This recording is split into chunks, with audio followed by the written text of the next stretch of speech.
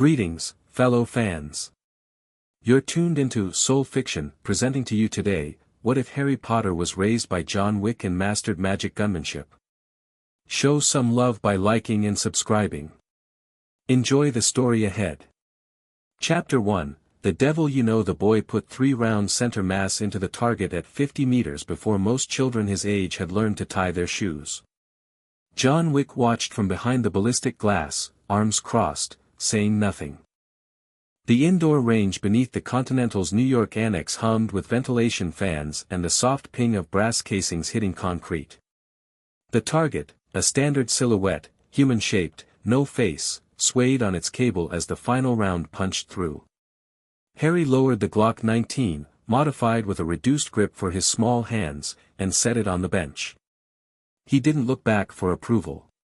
He pressed the retrieval button, and the target slid toward him on its rail with a mechanical whir. 3 holes.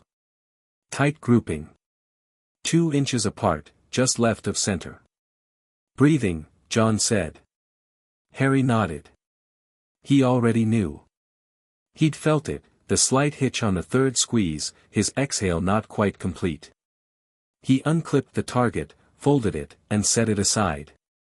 Again, he asked. John checked his watch. Lunch first.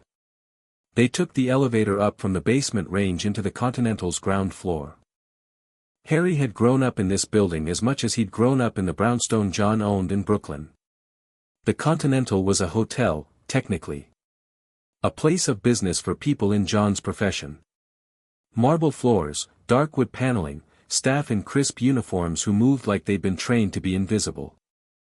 Harry had learned early that you didn't ask what the guests did for a living.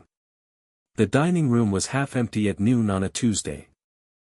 Sharon, the concierge, a tall man with an accent Harry had never been able to place, seated them at John's usual table by the window overlooking the courtyard.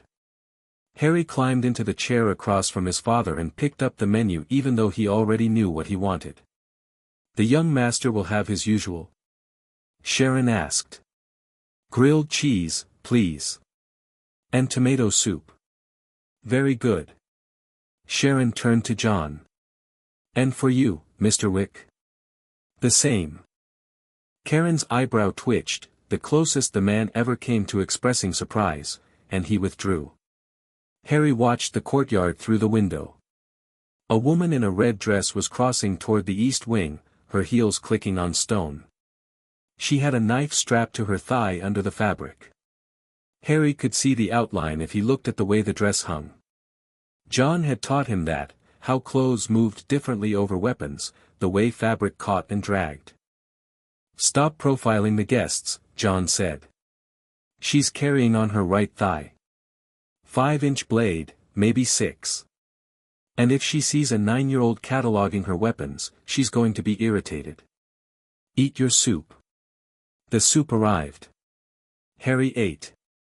John ate. They didn't talk much during meals, never had. It wasn't uncomfortable. It was just how they were. 2 people who didn't need to fill silence with noise. Harry had lived with John for 6 years. His earliest memories were fragmented and strange, a green light, a woman screaming, cold air and the smell of something burning. Then a gray building with too many children and not enough adults, where the food was bland and the older kids took your things and no one came when you cried at night, so you learned not to cry. Then John. Harry remembered the day clearly, even though he'd only been 3. A tall man in a dark suit, standing in the doorway of the playroom at St. Margaret's, looking at Harry with an expression the boy didn't have the vocabulary to name. Later, he'd understand it as recognition. John had seen something in the skinny, quiet child sitting apart from the others, building a tower of blocks with mechanical precision, and then knocking it down, and building it again, over and over. Testing. Refining. The adoption took 4 months. The Continental's lawyers made it happen faster than it should have been possible. Harry went home to a brownstone in Brooklyn with hardwood floors and too many rooms and a beagle puppy named Daisy who licked his face until he laughed, the first time he'd laughed in memory. John never explained what he did for a living. He didn't need to. Harry figured it out the way he figured out everything, by watching. The guns in the basement. The gold coins in the safe. The way people looked at John in public, the way crowds seemed to part around him without consciously deciding to move. The phone calls at odd hours. The suit jackets with hidden pockets stitched into the lining. By the time Harry was 5, he understood that his father killed people for money. By the time he was 6, he understood that his father was the best at it. And by the time he was 7, strange things started happening that neither of them could explain. The first incident was the kitchen window. Harry had been doing schoolwork at the kitchen table. John homeschooled him, supplemented with tutors the Continental provided, because putting a child associated with John Wick into a public school was an invitation for leverage. Harry had been struggling with a math problem, getting frustrated, pressing his pencil harder and harder into the paper until the tip snapped. The kitchen window exploded outward. Not inward, as if something had struck it. Outward. Glass sprayed across the back garden. Daisy yelped and scrambled under the table. Harry stared at the empty window frame, pencil stub still in his hand, and felt something draining out of him, a heat, a pressure behind his eyes, releasing. John appeared in the kitchen doorway 3 seconds later with SIG sour in his hand, moving low, scanning the room. He saw Harry. He saw the window. He saw the lack of any external threat. He put the gun away. "You okay?" Harry nodded, shaken. John walked to the window, examined the frame. Glass on the outside, not the inside. No impact point. He looked back at his son for a long moment. "Has this happened before?" I don't know. Maybe. Sometimes things move when I'm upset. I thought I was imagining it." John pulled out a chair and sat down across from Harry. He was quiet for nearly a minute, which was long even for him. Then he said, "There are things I need to tell you. And things I need to find out." That night, after Harry was in bed, John made a phone call. Not to anyone in the Continental's network. To a woman named Elara Voss, whose name was written on a slip of paper John had kept in his safe for 4 years, given to him by the dying woman who had first told him about the marked child. "I need to meet," John said. The voice on the other end was smoky, cautious. "Jonathan Wick. I was wondering when you'd call. My son is breaking windows with his mind."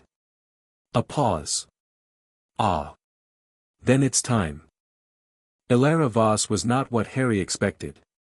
He'd pictured someone like the Continental's people, sleek, dangerous, dressed in dark colors. Instead, the woman who arrived at their brownstone 3 days later was short, round, had wild gray hair escaping from a bun, and wore a coat that looked like it had been assembled from the remnants of several different coats, none of which had been fashionable in the first place. She also carried a stick. Not a walking stick. A stick. About 11 inches long, dark wood, which she held loosely in her right hand the way John held a pistol, with the casual grip of someone who'd used it so many times it had become an extension of their body. "Mr. Wick." She shook John's hand on the doorstep. Her eyes moved to Harry, standing behind his father in the hallway. Her expression did something complicated. "And you must be Harry. Oh, you have your mother's eyes." Harry felt John's hand settle on his shoulder. A light pressure. Grounding. "You knew my mother?" Harry asked. "I knew of her. Lily Evans, Lily Potter, I should say, was a legend in certain circles. Muggle-born witch, top of her class, brilliant with charms." Elara stepped inside, glancing around the brownstone with open curiosity. "Your father was no slouch either. James Potter. Pure blood, old family, rich as sin, and talented enough to become an illegal shapeshifter by age 15. Harry looked up at John. John's face was unreadable, but he gave a small nod. They'd talked about this, about the fact that Harry had biological parents who had died. John had never hidden it. He'd told Harry what he knew, which was limited, James and Lily Potter, killed in their home. Harry survived with the scar on his forehead. "Sit down," John said. It wasn't a request. They sat in the living room. Daisy investigated Elara's shoes with great interest. Elara didn't seem to mind. "Let me be blunt," Elara said. "I'm a witch. Harry is a wizard. Magic is real, it's genetic in Harry's case, inherited from both parents, and it's manifesting now because he's approaching the age where it becomes impossible to suppress." "Show me," John said. Elara pointed her stick, her wand, at the coffee table. "Wingardium Leviosa." The table rose 3 feet into the air and hovered. Daisy barked at it. Harry stared. John's expression didn't change, but Harry saw his hand move a fraction of an inch toward the small of his back where he kept a backup weapon. "I'm not a threat, Mr. Wick." Elara lowered the table gently back to the floor. "I'm a freelancer. I operate outside the official magical government, the Ministry of Magic, they call it, because the Ministry and I have philosophical disagreements about how the world should work.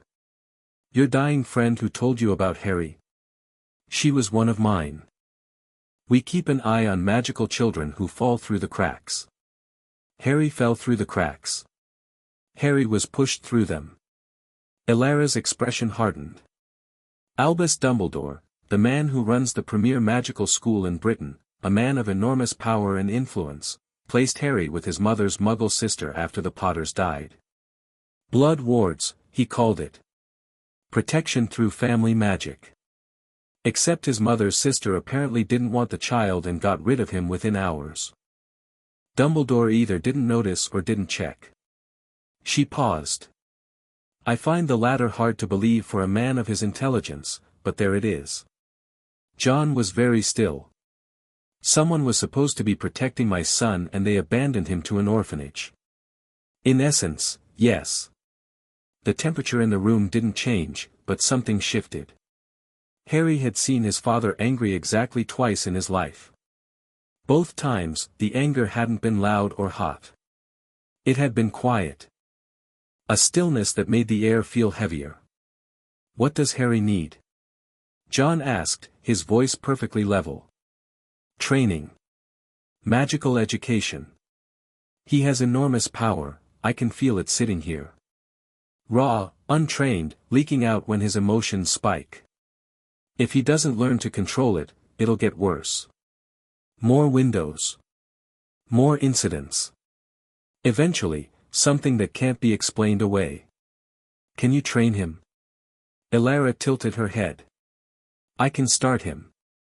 I can teach him the basics, how to focus his magic, simple spells, theory.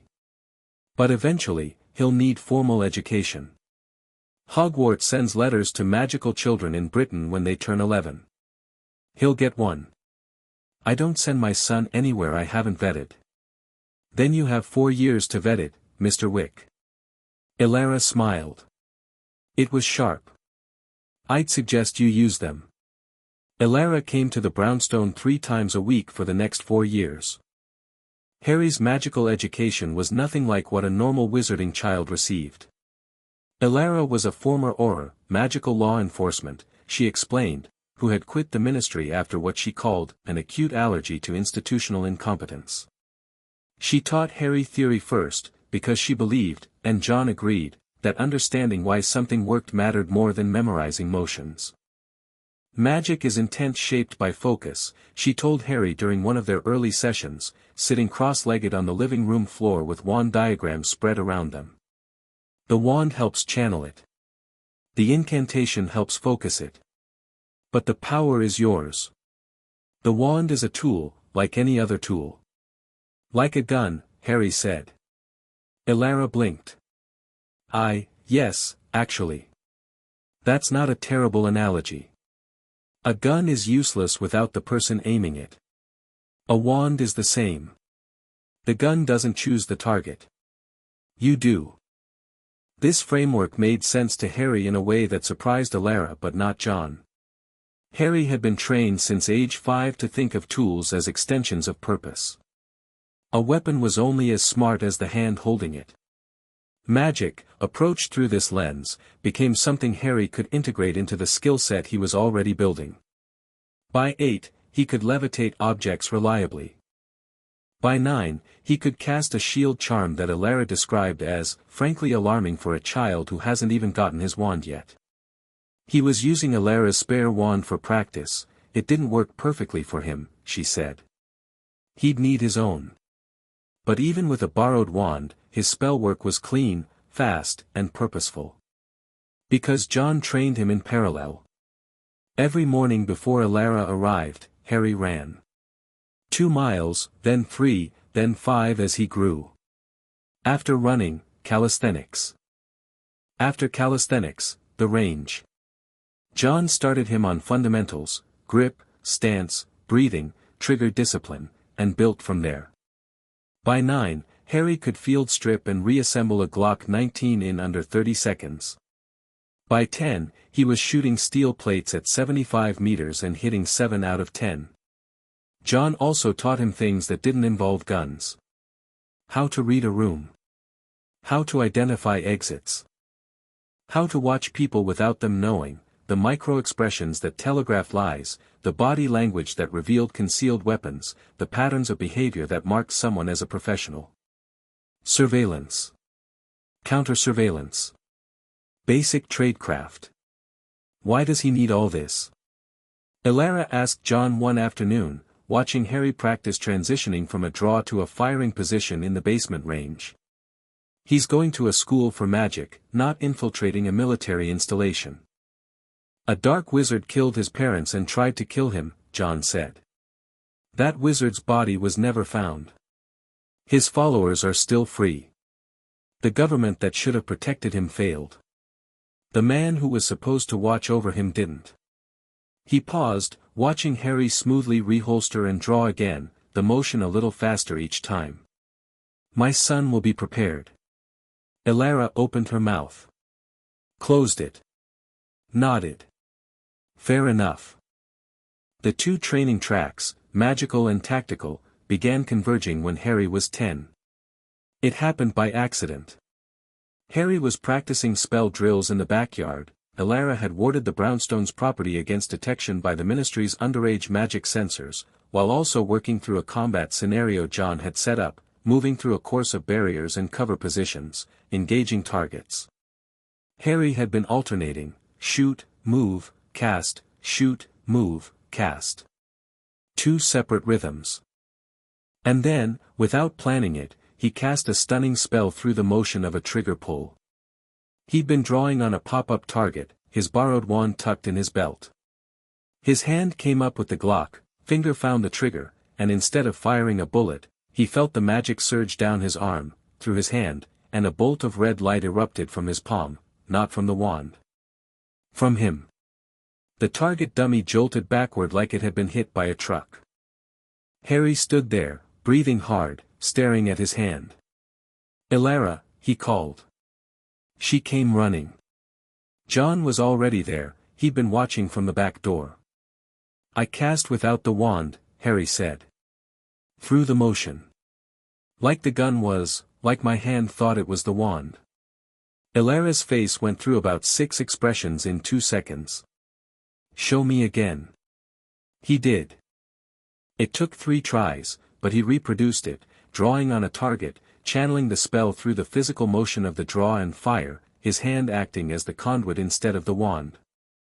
The spell was weaker without the wand, rougher, but it worked. Wandless magic, Elara breathed. At 10. Channeled through a physical combat motion. She sat down on the garden bench heavily. Harry, what you just did, adult wizards spend decades trying to achieve reliable wandless casting. Most never manage it.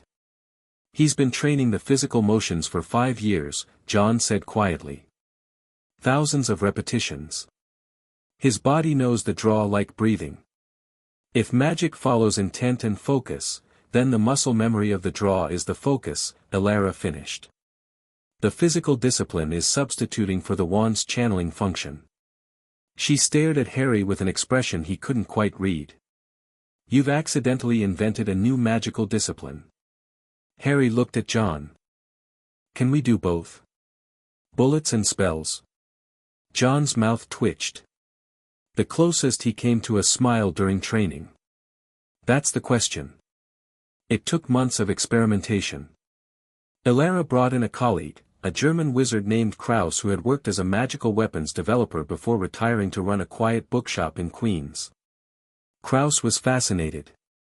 The problem, Kraus said, examining one of Harry's training pistols under a magnifying lens etched with runes, is that a gun's mechanism is mundane. Steel, springs, powder, lead. Magic doesn't integrate cleanly with complex mundane mechanics, it tends to interfere with precision engineering. That's why wizards don't use technology. So magic the ammunition, Harry said. Not the gun. Kraus looked at him. Looked at John. Looked back at Harry. You're 10. Almost 11. Kraus sighed and went to work. The result, delivered 3 weeks before Harry's 11th birthday, was a set of custom-made rounds. Standard 9mm casing and powder charge, but the projectile was a bead of condensed spell crystal, a material Kraus developed using principles Harry only half understood, involving runic compression and intent binding. Each round could be loaded with a spell by the shooter. When fired, the bullet carried the spell's effect on impact. A stunning spell round would knock a person unconscious on contact. A shield breaker round would punch through magical barriers. An incendiary round combined a blasting hex with phosphorus. And a standard lead round was still just a bullet, because sometimes a bullet was enough. Harry named the system, Spellfire. Kraus groaned and said that was ridiculous. Elara laughed until she cried. John said nothing, but Harry caught him examining the rounds that evening with something close to admiration. The letter arrived on July 31st. Harry was in the kitchen making breakfast, scrambled eggs, toast, coffee for John, orange juice for himself. Daisy was asleep on her bed by the radiator, older now, gray around the muzzle, but still enthusiastic about everything that involved food. John was at the table reading the paper. A normal morning. An owl flew in through the open window and landed on the kitchen counter. Harry stared at it. It stared back. It was carrying an envelope. Dad. John looked up. Saw the owl. Set down his paper.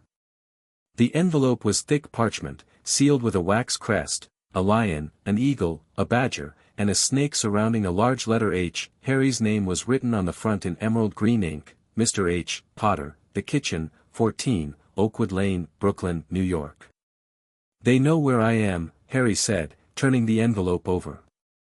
They've always known, John replied. Open it.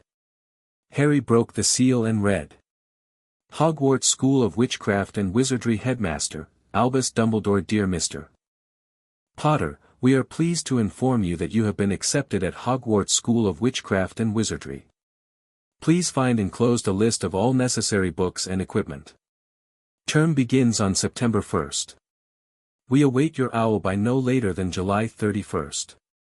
Harry looked at John. It's the school. I know. In Scotland. I know. Harry set the letter down. He'd known this was coming. They'd discussed it, he, John, and Elara, multiple times over the past year. Elara had been firm, Hogwarts was the best magical education available.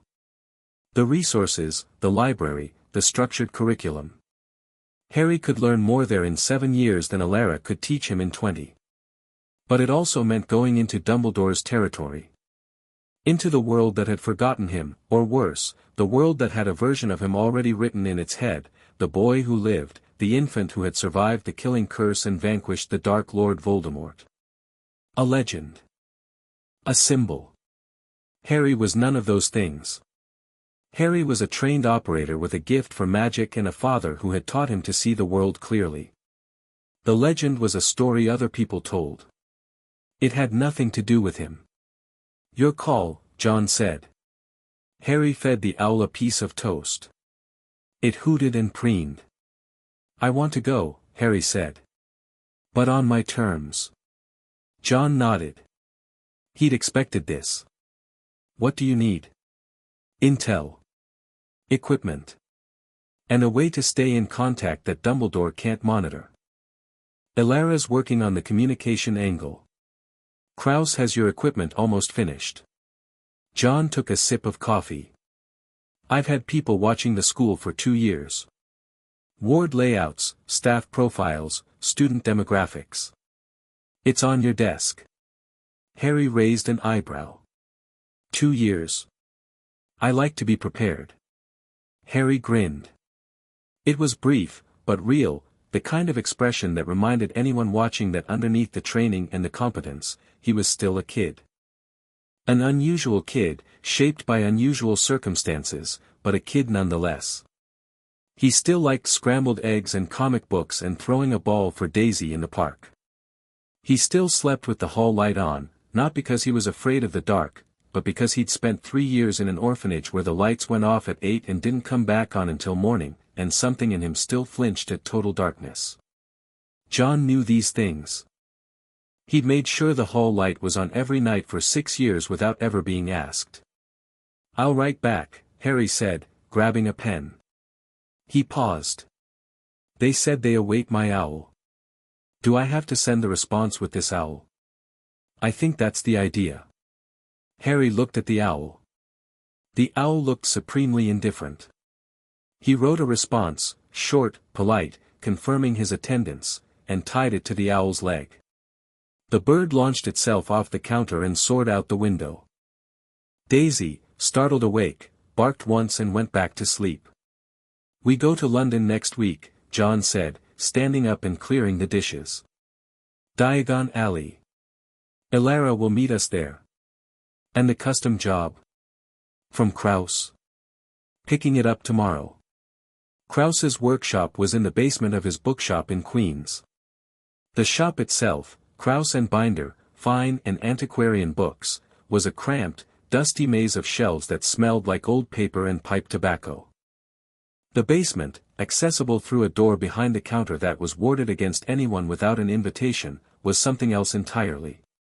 Workbenches covered in runic diagrams. Shelves of crystallized spell components in glass jars. A forge that burned with blue-white magical fire. And in the center of the main bench, resting on a cloth of black velvet, the weapon Harry had been waiting for. It was a pistol. Based on SIG Sauer P365 frame, compact, concealable, reliable, but modified beyond anything the original manufacturer would have recognized. The barrel was core-infused. Kraus had worked strands of phoenix feather and dragon heartstring into the barrel's rifling using a technique he refused to explain. The grip was wrapped in basilisk hide, magically resistant, impervious to heat, and textured for a sure grip in any conditions. The slide was etched with micro-runes that Kraus said would prevent the weapon from jamming, misfiring, or being summoned away from Harry by a disarming charm. The frame is reinforced with goblin steel, Kraus said, adjusting his spectacles as Harry picked up the weapon and checked the chamber with automatic habit. Hardened against magical interference. You can fire it in the middle of an anti-technology ward and it will function. The magazine holds 15 rounds standard, but I've added an expansion charm, it holds 40. And the rounds. He produced a leather case. Inside, arranged in rows, were bullets that gleamed with a faint inner light, different colors for different spell loads. Red for stunning. Blue for shield breaker. White for Patronus rounds. Yes, I managed to bind the effect, though it won't produce a corporeal form. Green for binding hexes. And these, he pointed to rounds that glowed a deep, angry orange, blasting curse. Use sparingly. They will put a hole through a stone wall. Harry turned the pistol over in his hands. It felt right. Balanced. The grip fit his hand like it had been cast around his palm, because it had been, from a mold Kraus had taken weeks ago. Does it need a name? Harry asked. It's a tool, not a pet, Kraus grumbled. Everything needs a name, Harry said. He looked at John. John met his eyes. Your choice. Harry thought about it. About the Latin Alara had been teaching him, about the spells and their roots, about the thing this weapon was, a bridge between two worlds that didn't know each other existed. Requiem, he said. Kraus made a face. Dramatic. He's 11, John said. Let him have it. Harry holstered Requiem in the custom rig Kraus had made, a shoulder holster of dragonhide leather that would sit under a jacket, invisible to casual observation, warded against detection spells. He rolled his shoulders, adjusting to the weight. It was lighter than the training weapons he was used to. It felt like nothing. It felt like potential. One more thing, Kraus said. He opened a drawer and produced a wand. Harry frowned. I'm getting a wand at Diagon Alley. Alara said there's a specific maker, Ollivander. You are. And the wand that chooses you will be your primary focus for complex spellwork, ritual magic, and anything requiring delicate control. This, Kraus held up the wand, which was matte black and slightly shorter than a standard wand, is a backup. My own make. Embedded in the pistol's underbarrel rail. He demonstrated, clicking the wand into a mount beneath the gun's barrel. When mounted, you can fire spells through the gun using the wand as a focus. The trigger pull becomes the somatic component. When removed, he detached it with a smooth motion, it functions as a standard wand. Harry took the wand. A warmth traveled up his arm, not the perfect resonance Alara described when a wand truly chose its wizard, but a solid, working connection. A professional match, not a soulmate. It won't be your best wand, Kraus said. But it'll be your most useful. And no one will know you're carrying two. Harry mounted the wand on Requiem's rail. Drew the weapon.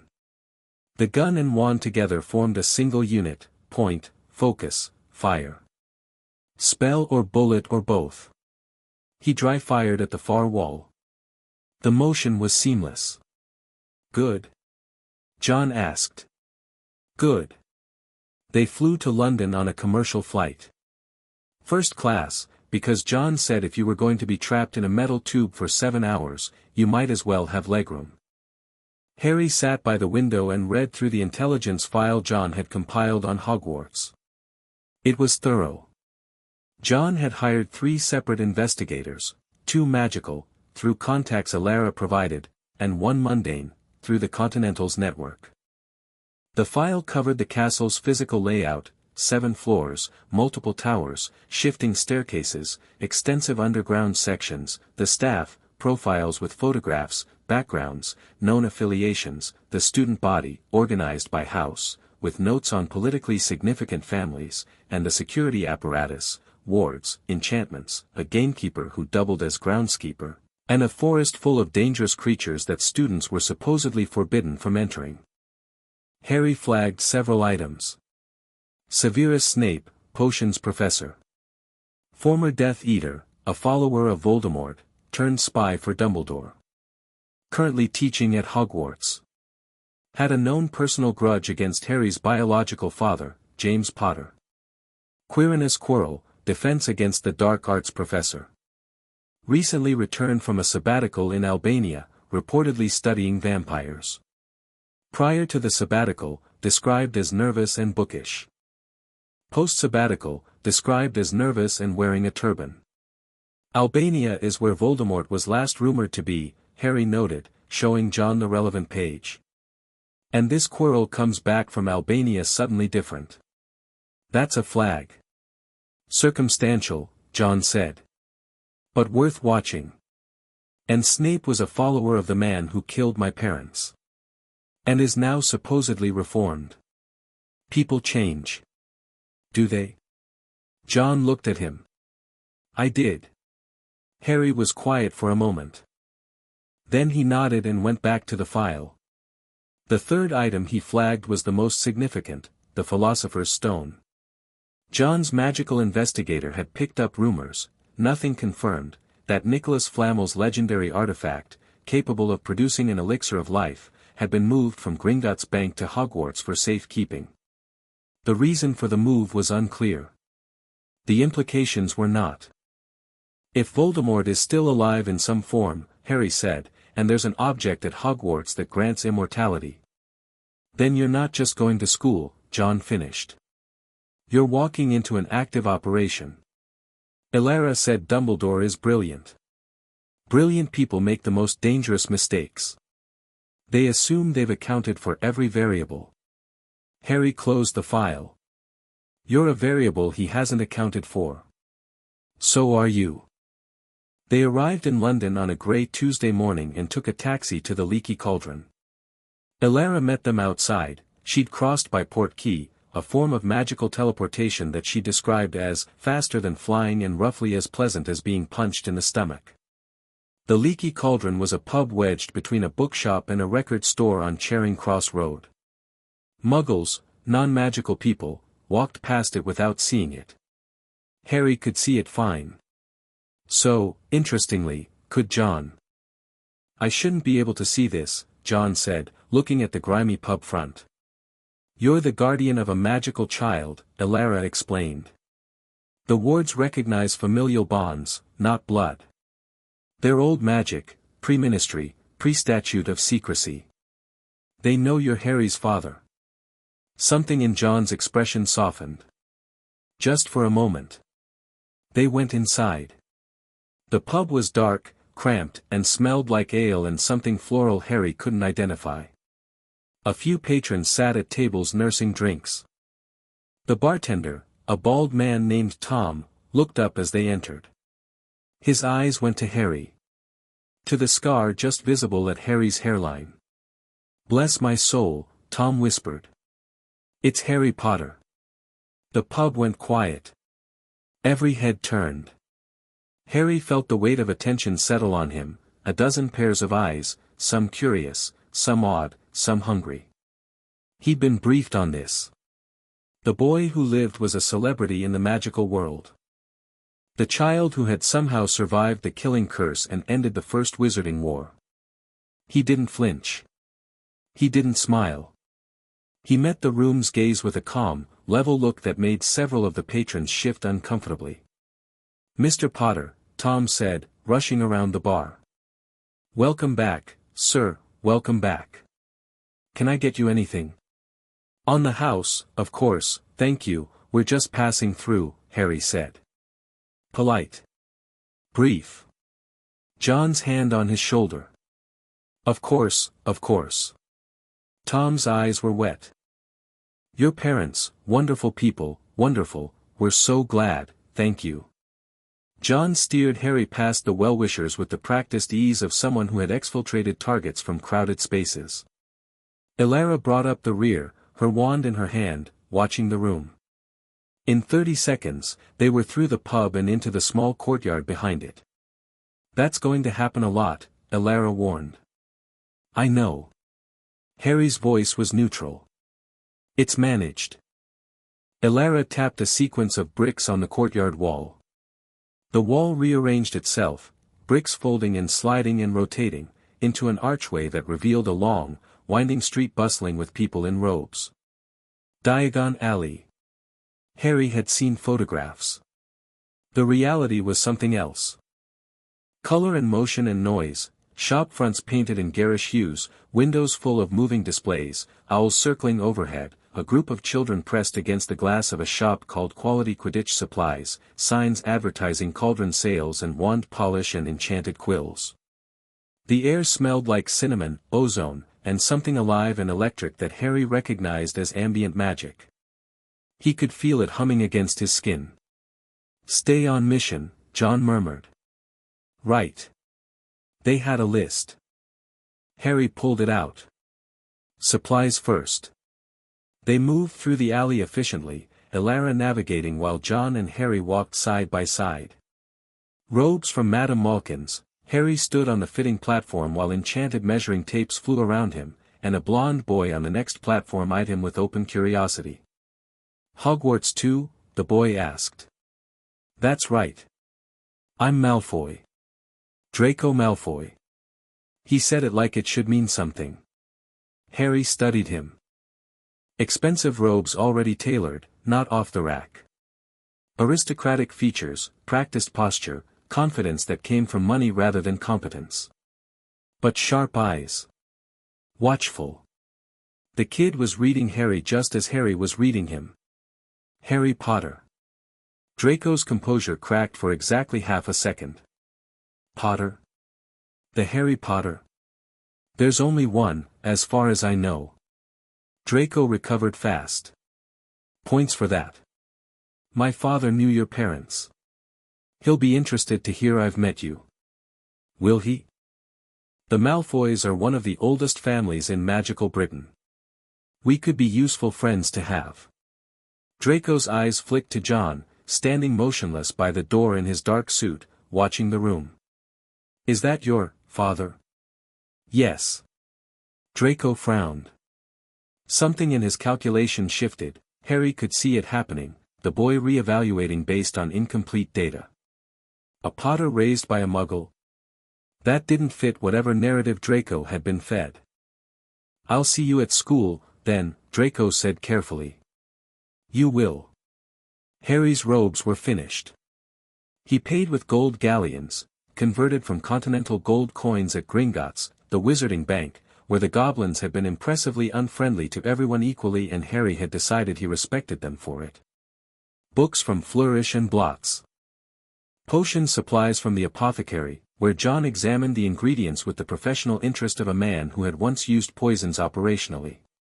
A cauldron, a telescope, a set of brass scales. And then Ollivander's. The wand shop was narrow, dusty, and stacked floor to ceiling with long thin boxes. It felt old, not shabby, but ancient, like the building itself remembered things. Harry stepped inside and felt the air thicken with latent magic, dozens, hundreds of wands waiting on their shelves, each one a contained potential. Good afternoon, said a soft voice. The old man appeared from between the shelves like he'd condensed out of shadow. Pale, wide-eyed, with a gaze that seemed to look through Harry rather than at him. Mr. Potter. I've been expecting you. Ollivander's eyes moved to the scar. It seems like only yesterday your mother and father were in here buying their first wands. Your mother, Willow, 10¼ inches, swishy. Excellent for charm work.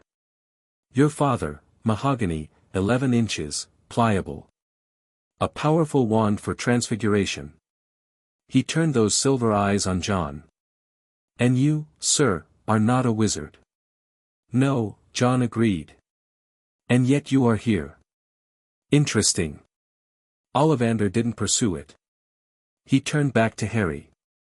Well, let's see. Which is your wand arm? I'm right-handed.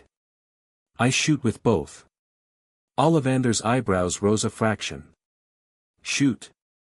I'm ambidextrous with certain tools. I see.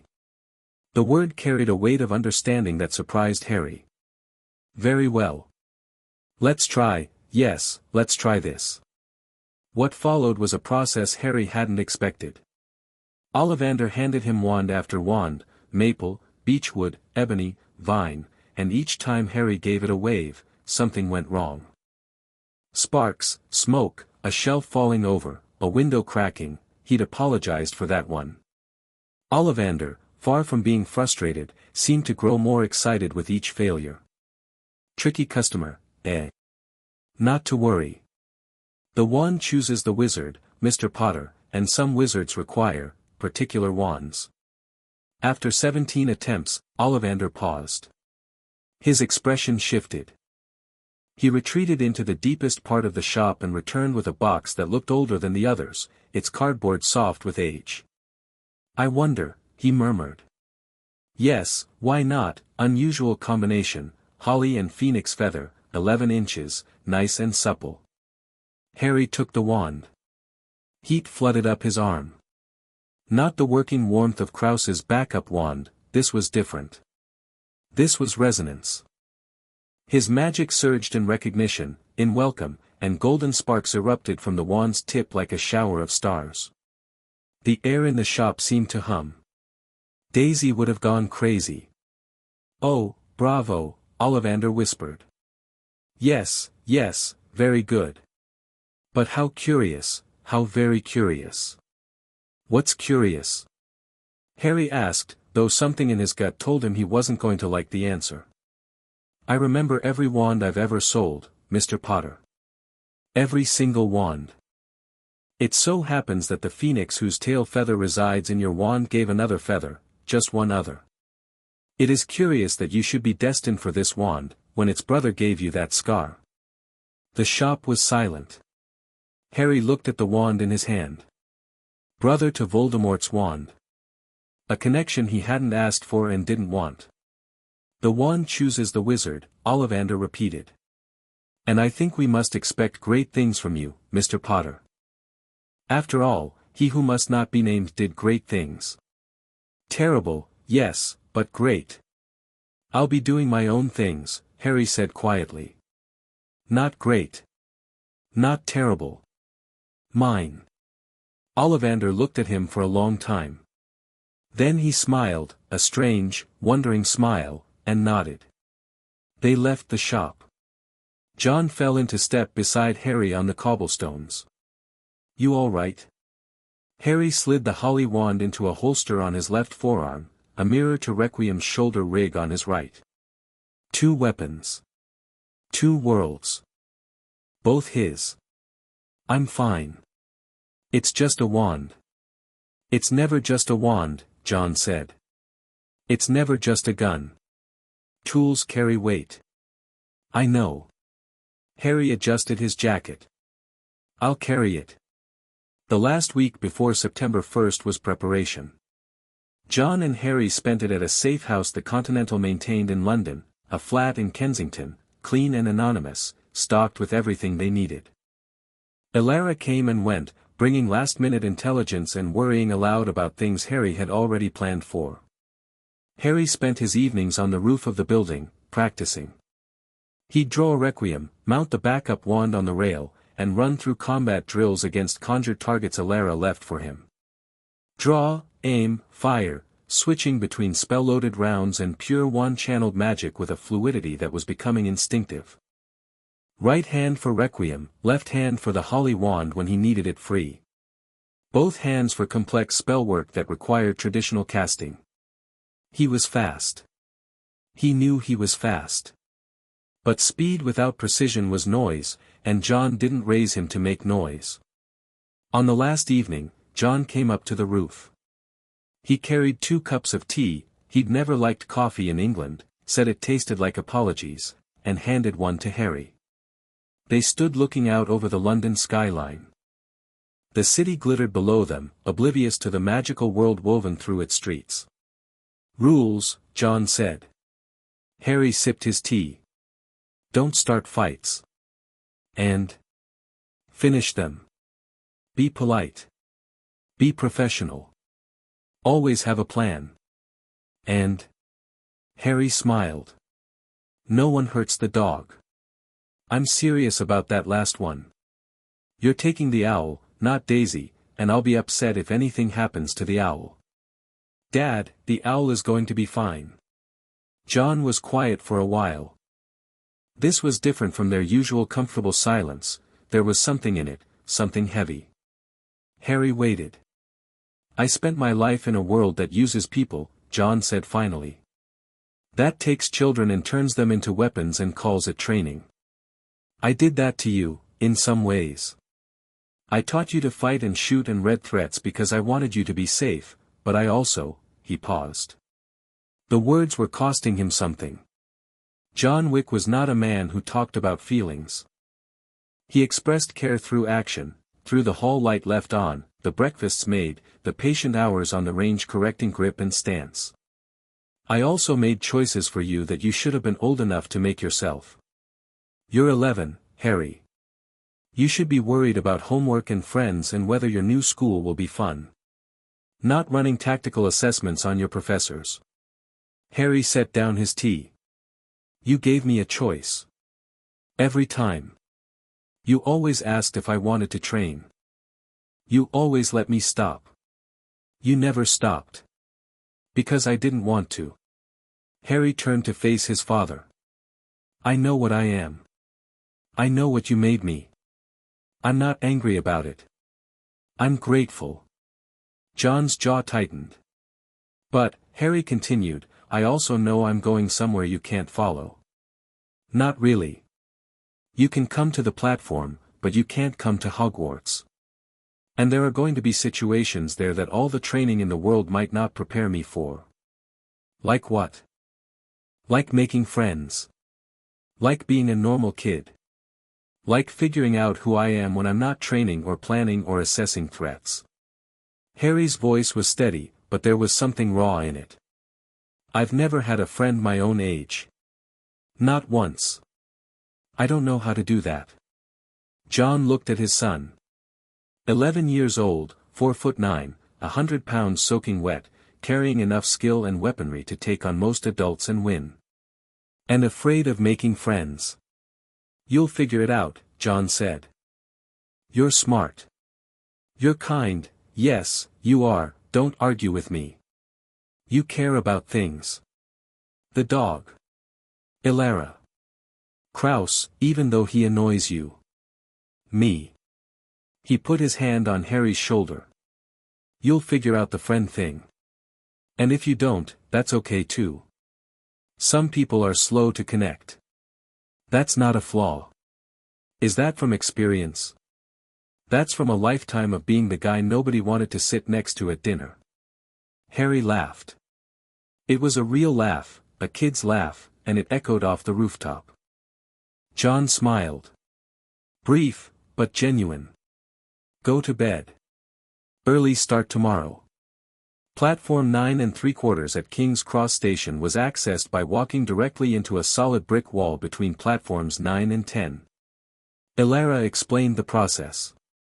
Harry confirmed with his own senses, the wall shimmered faintly with concealment magic, visible to him if he focused. John walked through it with them because, as they discovered at the Leaky Cauldron, the wards recognized him as Harry's family. The platform was chaos. A scarlet steam engine, the Hogwarts Express, dominated the space, gleaming and enormous, venting white steam into the enchanted ceiling. Families milled everywhere. Parents hugging children, owls hooting from cages, trunks being loaded by red-capped porters. The noise was tremendous. Harry catalogued automatically. 3 exits visible, plus the entry barrier. Approximately 200 people on the platform. The train had multiple carriages with exterior doors on both sides.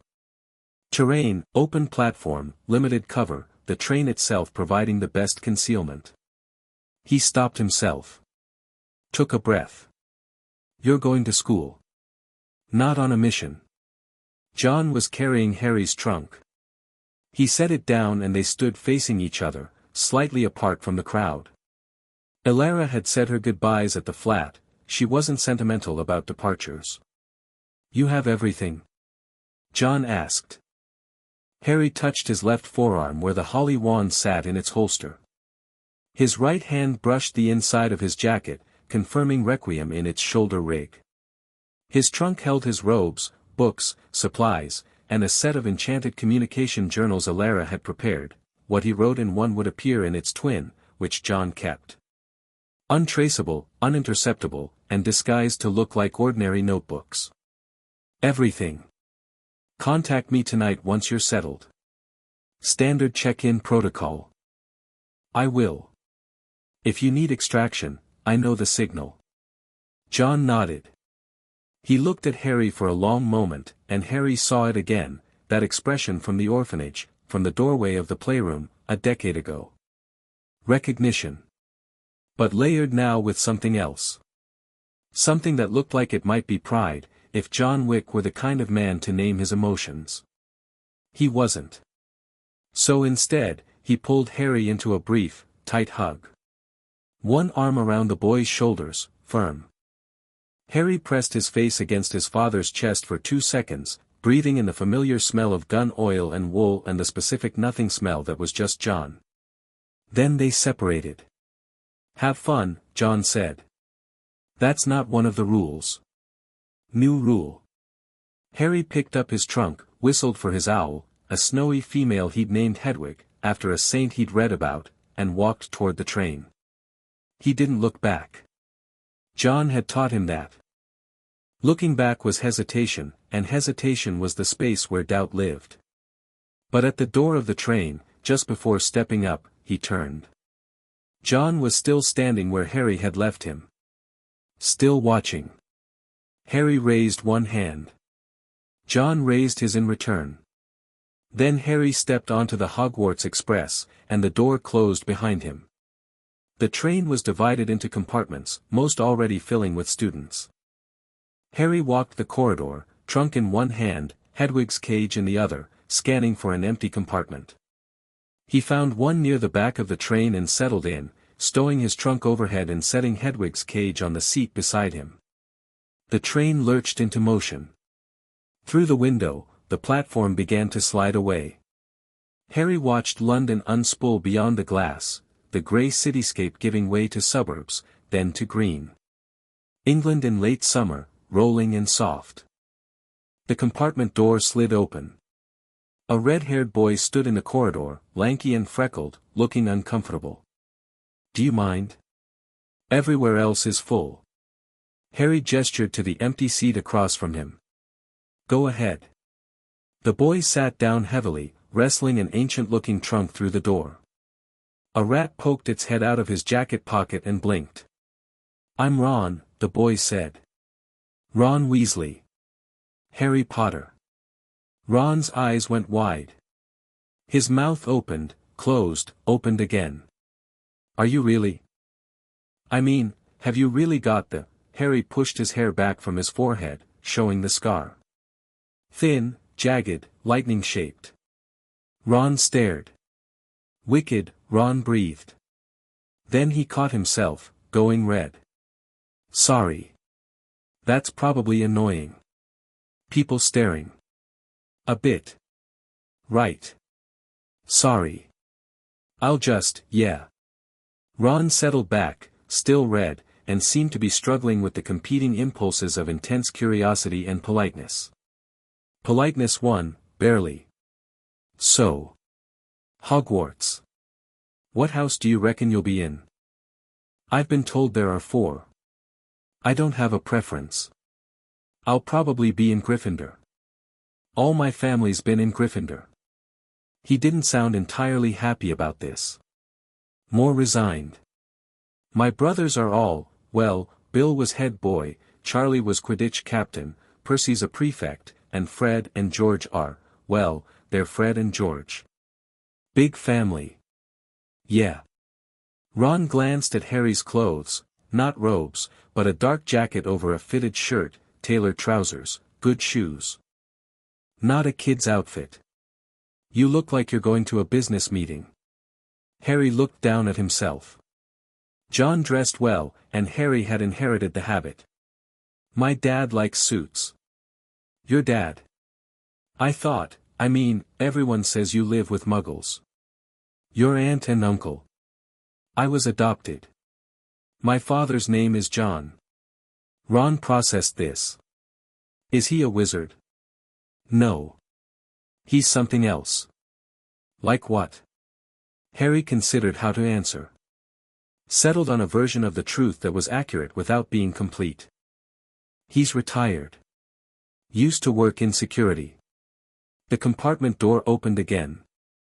A girl with bushy brown hair and slightly too large front teeth stuck her head in. Her eyes were bright and intelligent, darting around the compartment like she was cataloging its contents. "Has anyone seen a toad? A boy named Neville's lost one." "No toad," Ron said. The girl stepped in, undeterred, and her eyes locked onto Harry. Specifically, onto his scar.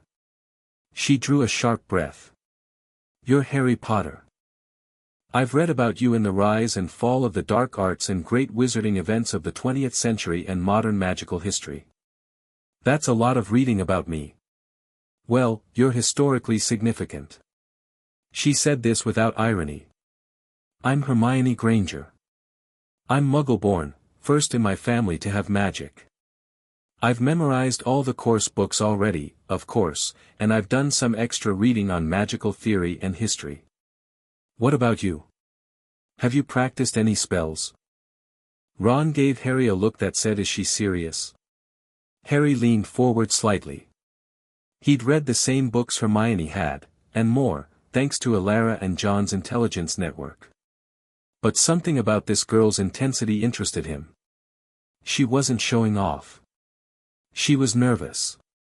The rapid speech, the credential listing, she was establishing herself in a world where she knew she'd be seen as an outsider. He recognized the strategy. Different from his, but the same route, walking into unknown territory and trying to prove you belong there. I've done some practice, Harry said. Mostly theory, though. Understanding the principles before the application. Hermione's eyes lit up. That's exactly right. Everyone just wants to wave wands about, but if you don't understand the underlying mechanics, you're just making sparks and hoping for the best. Yes. She sat down, apparently having forgotten about Neville's toad entirely. What's your foundational framework? I've been working from Adalbert Waffling's magical theory, but I've also found some interesting perspectives in Hesper Starkey's work on.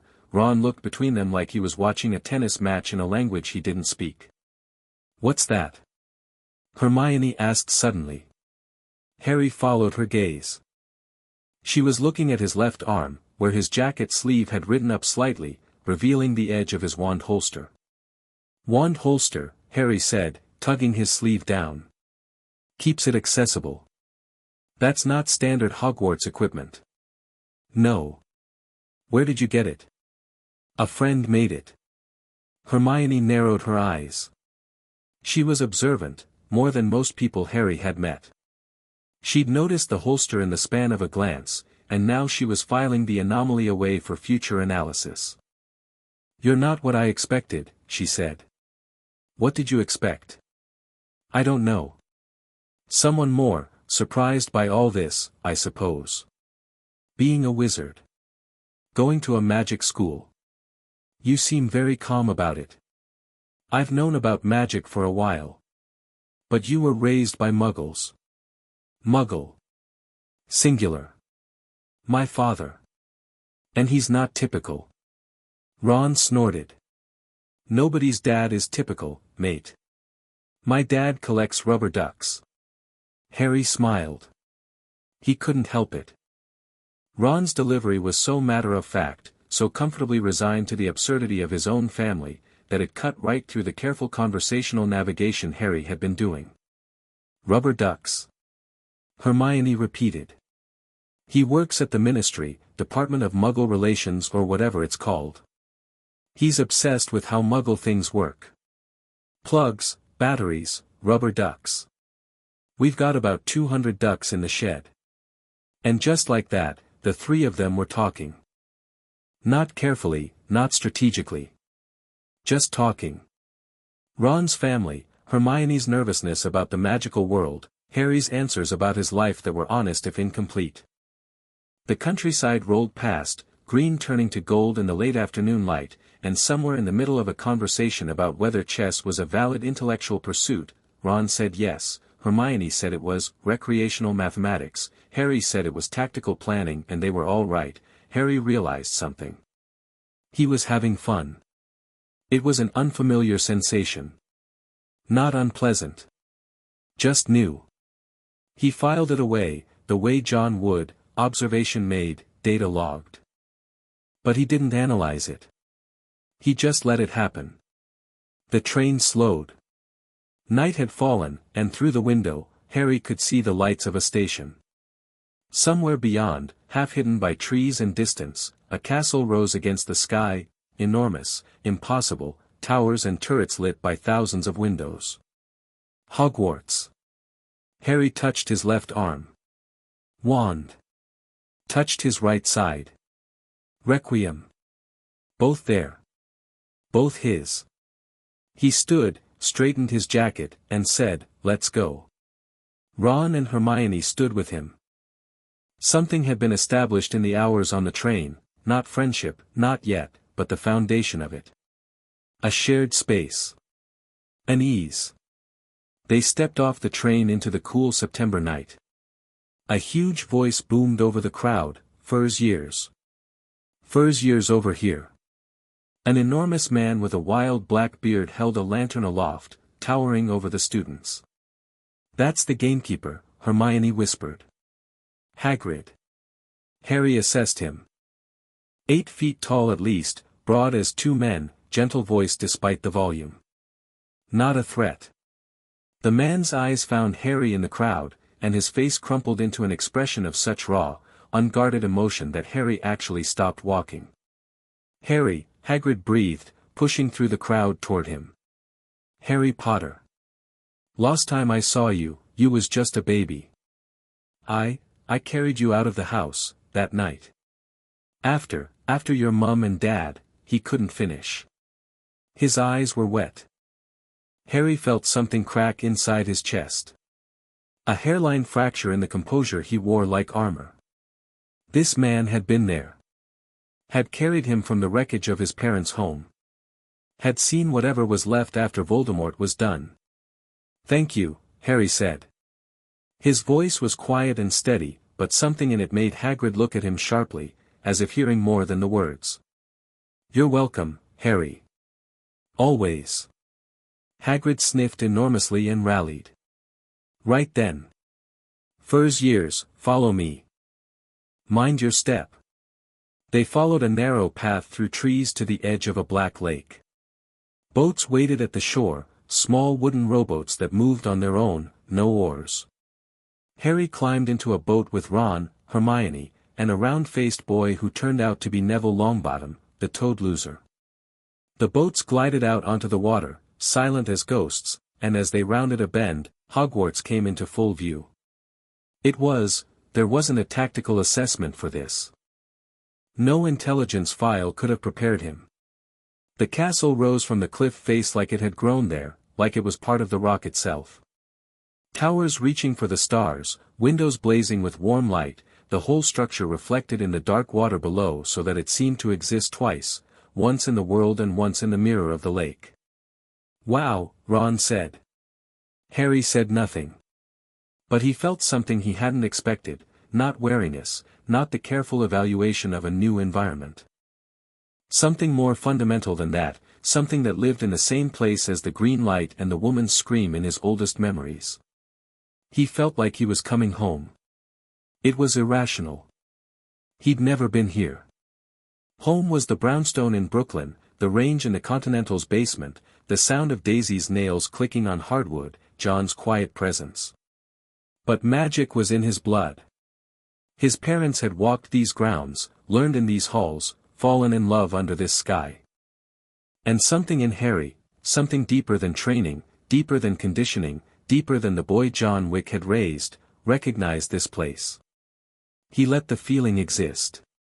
He didn't fight it. John had taught him that too, don't deny what you feel. Acknowledge it, understand it, then decide what to do with it. The boats reached the far shore. The first years climbed out, wet-shoed and wide-eyed, and followed Hagrid up a stone staircase to a massive oak door. Hagrid knocked 3 times. The door opened. A tall woman in emerald green robes stood in the entrance, sharp-eyed and straight-spined. Harry recognized her from John's file, Minerva McGonagall, Deputy Headmistress, head of Gryffindor House. Former combat veteran of the First Wizarding War. Animagus, capable of transforming into a cat. Not to be underestimated. The first years, Professor McGonagall, Hagrid said. Thank you, Hagrid. I will take them from here. She led them into an entrance hall that could have held the Continental's entire ground floor. Stone walls, torches burning without visible fuel, a staircase wide enough to drive a car up. Through a doorway to the right, Harry could hear the murmur of hundreds of voices, the rest of the school, already seated for the feast. McGonagall stopped them in a small chamber off the hall and delivered a speech about the 4 houses, Gryffindor, Hufflepuff, Ravenclaw, Slytherin, and the sorting ceremony. Harry listened, but he was more interested in watching his classmates. Most were terrified. Ron was green. Hermione was muttering spells under her breath like a mantra. Draco Malfoy, whom Harry spotted near the front of the group, looked studied and bored, flanked by two large boys who appeared to be more furniture than human. The doors opened. They were led into the great hall. For long tables stretched the length of the room, packed with students. Above, the ceiling was enchanted to show the night sky, stars scattered across velvet darkness, wisps of cloud drifting. Hundreds of candles floated in midair. At the far end, a raised platform held the staff table, and behind it, in a golden chair, sat a man Harry had spent considerable time studying in photographs. Albus Dumbledore. Tall, thin, ancient. Long silver beard, half-moon spectacles, robes of deep purple. He looked like someone's grandfather, if someone's grandfather radiated an aura of power that Harry could feel from 50 meters away like heat from an open furnace. Their eyes met across the hall. Harry didn't look away. Neither did Dumbledore. The headmaster's expression was curious, assessing, and beneath it, something careful. Something that looked like a man opening a box he'd expected to contain one thing and finding something entirely different. Good, Harry thought. Be surprised. I'm not the Harry Potter you planned for. McGonagall set a stool at the front of the hall and placed a battered old hat on it. The hat moved, a rip near the brim opened like a mouth, and it sang. Harry listened to the song. The four houses, their values, their founders. Brave Gryffindor, wise Ravenclaw, loyal Hufflepuff, cunning Slytherin. A taxonomy of personality dressed up as tradition. The sorting began. Names called alphabetically. Each student sat on the stool, the hat was placed on their head, and after a moment, sometimes long, sometimes short, the hat shouted a house name and the corresponding table erupted in cheers. Hermione was sorted into Gryffindor. She looked relieved. Neville Longbottom went to Gryffindor too, after a long deliberation. Draco Malfoy was Slytherin before the hat fully touched his head. Potter, Harry. The hall went dead silent. Then the whispers started, a wave of them, building. Potter? The Harry Potter? The one with the scar? I heard he was raised by Muggles, he looks so young. Harry walked to the stool. The whispers didn't touch him. He'd been in rooms with worse atmospheres, rooms where the attention was backed by weapons rather than curiosity. He sat, and McGonagall placed the hat on his head. It fell over his eyes. Well, well, well, said a small voice in his ear. What have we here? Harry waited. Oh, this is unusual, the hat continued. Very unusual indeed. A mind like a locked room, so many compartments, so many walls.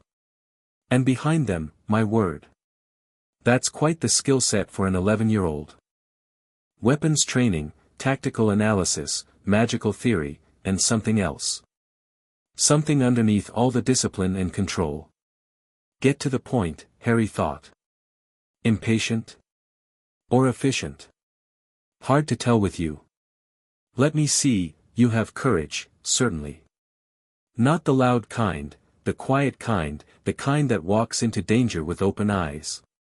And ambition, oh yes, plenty of that, though you'd never call it ambition.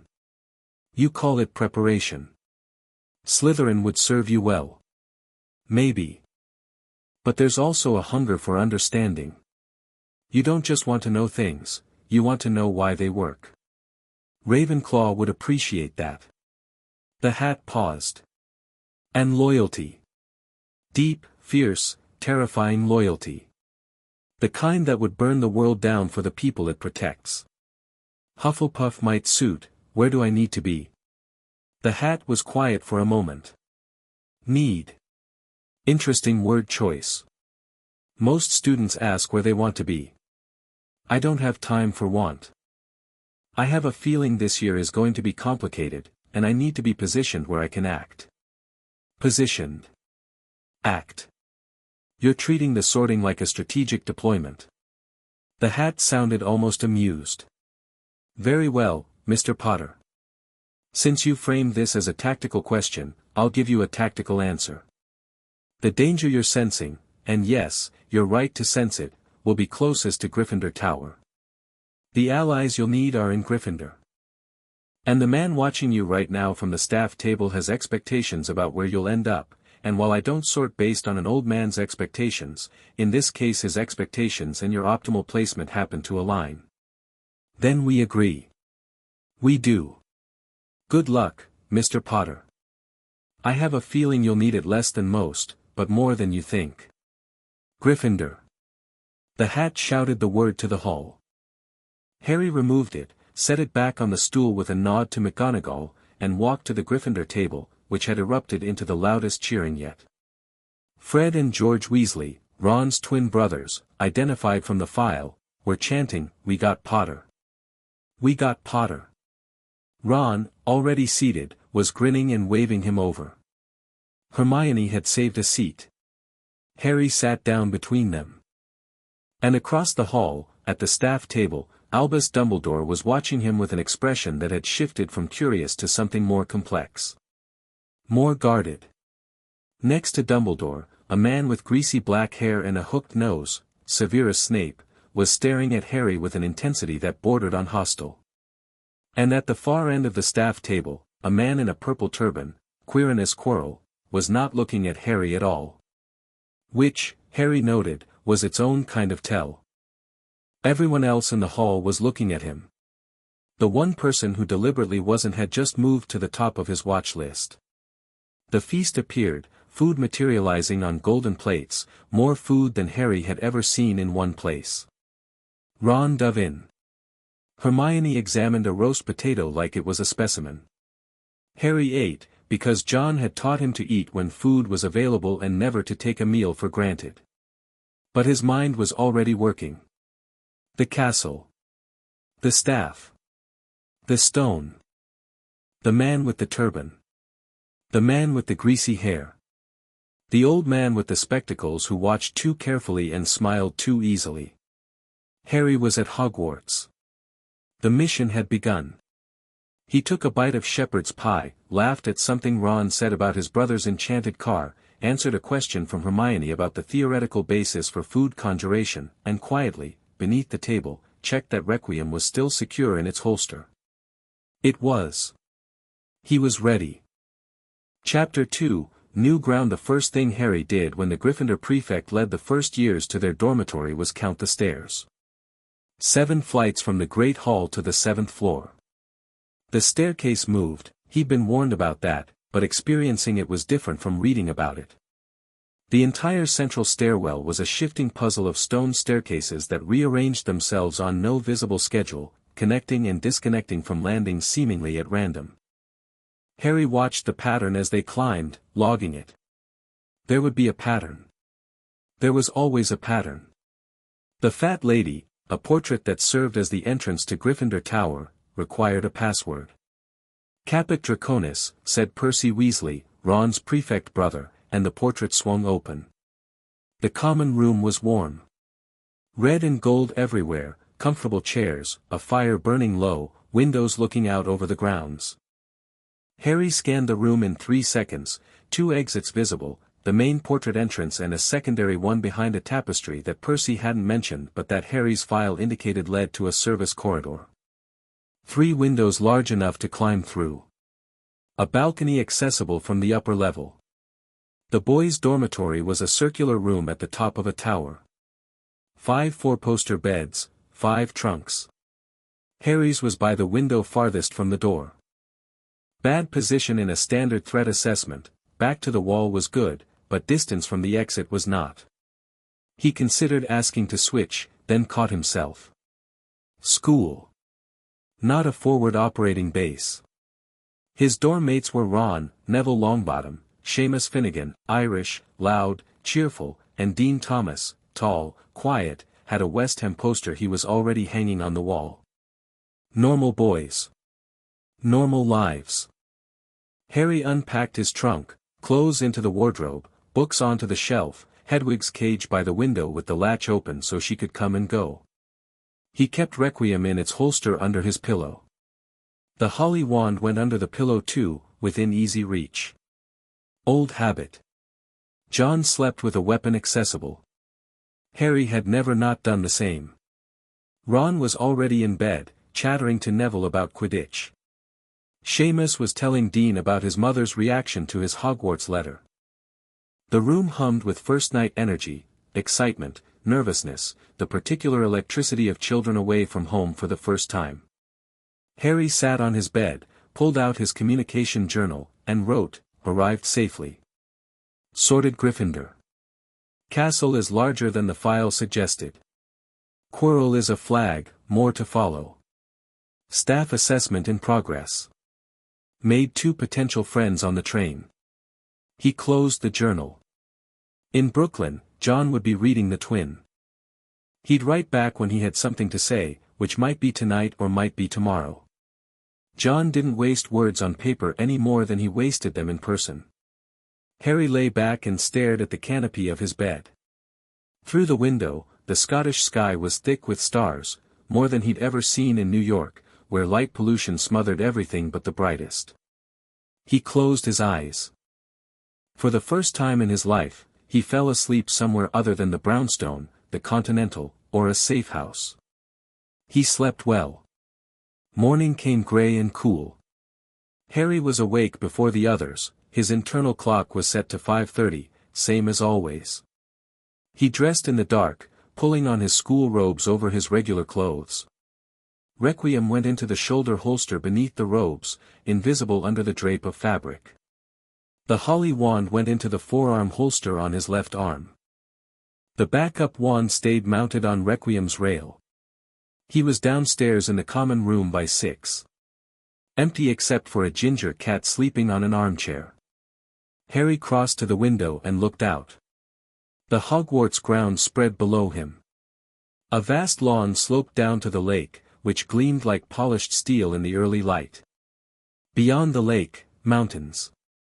To the left, the dark mass of a forest, the Forbidden Forest, according to his file.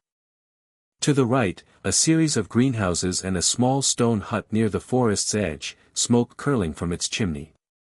Hagrid's. Harry went for a run. He didn't ask permission. He didn't know if there were rules about students being outside at dawn, and he didn't particularly care. Running was non-negotiable. John had built it into him so deeply that skipping a morning felt like forgetting to breathe. The castle's front doors were unlocked, probably always, he guessed, given that the wards were the real security. He jogged across the damp grass, breath fogging in the cool September air, and followed the lake's shoreline. The path was uneven, muddy in places, beautiful in the way wild things were beautiful. Something large broke the surface of the lake about 30 meters out, a tentacle, thick as a tree trunk, waving lazily before sliding back under. Harry didn't break stride. He ran 3 miles, circling back through the edge of the grounds near the greenhouses. On the return leg, he spotted a figure watching him from the castle's entrance, tall, thin, wearing a tartan dressing gown over her robes. Professor McGonagall. Harry slowed to a walk as he approached. She was standing with her arms crossed, expression somewhere between surprise and assessment. "Mr. Potter. You're up early." "I run every morning, Professor." "So I see." She looked him over, the controlled breathing, the light sweat, the fact that he wasn't winded after 3 miles of uneven terrain. Most first years spend their first morning trying to find the Great Hall. "I studied the castle layout before arriving." Her eyebrow rose a fraction. "Did you?" "My father believes in preparation." "Your father?" She said it carefully. "I was under the impression you were raised by Lily's sister." "I was adopted at age 3 by a man named John Wick. Mrs. Dursley and I never met, as far as I know." McGonagall's expression shifted. Something complicated passed behind her eyes, guilt, maybe, or regret. "I was not informed of this. The headmaster told us you were with the Dursleys." The headmaster was wrong. A beat of silence. McGonagall studied him with the focus of someone re-evaluating a situation in real time. Harry had seen that look on John's face when new intelligence changed the parameters of an operation. Breakfast begins at 7:30, she said. Try not to alarm the groundskeeper with your morning constitutionals. Hagrid is an early riser and rather protective of the grounds. Yes, Professor. She turned to go, then paused. Your mother was one of my favorite students, Mr. Potter. Brilliant, fierce, and absolutely unwilling to be what anyone expected her to be. Her voice softened just slightly. Welcome to Gryffindor. She walked back inside. Harry watched her go. Filed the interaction under potential ally, uncertain loyalty, Dumbledore connection strong, but personal ethics may override institutional. Then he went to shower and get ready for his first day. Breakfast in the Great Hall was an event. The long tables were laden with enough food to feed a small army: eggs, bacon, sausages, toast, porridge, kippers, things Harry didn't recognize and wasn't sure he wanted to. The ceiling showed a cloudy sky, light filtering through in patches. Harry sat with Ron and Hermione. Ron was building a tower of toast. Hermione had her first day schedule propped against a juice pitcher and was annotating it. We've got Transfiguration first, she said. Then Charms. Double potions after lunch. She frowned. Potions is with the Slytherins. So. Ron said through a mouthful of eggs. So Professor Snape is head of Slytherin House, and from what I've read, he heavily favors his own students. From what you've read? Ron stared at her. How much reading have you done about the teachers? Enough to be informed. Harry said nothing. He already knew more about Snape than any student file would contain. John's intelligence packet included the man's Death Eater background, his switch to Dumbledore's side, his rumored obsession with Lily Potter. Walking into Snape's classroom was walking into a minefield of personal history Harry hadn't asked for and couldn't avoid. Their schedules arrived via McGonagall, who walked the table distributing parchment with a brisk efficiency that reminded Harry of John in planning mode. Harry glanced at his timetable. Classes Monday through Friday, afternoons free on Wednesdays, nothing on weekends. The schedule left significant unstructured time he intended to use. What's that look? Ron asked, watching Harry study the timetable. Planning. It's the first day. Best time to plan. Harry folded the schedule and tucked it away. Come on. Transfiguration.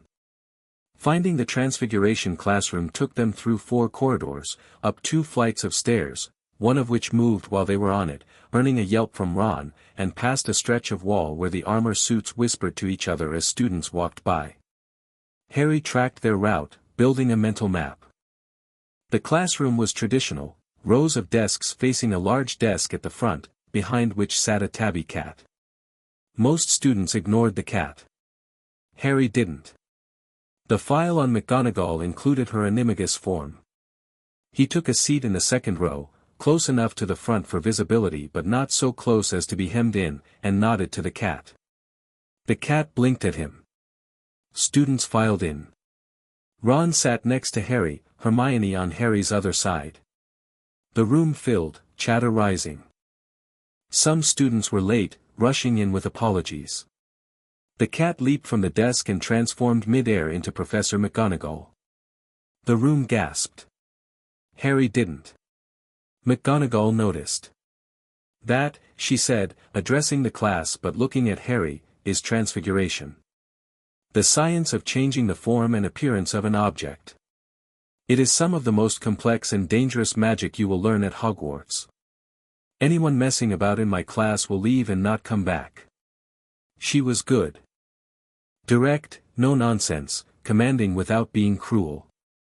Harry respected it immediately. She set them to work turning matches into needles, a basic molecular restructuring, Elara would have called it. Most students struggled. The match sat on the desk, stubbornly wooden, while wands waved and incantations were muttered. Hermione's match turned silver first, she beamed, holding it up. Ron's match rolled off the desk and under someone's chair. Harry looked at his match.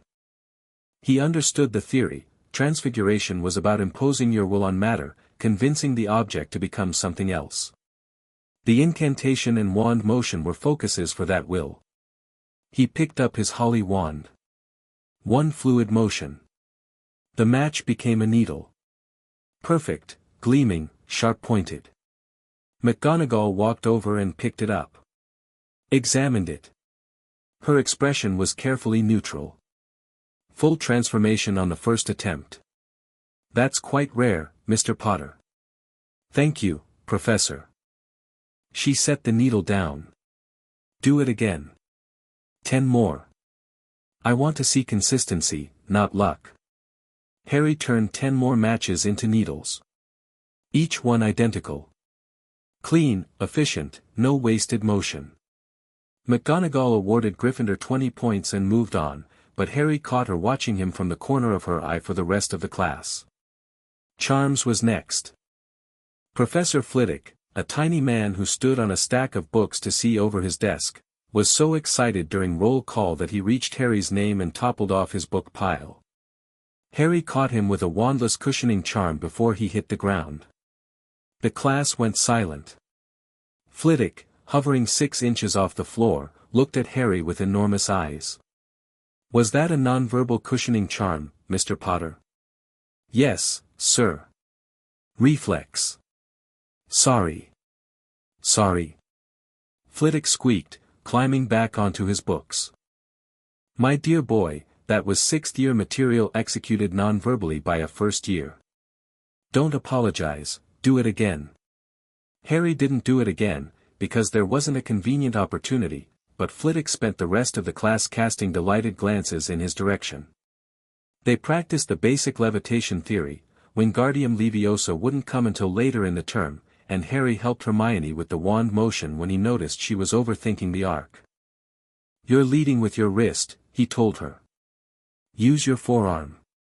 The power comes from the bigger muscle groups, same as, he stopped himself before saying same as a trigger pull.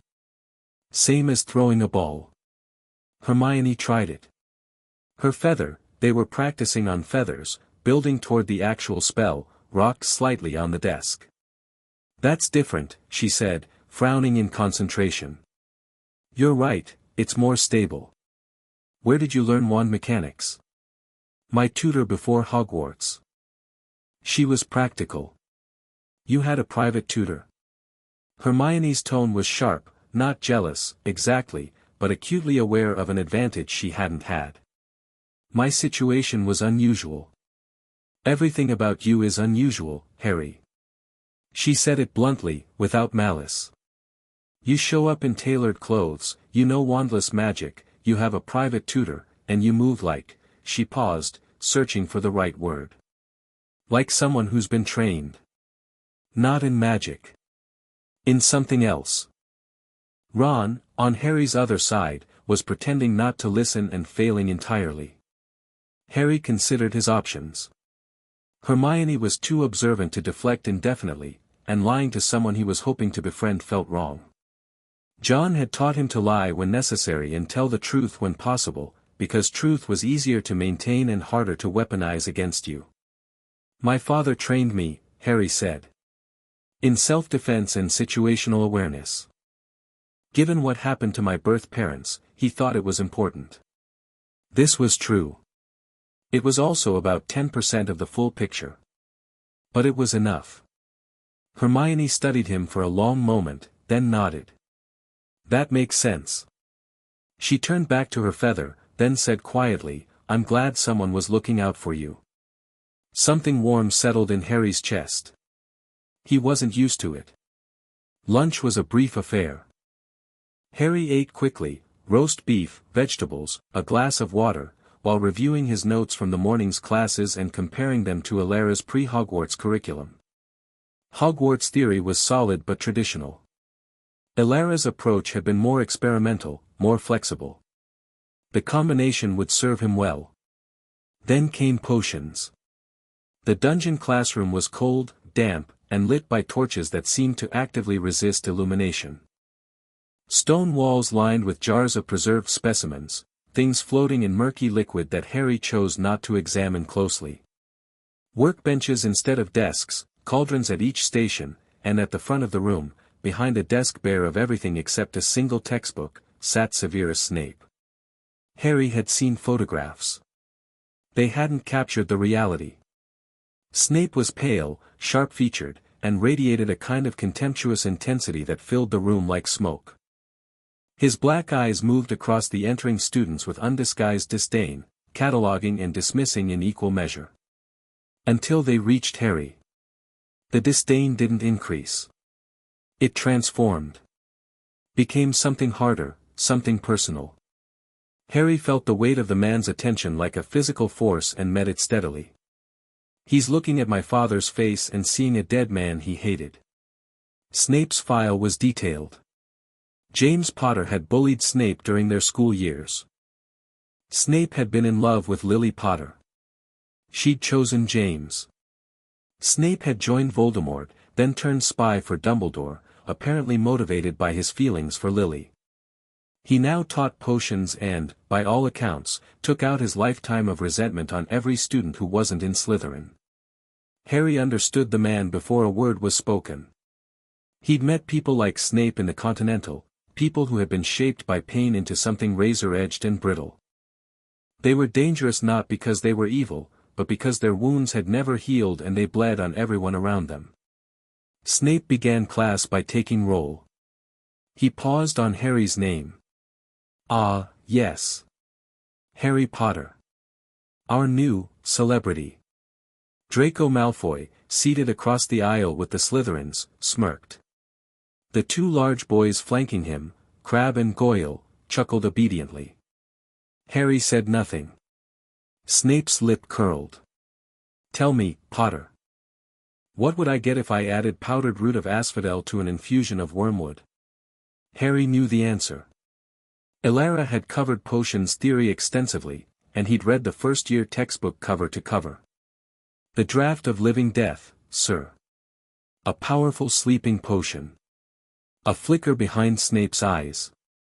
Surprise, quickly smothered. Where would you look if I told you to find me a bezoar? The stomach of a goat, sir. It's a stone that acts as an antidote to most poisons. And what is the difference between monkshood and wolfsbane? They're the same plant, sir. Also known as aconite. The dungeon was silent. Every student was staring. Snape's expression had gone very still, not angry, not impressed, but recalculating. Harry could see the adjustment happening in real time. The man had expected James Potter's arrogant, unprepared son, and instead he'd gotten correct answers delivered with flat, respectful calm. It seems fame isn't everything, Snape said softly. 1 point to Gryffindor. 1 point. For 3 perfect answers. Ron's face reddened with indignation. Hermione's jaw tightened. Harry simply nodded. Thank you, sir. He didn't take the bait. There was no bait to take. Snape wanted a reaction, wanted James Potter's son to snap back, give him an excuse to punish, to prove the boy was exactly what he expected. Harry offered nothing. Smooth surface, no grip. The lesson proceeded. They brewed a simple potion for curing boils. Harry worked methodically, following the instructions exactly, his knife cuts precise, his timing accurate. Potions was essentially chemistry with magical ingredients, the same attention to detail John demanded at the workbench when maintaining weapons. Neville, 2 stations over, melted his cauldron. Acid green liquid spread across the floor, eating through shoes and stone. Students scrambled onto their stools. Snape vanished the mess with a wave of his wand and turned on Neville with barely contained fury. Idiot boy. Did I not say clearly to remove the cauldron from the fire before adding the porcupine quills? Neville was trembling, covered in boils from the spilled potion. I forgot, obviously. 10 points from Gryffindor for your incompetence. Harry watched Neville flinch and thought about something John had said once, the measure of someone isn't how they treat people who can fight back.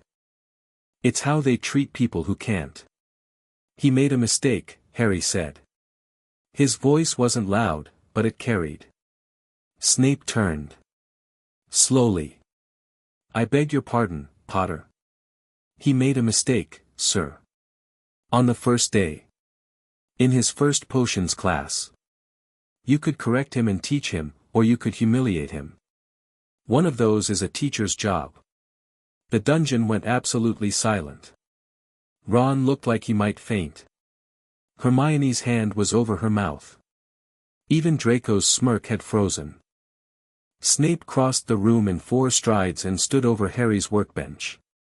Up close, his eyes were black and fathomless, and Harry could feel something pressing against his mind, a probe, subtle, trying to slip through his thoughts.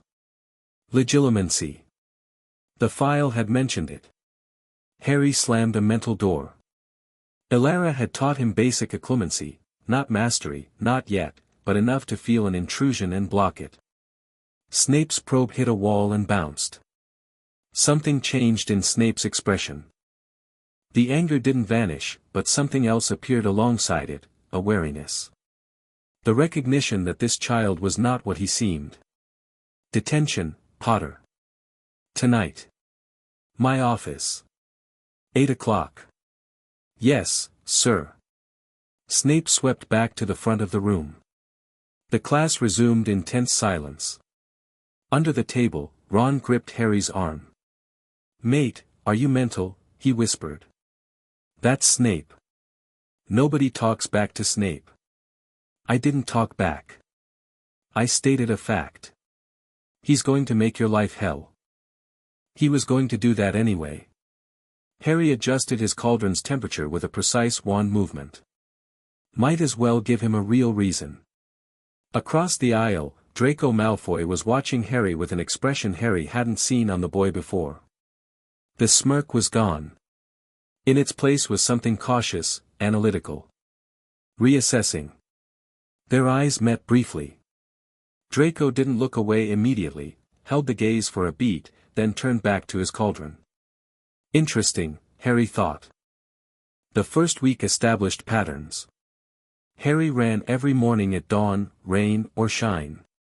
The Scottish weather was terrible for running, wet, cold, windy, and he loved it.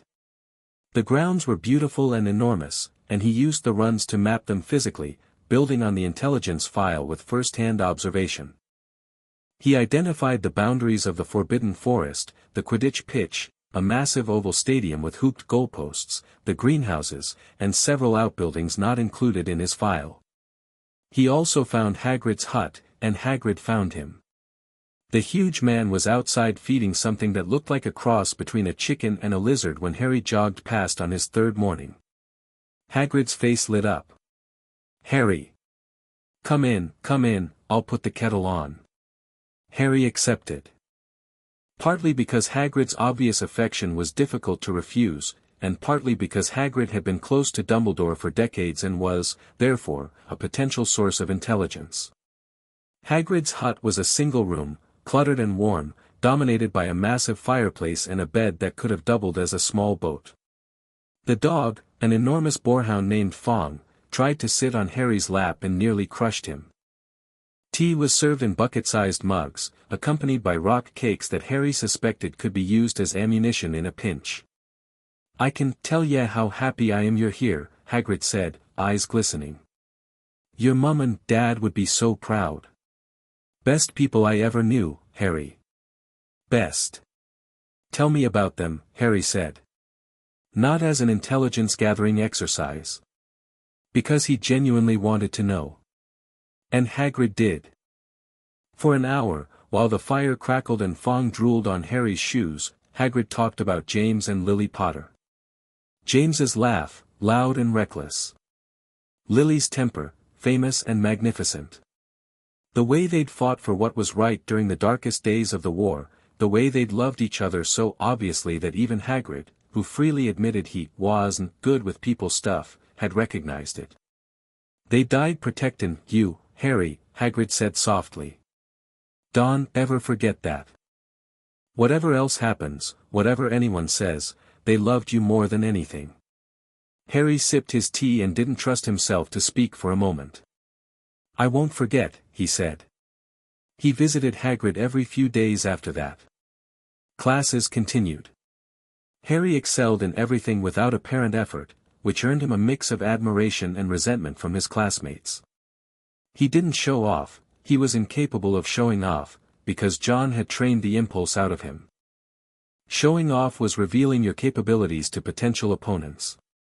But his consistent, quiet competence drew attention regardless. Transfiguration, flawless. McGonagall gave him increasingly complex work, watching him with the focused interest of someone who had discovered something rare.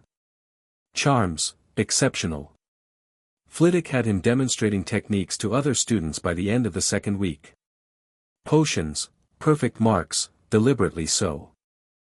Harry brewed every potion flawlessly, depriving Snape of any academic excuse to penalize him. Their dynamic had settled into a cold equilibrium after the first day detention. Harry was respectful, prepared, and unshakable. Snape was cutting, unfair, and unable to find a crack in Harry's composure. It was, Harry reflected, like two people playing chess at a table neither of them had chosen. Defense against the dark arts was the exception. Quirrell's class was a mess. The man stammered through his lectures, stank of garlic, and seemed afraid of his own shadow. His turban was a constant presence, slightly ridiculous, and he flinched at sudden noises. The other students dismissed him as a joke. Harry did not. Something was wrong with Quirrell. Harry couldn't identify it precisely, it wasn't behavioral analysis, it was something deeper. A feeling. When Harry was in the same room as Quirrell, his scar ached.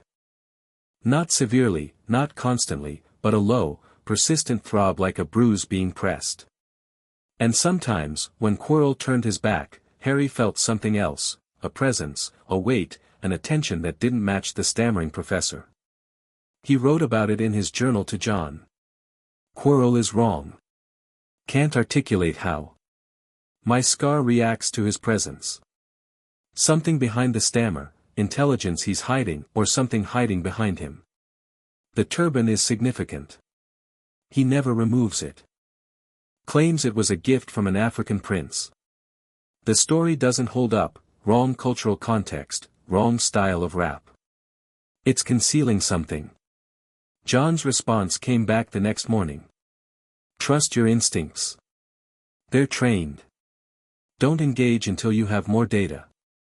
And be careful with the scar, it's a connection you don't fully understand yet. Harry was careful. But he also started watching Quirrell more closely, which meant spending more time near the defense classroom, which meant he was in the third-floor corridor on the night everything accelerated. The troll found Hogwarts on Halloween. Harry had known the night was going to be trouble. Something about the atmosphere in the castle had been off all day, a tension in the air, a restlessness. The Halloween feast was spectacular, the great hall decorated with live bats and floating jack-o'-lanterns, but Harry ate with one eye on the staff table. Quirrell's seat was empty. Snape was present but distracted, his eyes moving to the doors repeatedly. Hermione wasn't at the feast either. Ron had made a cruel comment about her during Charms that afternoon. It's no wonder no one can stand her, she's a nightmare, honestly, and she'd been crying in the girls' bathroom ever since. Harry had wanted to say something to Ron about it but hadn't found the right moment. Now, at the feast, Ron was studiously not mentioning her absence, and Harry could see the guilt eating at him. The doors of the great hall slammed open. Quirrell sprinted in, turban askew, face white. Troll, he screamed. Troll in the dungeons. Thought you ought to know. And he collapsed on the floor in what appeared to be a dead faint. The hall erupted into chaos. Students screaming, standing, shoving. The staff table exploded into action, Dumbledore on his feet, voice amplified, prefects. Led your houses back to the dormitories immediately. Harry stayed seated for exactly 3 seconds. 3 seconds to process, to assess, to plan. A troll in the dungeons. Students being led to dormitories. Hermione was alone in a bathroom on the first floor and had no idea there was a troll in the building. The Slytherin dormitory was in the dungeons, someone was sending students directly into the troll's territory. And Quirrell, The man Harry had been watching for weeks, had been the one to discover the threat, which meant he'd either stumbled onto it or he'd known it was coming. Harry stood. "Where are you going?" Ron asked, scrambling up. "Hermione doesn't know about the troll." Ron's face drained of color. The guilt that had been simmering all afternoon hit full boil. "Oh no. Follow the prefects. I'll get her. Like hell. I said the thing that made her cry. I'm coming." Harry looked at Ron. The boy was scared, obviously, openly scared.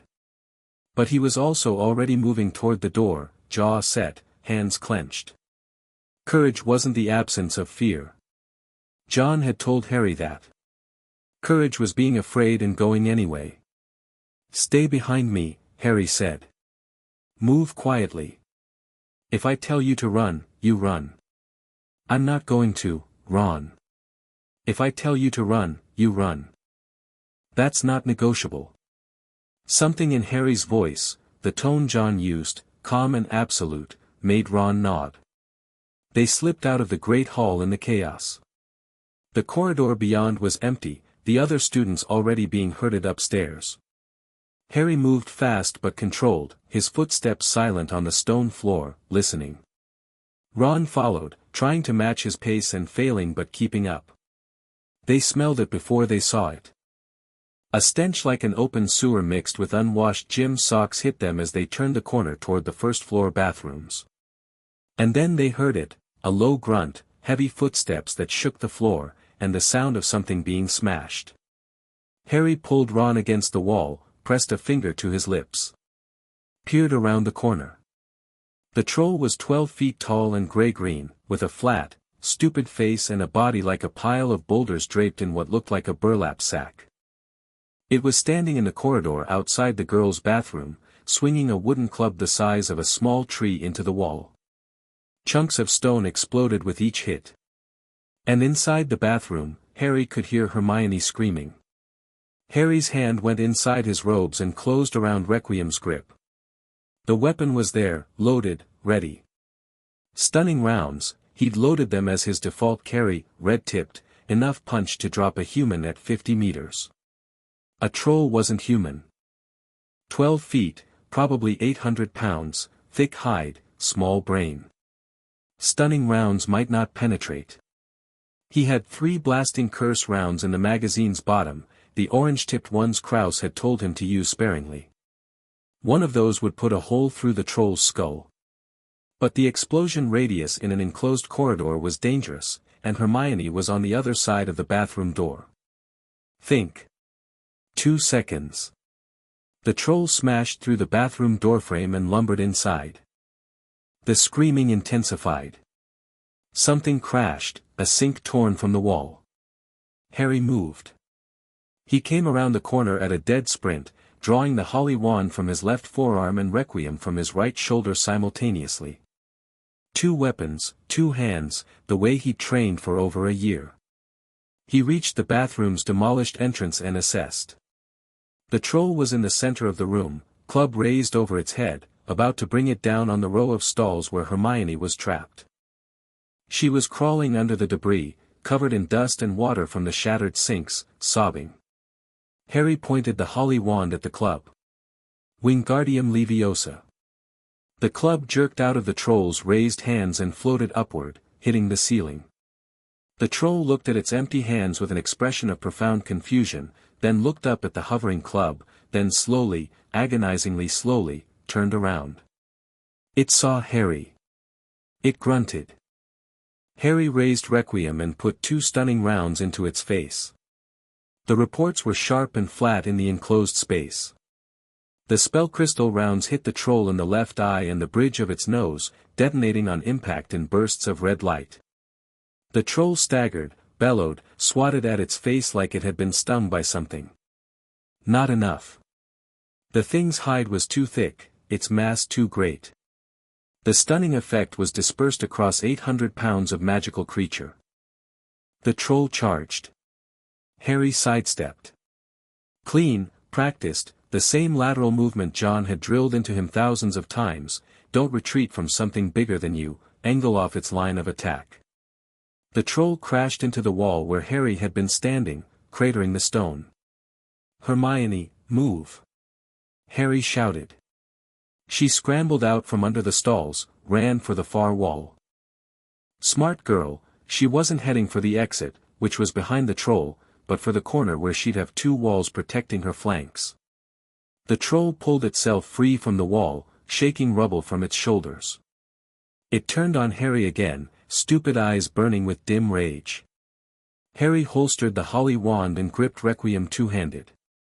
He switched to the backup wand mounted on the rail and channeled through the weapon, combining spell and firearm into a single focus. He aimed at the ceiling above the troll's head. Bombarda!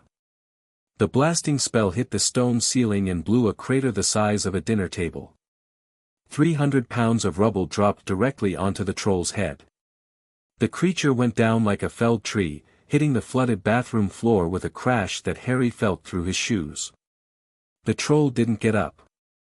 Silence. Water running from smashed pipes. Dust settling. Harry kept Requiem trained on the troll for a 3 count. It didn't move. Its breathing was slow and heavy, unconscious, not dead. He lowered the weapon and slid it back into the holster in one smooth motion. Ron. Ron was in the doorway, wand out, face absolutely white.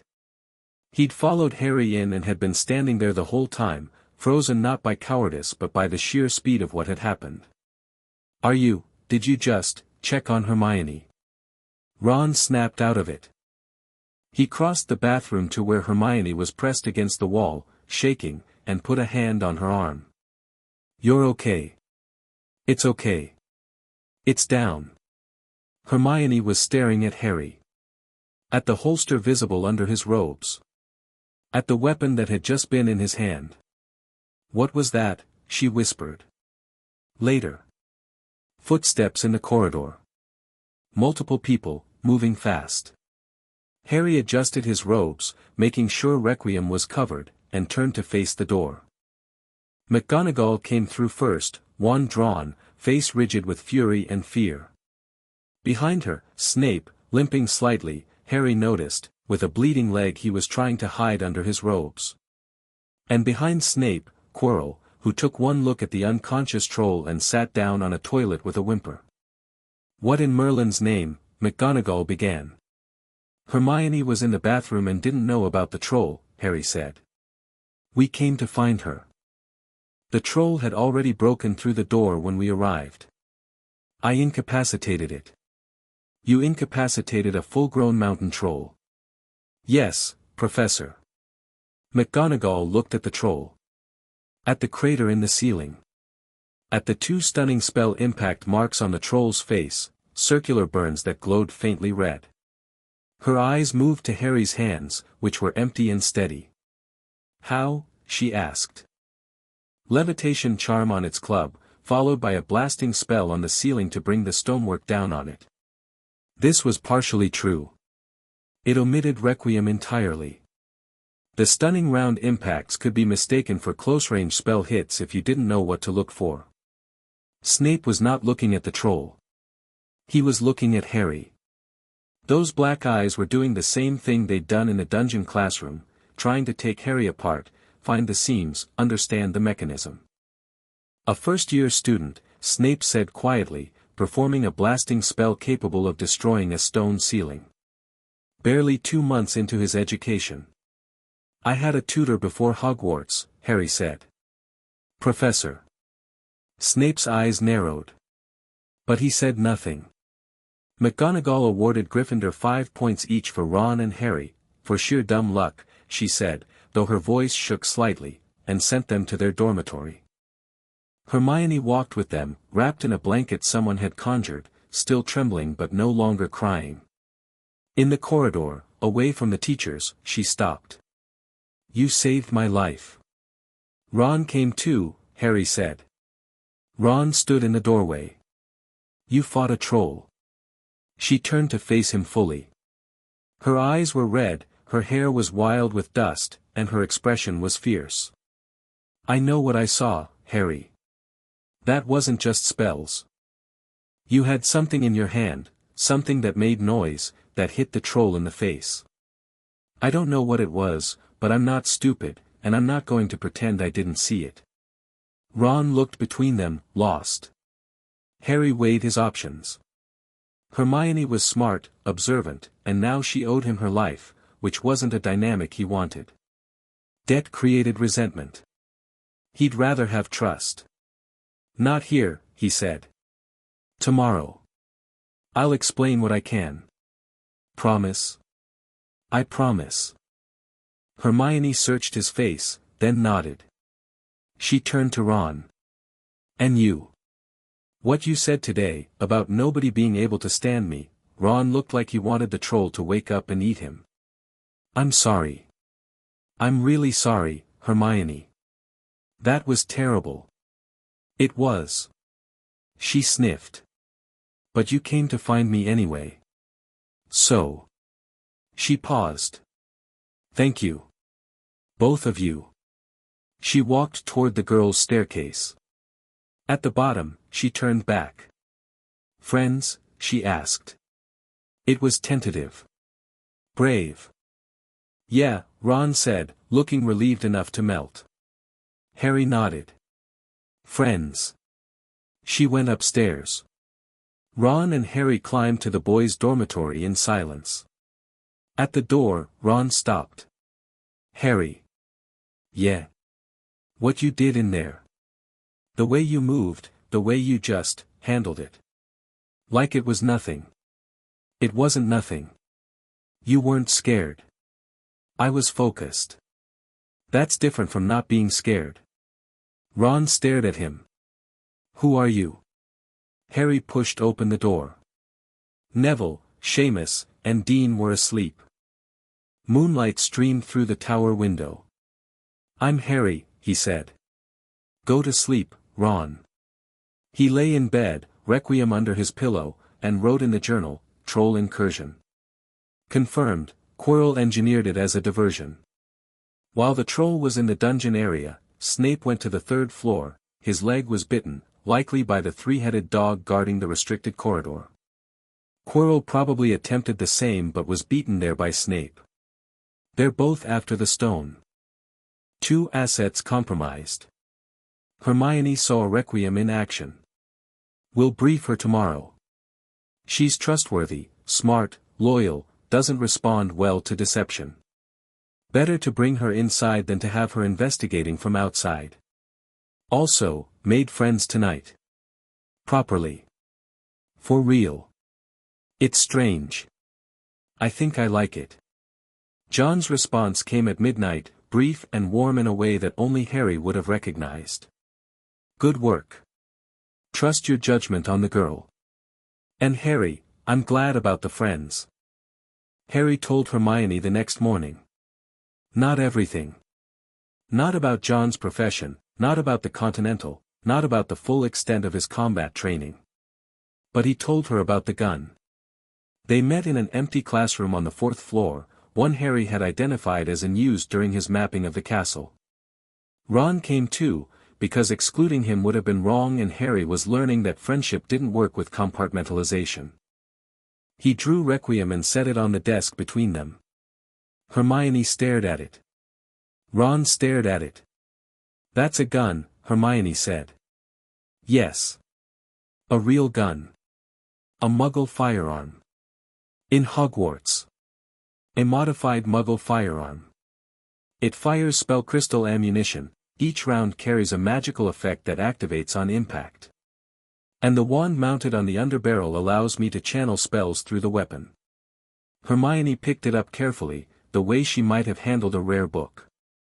She turned it over, examining the runes on the slide, the wand mount, the magazine well. Her scientific mind was visibly engaged, her fear overridden by curiosity. This shouldn't be possible. Magic and technology don't work together.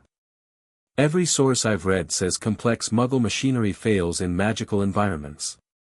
Most sources are wrong, or at least incomplete. Magic interferes with electronics, anything using electrical current is susceptible. But purely mechanical devices are largely unaffected. Guns are mechanical. Springs, levers, chemical propellant. No electricity involved. Who made this? A friend. A magical weapons developer. Hermione set the gun down. Her expression was complicated, fascination warring with something Harry read as moral discomfort. You brought a weapon to school. A lethal weapon. I brought a tool. It fires stunning rounds by default. It's less lethal than half the spells in the restricted section of the library. That's, actually a fair point, she admitted reluctantly. But the school has rules, the school's rules are designed for normal students in normal circumstances. I'm not normal, and I don't think the circumstances are either. Harry holstered Requiem. There's something happening at Hogwarts this year. Something involving the third-floor corridor and what's hidden there. Professor Quirrell and Professor Snape are both involved, on opposite sides of the same problem. I've been monitoring the situation since September. Monitoring, Hermione repeated. You sound like a spy. I sound like someone who pays attention. Ron, who had been quiet throughout, spoke up. The third-floor corridor. Dumbledore said it was forbidden. Said we'd die a painful death if we went there. There's a three-headed dog behind the door on the third floor, Harry said. It's guarding a trapdoor. Beneath the trapdoor is a series of protections designed by the Hogwarts staff. At the end of those protections is the Philosopher's Stone, an artifact created by the alchemist Nicholas Flamel that can produce the elixir of life. Silence. How do you know all this? Hermione breathed. My father has resources. He's been gathering intelligence on Hogwarts for years. And I've been supplementing his information with my own observations since arriving. Ron sat down heavily. Your dad's not just in security, is he? He's retired. From what? Harry considered. Decided on honesty, within limits. From a career where intelligence gathering and threat assessment were survival skills. He taught me those skills because he knows what's out there. Voldemort, Ron flinched at the name. Hermione didn't, but her eyes widened. Killed my parents and tried to kill me. He's not gone. He's diminished, weakened, but not gone. And I believe he's connected to what's happening at Hogwarts this year, through Quirrell. Quirrell? Ron looked incredulous. The stuttering bloke. The stutter is an act. The incompetence is an act. The turban conceals something, I'm not sure what yet. And my scar hurts when I'm near him. My scar is a curse wound from Voldemort's killing spell.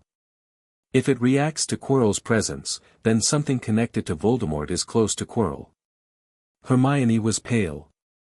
If you're right, then there's a servant of you-know-who teaching at Hogwarts, trying to steal an artifact that grants immortality.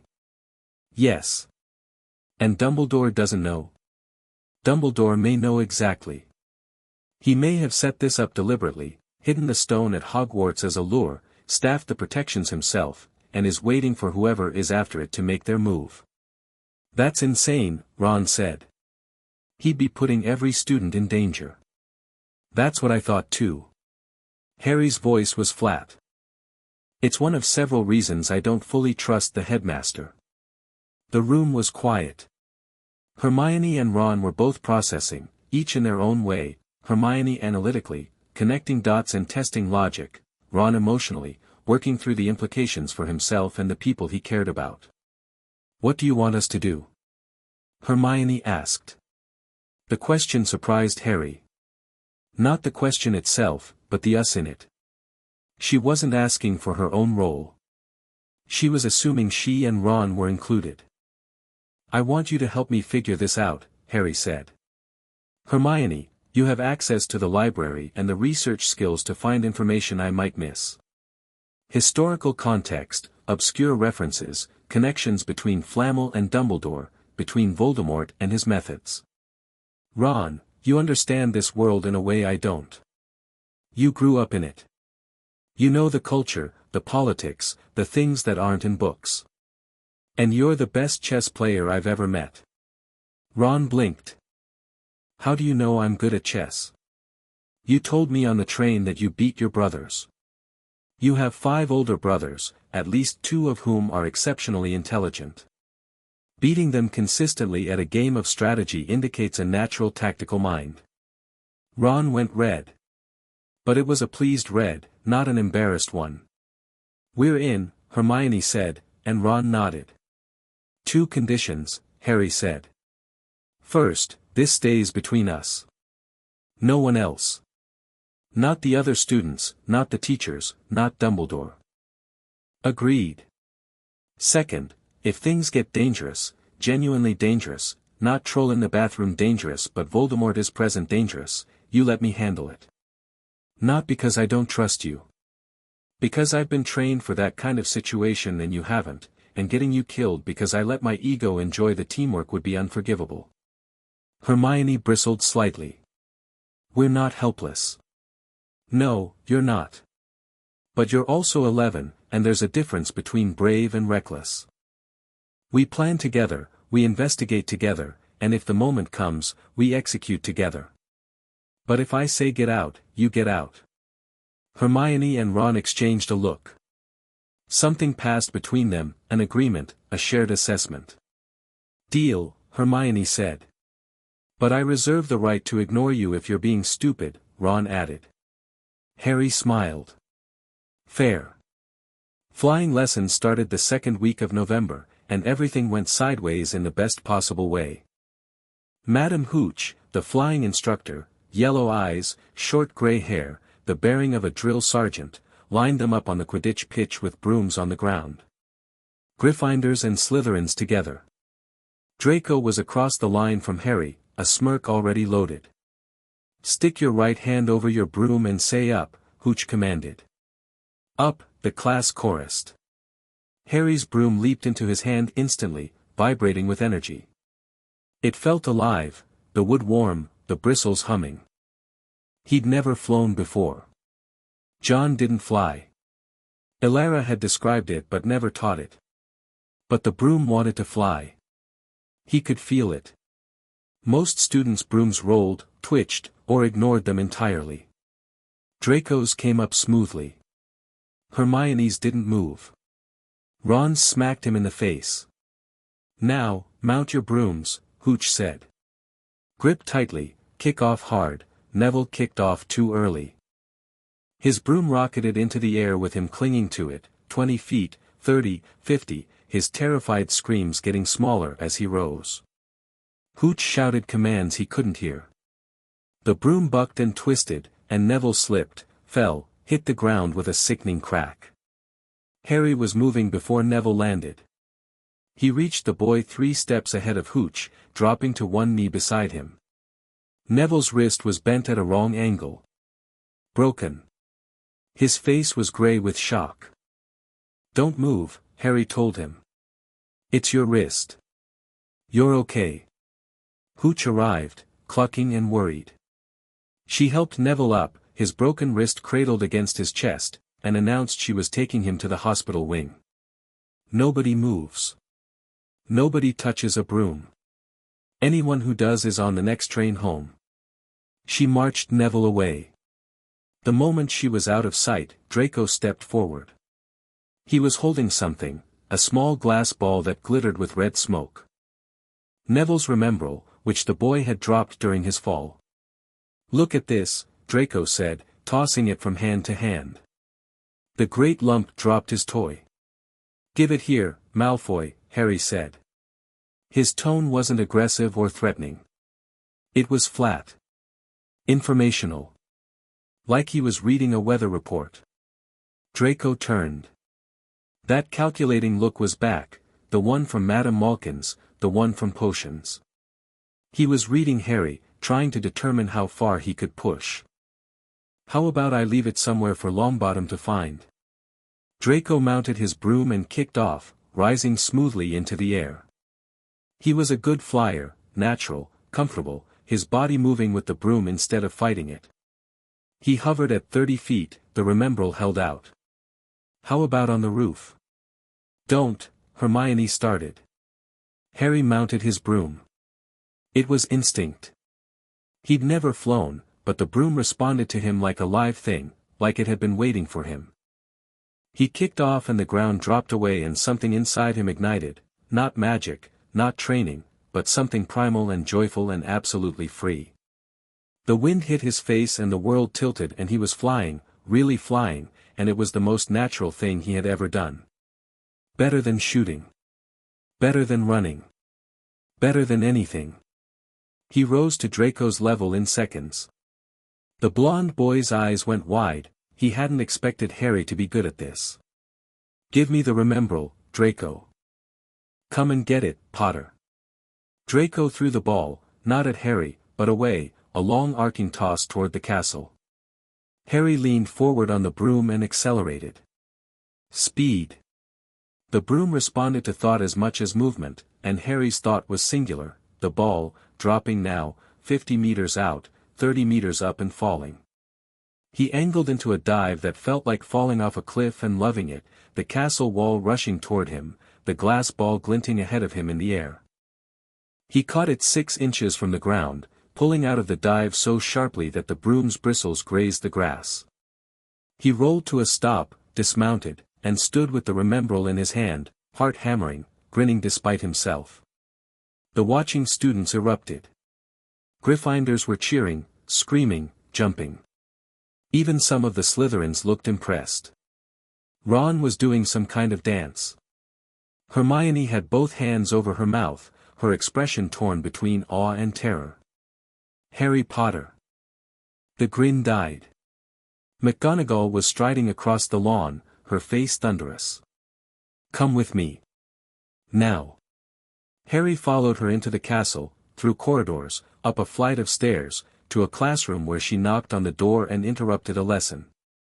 Professor Flitwick, may I borrow wood? A burly fifth-year boy came out, looking confused. Oliver Wood. Harry recognized him from the file, captain of the Gryffindor Quidditch team. Wood, McGonagall said. I've found you a seeker. What followed was the shortest Quidditch tryout in Hogwarts history. McGonagall explained what she'd seen. Wood's eyes grew progressively wider. They took Harry to the Quidditch pitch, where Wood threw golf balls across the field and Harry caught every single one from increasingly impossible positions on the broom. He's a natural, Wood breathed. Better than a natural. That dive, Charlie Weasley couldn't have done that. Mr. Potter, McGonagall said, and her voice was strange, tight with the effort of not showing how excited she was. I trust you understand this means you'll be on the Gryffindor Quidditch team. First years aren't usually allowed, but I'll speak with the headmaster. We haven't won the cup in 7 years, and I am quite tired of watching Professor Snape gloat. I'd be happy to play, Professor. And he meant it. Flying was different from everything else. It wasn't tactical, it wasn't calculated. It was pure. Practice is 3 evenings a week. Oliver will give you the schedule. She paused, then added, almost to herself, your father was a chaser. One of the best I ever taught. It seems the talent runs in the blood. She walked away. Oliver Wood shook Harry's hand with the fervor of a religious convert and launched into a 40-minute explanation of Quidditch strategy that Harry absorbed with genuine interest, because he'd just discovered the first thing in his life that felt like playing instead of training.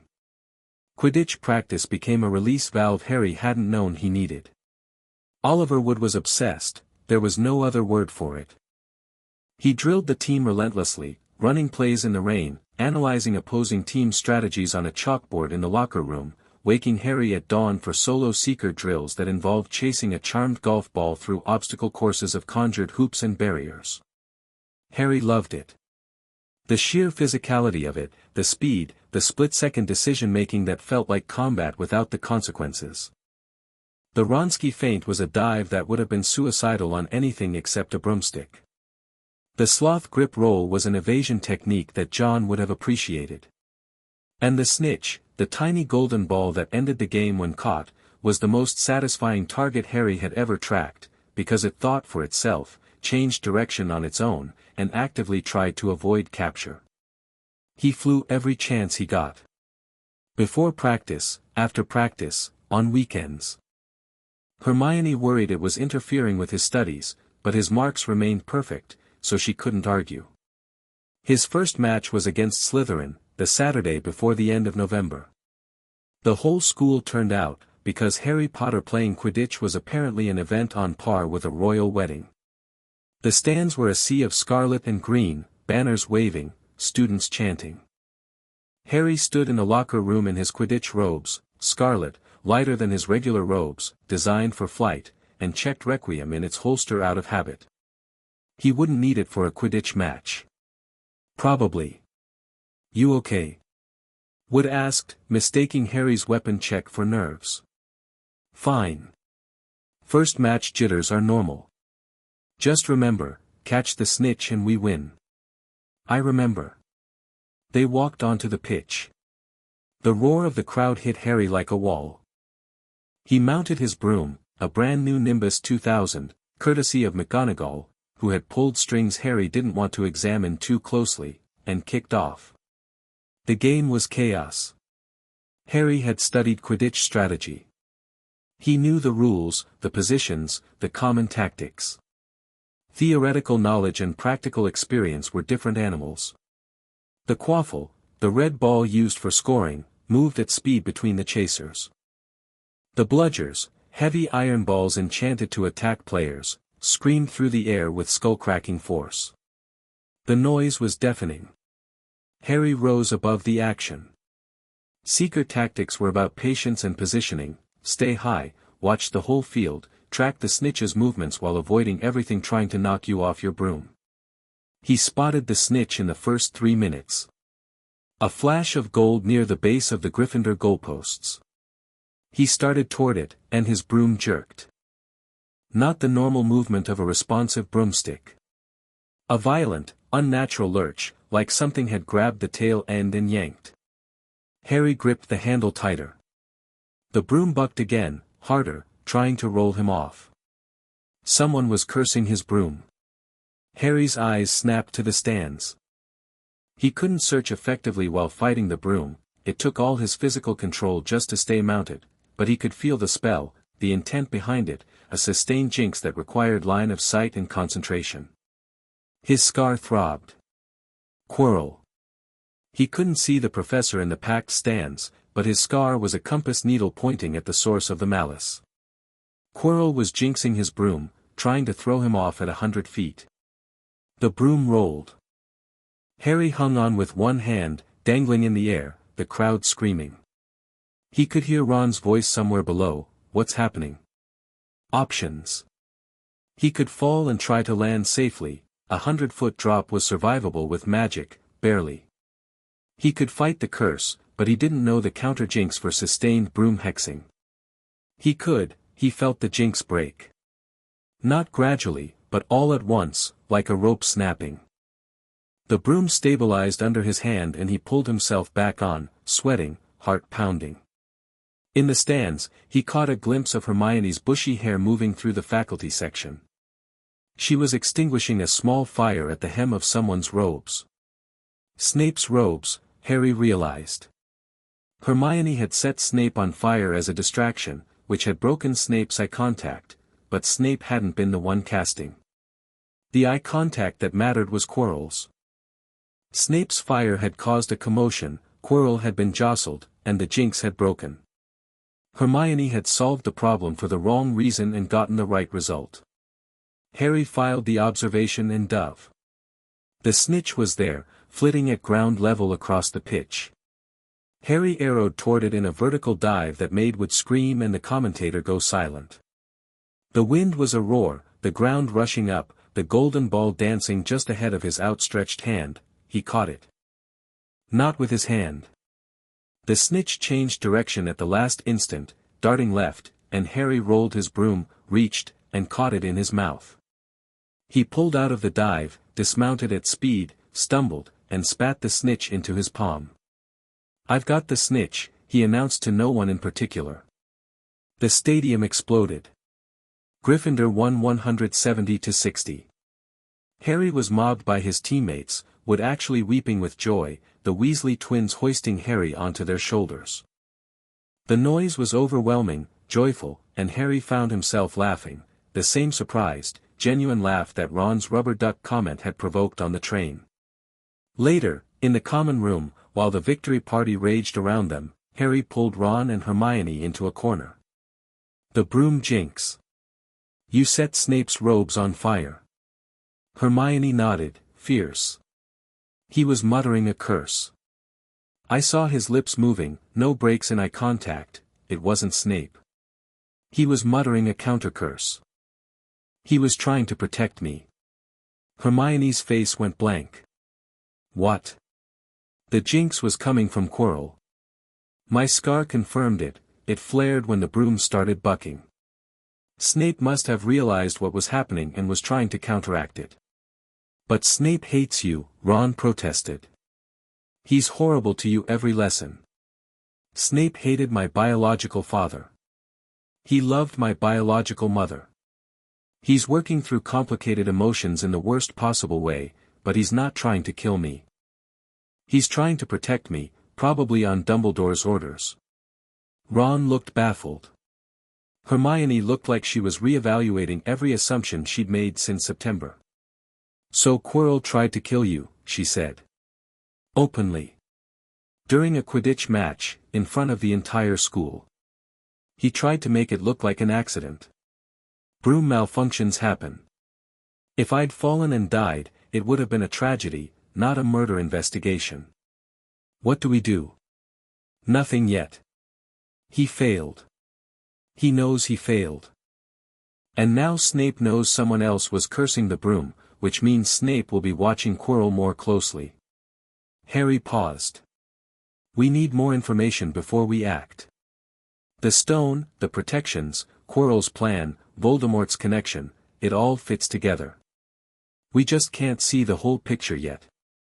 And when we can..." Harry looked at his friends. Ron, brave and loyal and scared in the most honest way possible. Hermione, brilliant and fierce and already thinking 3 steps ahead. "When we can," Harry said, "we finish it." The weeks between the Quidditch match and Christmas break were busy. Harry maintained his class schedule, Quidditch practice, morning runs, and investigation into the third-floor corridor's protections. He, Ron, and Hermione worked systematically, Hermione in the library, tracing the history of the Philosopher's Stone and Nicholas Flamel's connection to Dumbledore, Ron providing cultural context about wizarding politics and the significance of the old pure-blood families, Harry synthesizing the information and cross-referencing it with John's intelligence. They confirmed the stone's presence. Hermione found the Flamel-Dumbledore partnership documented in an obscure reference in notable magical names of our time. Ron's brother Charlie, who worked with dragons in Romania, mentioned in a letter that Hagrid had been asking about dragon breeds, specifically, how to care for Norwegian Ridgebacks. Harry filed this under Hagrid-related concerns and scheduled a follow-up conversation with the gamekeeper. They also confirmed that the protections were multi-layered. Hagrid had mentioned Fluffy, his 3-headed dog, to Harry during one of their tea sessions, along with an inadvisable amount of other information that Harry extracted with careful questions and genuine warmth. The dog guarded the trapdoor. Below the trapdoor were challenges set by each of the teachers. Dumbledore designed it this way deliberately, Harry told Ron and Hermione one evening in their claimed classroom. Each professor contributed a protection based on their specialty. It's a gauntlet, anyone trying to reach the stone has to get past every challenge in sequence. So it's secure, Ron said. It's a puzzle. And puzzles have solutions. If Quirrell has been here since September studying each professor's specialty, he's had months to work out the answers. Then why hasn't he gone for it? Because Snape is watching him. And because Quirrell might be waiting for something specific, an opportunity, an alignment, or orders. Orders from Voldemort, Hermione said quietly. Yes. The weight of that word settled over them. They were 11 years old, and they were discussing the operational timeline of a Dark Lord's resurrection attempt. Harry was used to conversations like this, he'd grown up in them. Ron and Hermione were adapting with a speed that impressed him. Christmas break, Harry said. Most students go home. The castle empties. If Quirrell is going to make his move, the break is a likely window. Are you going home? Ron asked. Harry wanted to. The brownstone, John, Daisy, the familiar routine. But leaving Hogwarts when Quirrell might act felt irresponsible. I'm staying. Then I'm staying too, Ron said immediately. Mum'll understand.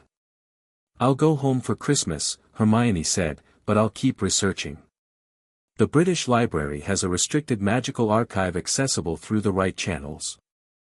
I've been corresponding with the curator. Harry stared at her. You've been corresponding with the curator of a restricted magical archive. I'm very polite in letters. He laughed. It was becoming easier, laughing.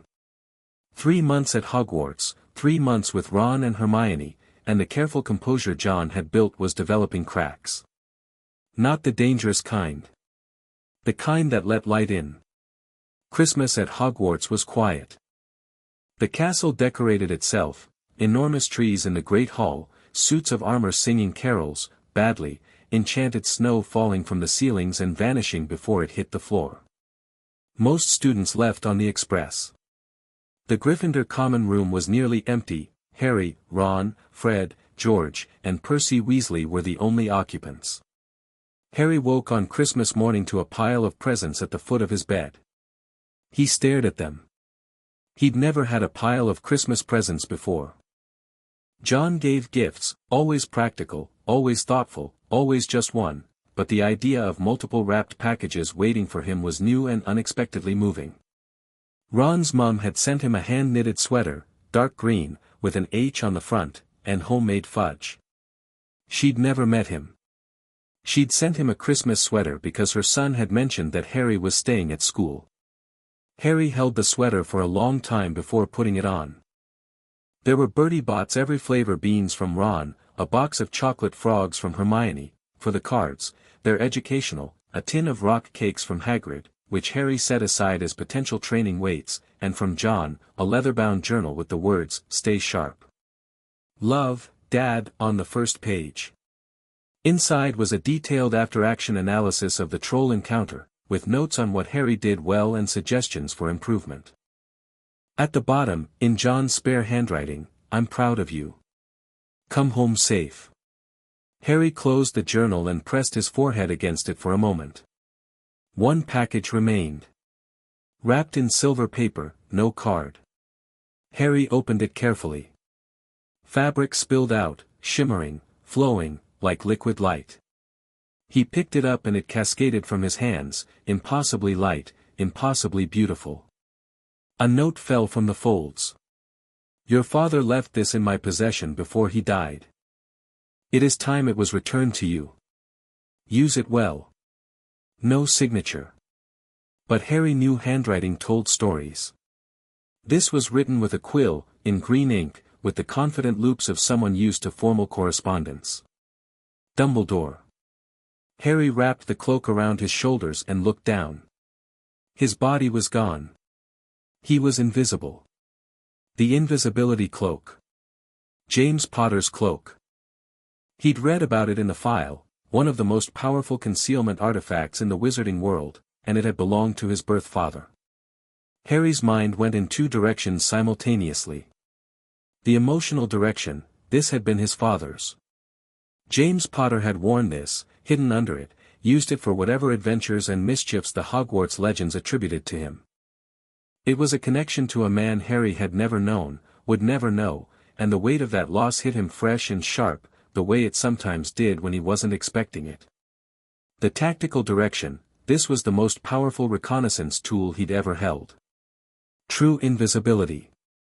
No shimmer, no distortion, no magical signature that he could detect. Dumbledore had given him this deliberately. Why? To help him. To see what he'd do with it. Both? He folded the cloak and placed it under his pillow, next to Requiem. That night, after Ron fell asleep in a fudge-induced coma, Harry put on the cloak and went exploring. The castle at night was a different creature. Silent, vast, moonlight falling through windows in silver sheets. The portrait slept. The suits of armor were still. Harry moved through corridors he hadn't accessed during the day, mapping, observing, filing. He found the restricted section of the library and spent an hour scanning titles. He checked the third-floor corridor. Fluffy was awake, all three heads alert, and Harry didn't engage. He swept the defense against the dark arts classroom and found nothing unusual, which was itself unusual. And then, on his way back to the tower, he found the mirror. It was in an unused classroom, standing against the far wall, an enormous mirror in an ornate gold frame, with an inscription carved across the top, Eris stra eru oit ube kafru oit anwosi. Harry read it backward instantly. I show not your face but your heart's desire. He stepped in front of the mirror. For a moment, he saw his own reflection, an 11-year-old boy in an invisibility cloak, thin and pale, with green eyes and a lightning scar. Normal enough, if you didn't look too closely. Then the mirror changed. John was there. Standing behind Harry in the reflection, one hand on his shoulder, the way he stood at the range when Harry was shooting. Solid, real, present. And beside John, two people Harry had only seen in photographs, a man with messy black hair and glasses, grinning the reckless grin Hagrid had described, and a woman with dark red hair and eyes exactly like Harry's, looking at him with a love so fierce it was almost visible. James and Lily Potter. Standing with John Wick. All of them together. All of them his. Harry's composure, the composure that had held through trolls and jinxed brooms and Snape's hostility and the weight of a prophecy he wasn't supposed to know about yet, cracked. Not shattered. Cracked. A single fissure, thin as a hair, through which everything he'd been holding back poured like water. He sat down on the cold stone floor in front of the mirror and didn't move for a long time. He didn't cry. He'd trained himself out of crying years ago, or thought he had. But his eyes burned and his throat ached and he pressed the heels of his hands against his eyes and breathed the way John had taught him, in for 4, hold for 4, out for 4, until the pressure eased. When he opened his eyes, the mirror still showed them. John and James and Lily, watching him, together in a way they'd never been and never could be. I miss you, Harry said to the two people he'd never known. And I wish you could meet my dad. You'd like him. He's quiet. He makes good scrambled eggs. He taught me to shoot and he leaves the hall light on every night because I'm afraid of the dark and he's never once mentioned it. The figures in the mirror didn't respond. They couldn't. They were reflections of desire, not reality. Harry stood. Pulled the invisibility cloak tight around his shoulders. I'll make you proud, he said. All three of you. He left the room and didn't go back. The rest of Christmas break passed quietly. Harry ran, practiced, played chess with Ron, losing consistently and learning to enjoy it, and maintained surveillance on the castle. Quirrell didn't make a move. Snape patrolled the corridors with increased frequency, his limp fully healed, his expression even more sour than usual. On the last night before students returned from break, Harry sat in the common room and wrote in his journal. Dad, I found the mirror of Erist. It shows your heart's desire. I saw you in it, and my birth parents. All together. I wanted to go back. Every night, I wanted to go back and look. I didn't. You taught me that wanting something doesn't mean you should have it. Some doors you walk through and never come out the other side. Hogwarts is good. Strange and dangerous and more complicated than either of us expected, but good. Ron is the most loyal person I've ever met. Hermione is the smartest. Together, the three of us are starting to become something. I'm coming home in June. Save me some scrambled eggs. John's reply came at dawn, the mirror shows what you want most.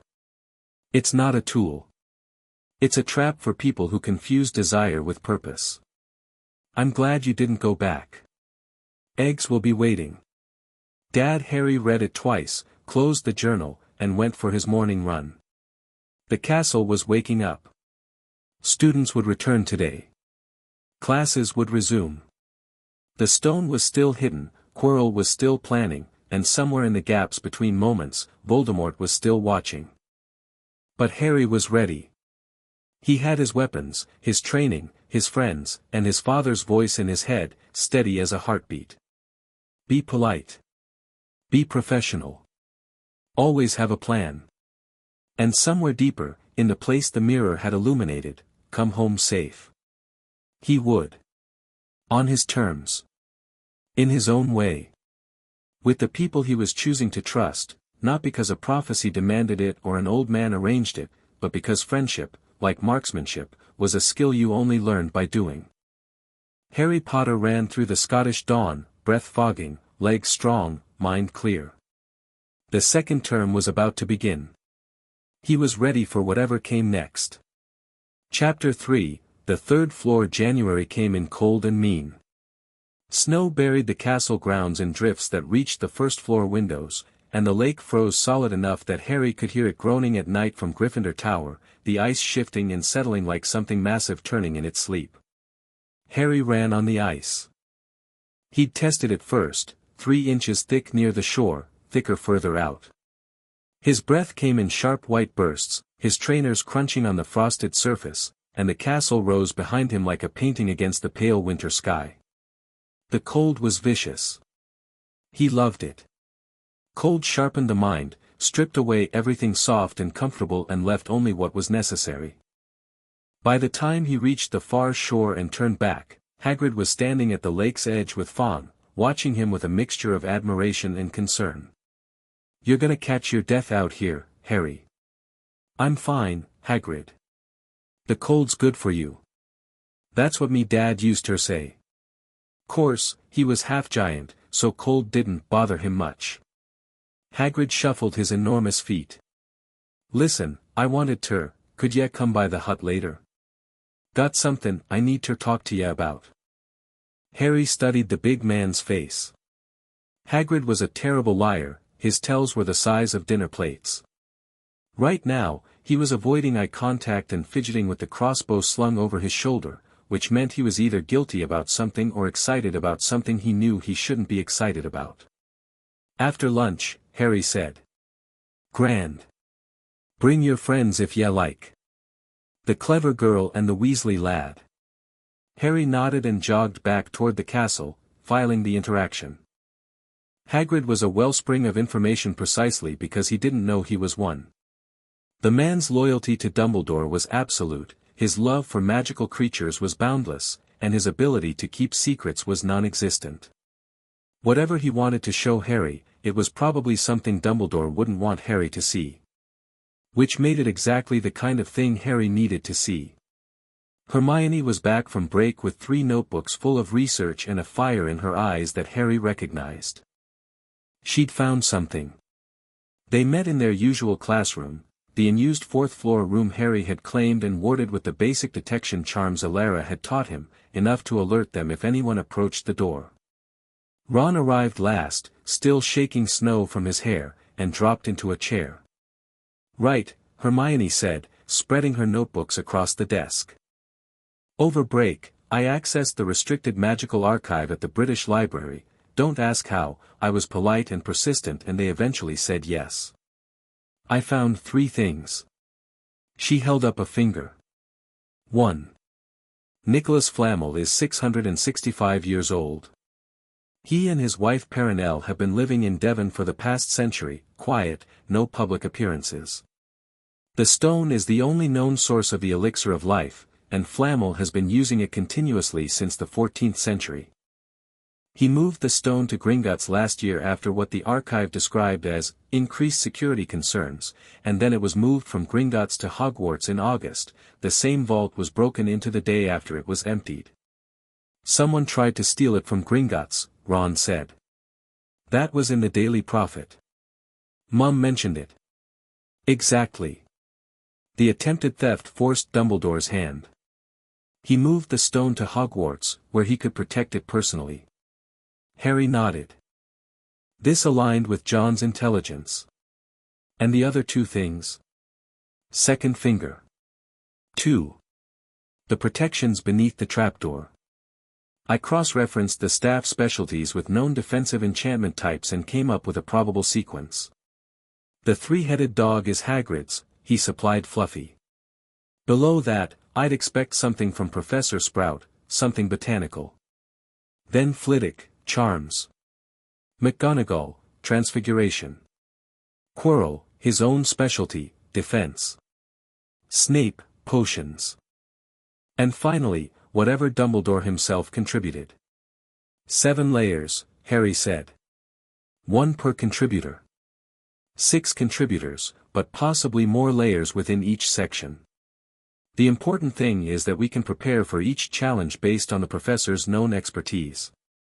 Third finger. 3.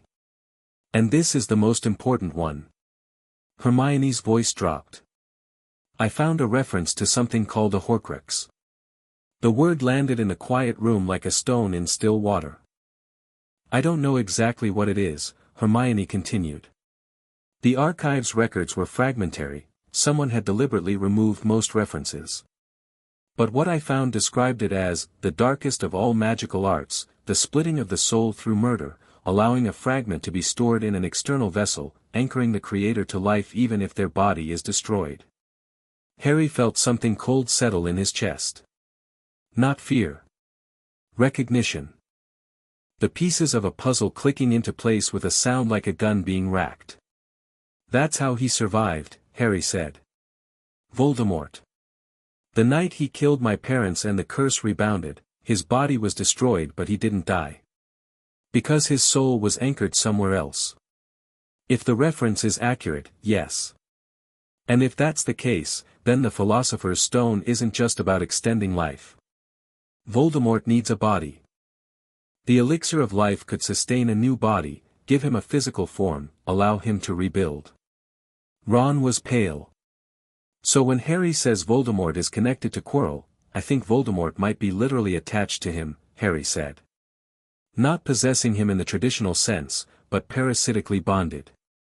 Using Quirrell as a host while he works to get the stone. And the turban, Hermione said, her voice hushed. If Voldemort's spirit form is physically present, it would need to be hidden. Harry finished. Under something like a turban. They sat with that for a long moment. I'm going to be sick, Ron announced, but he didn't move. We need to confirm it, Hermione said. We can't act on speculation. Agreed. But this changes the calculus. Harry stood and paced. A habit he'd picked up from John, movement helped him think. If Voldemort is physically present in this castle, attached to Quirrell, then the stone isn't just a target. It's the endgame. Everything else, the stuttering act, the troll, the broom jinx, those are moves in a longer game. Quirrell is playing for time, studying the protections, waiting for the right moment. What triggers the right moment? Ron asked. Dumbledore's absence. As long as Dumbledore is in the castle, Quirrell can't act. Dumbledore is too powerful, too perceptive. The attempt will come when Dumbledore leaves. Would Dumbledore leave? Knowing what's hidden here. Harry thought about the old man's blue eyes, the way they tracked him across the Great Hall at the sorting, the invisibility cloak delivered with a note that assumed Harry would use it to explore. Dumbledore was a chess player.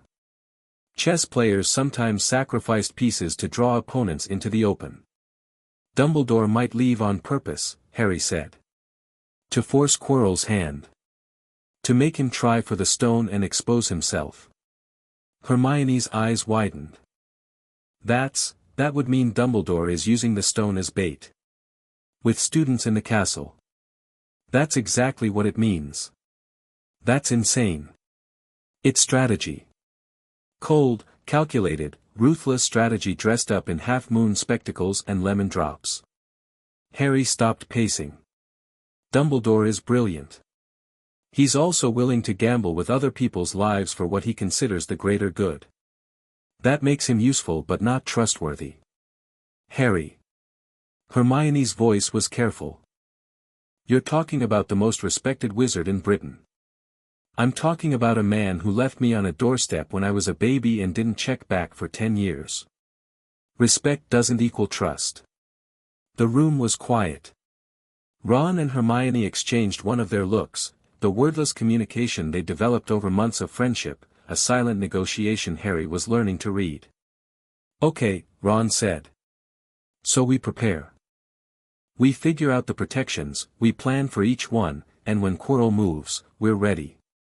When Quirrell moves, I'm ready, Harry corrected. You too, don't start that again, Hermione said sharply. We agreed. Together. Hermione, together, Harry. That's the deal. You don't get to unilaterally decide we're too fragile for the dangerous parts. Harry looked at her. Bushy hair, brown eyes blazing, jaw set. She was 11 years old and she was staring down a trained killer's son without flinching. Fine, he said. Together. But we train. Harry started training Ron and Hermione the second week of January. Not combat training, he wasn't going to teach 11-year-olds to fight. But tactical awareness, yes. Spell proficiency, yes.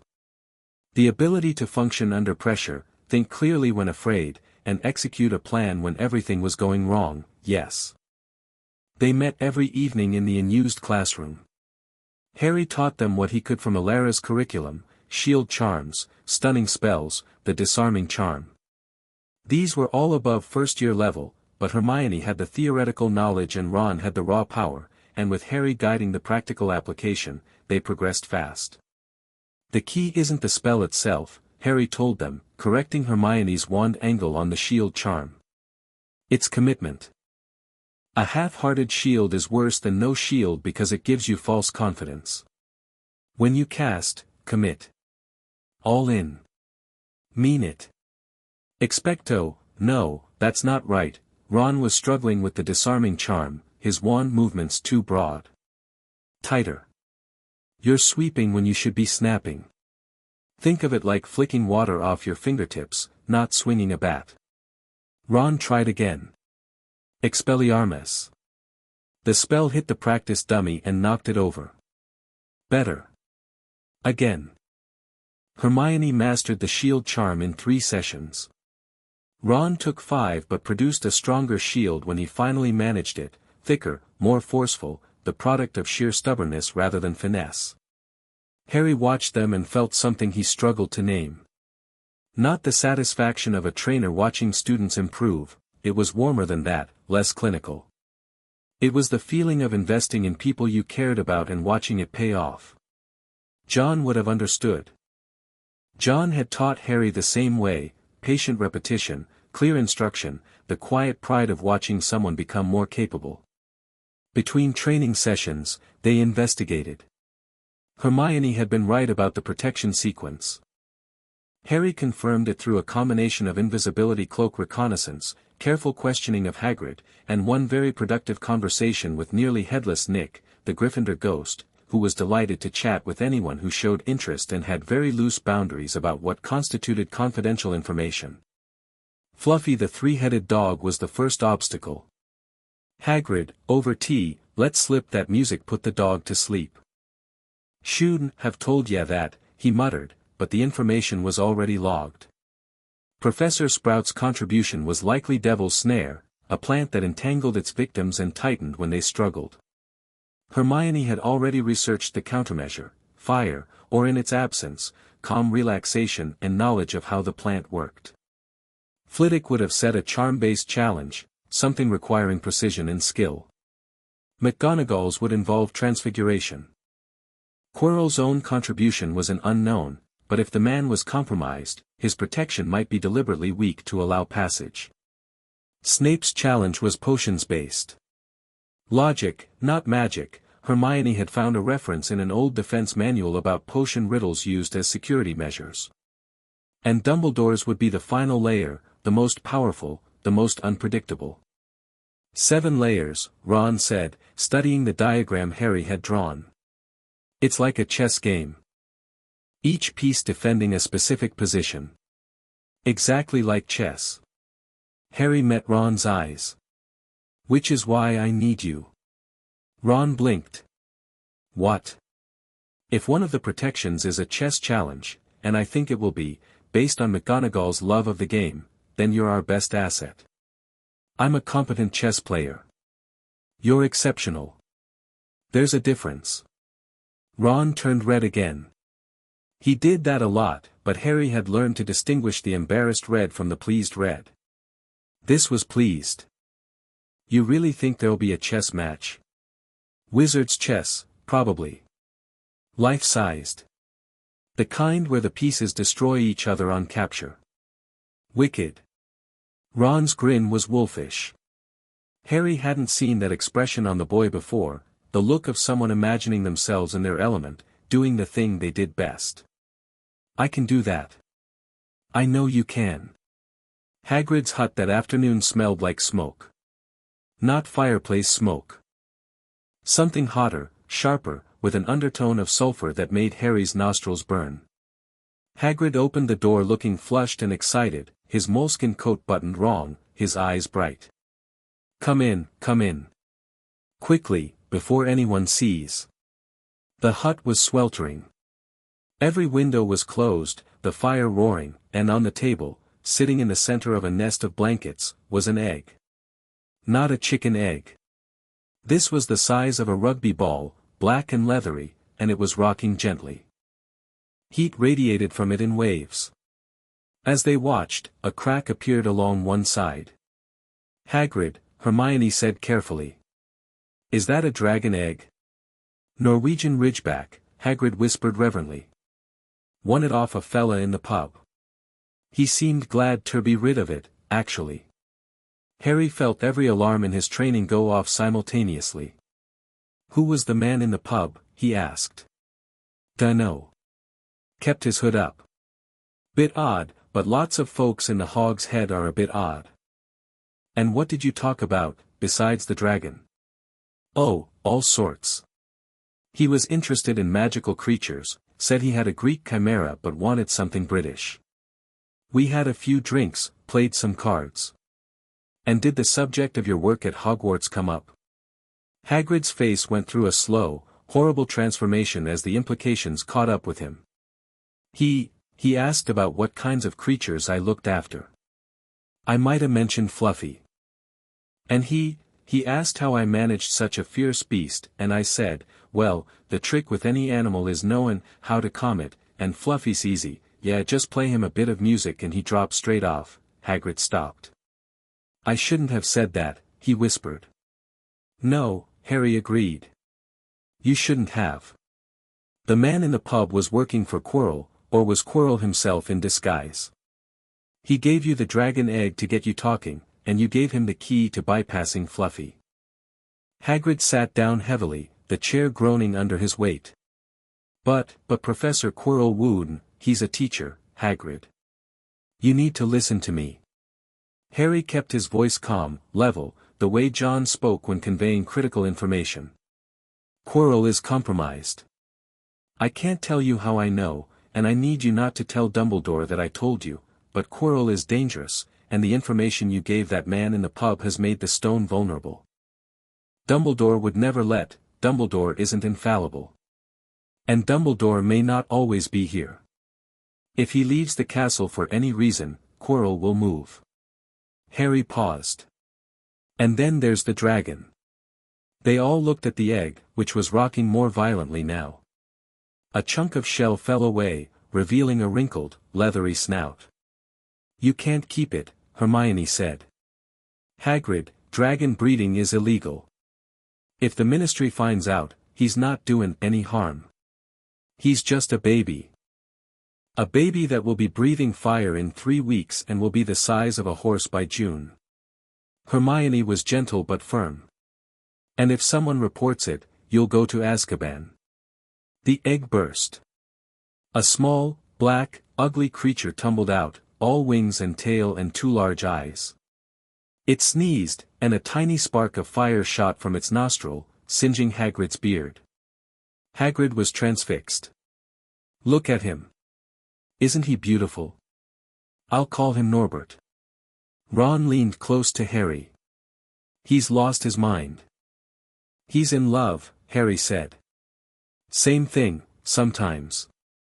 The dragon, Norbert, was a problem. A visible, growing, fire-breathing problem that would draw attention Harry couldn't afford. But it was also an opportunity. Ron, Harry said.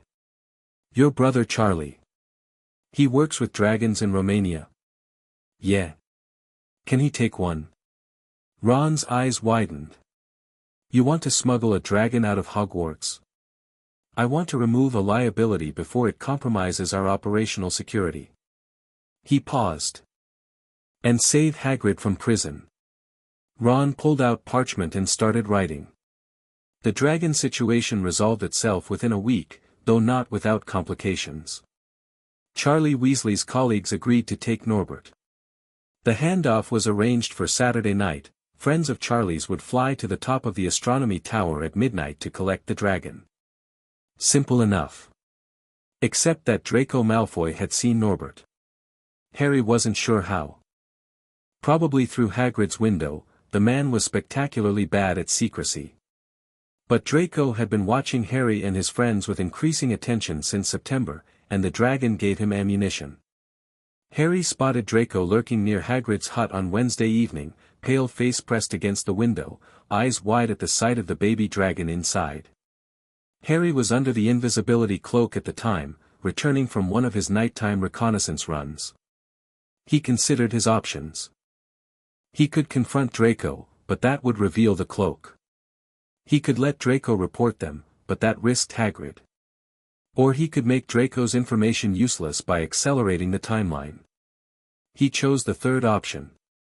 The handoff happened that night instead of Saturday.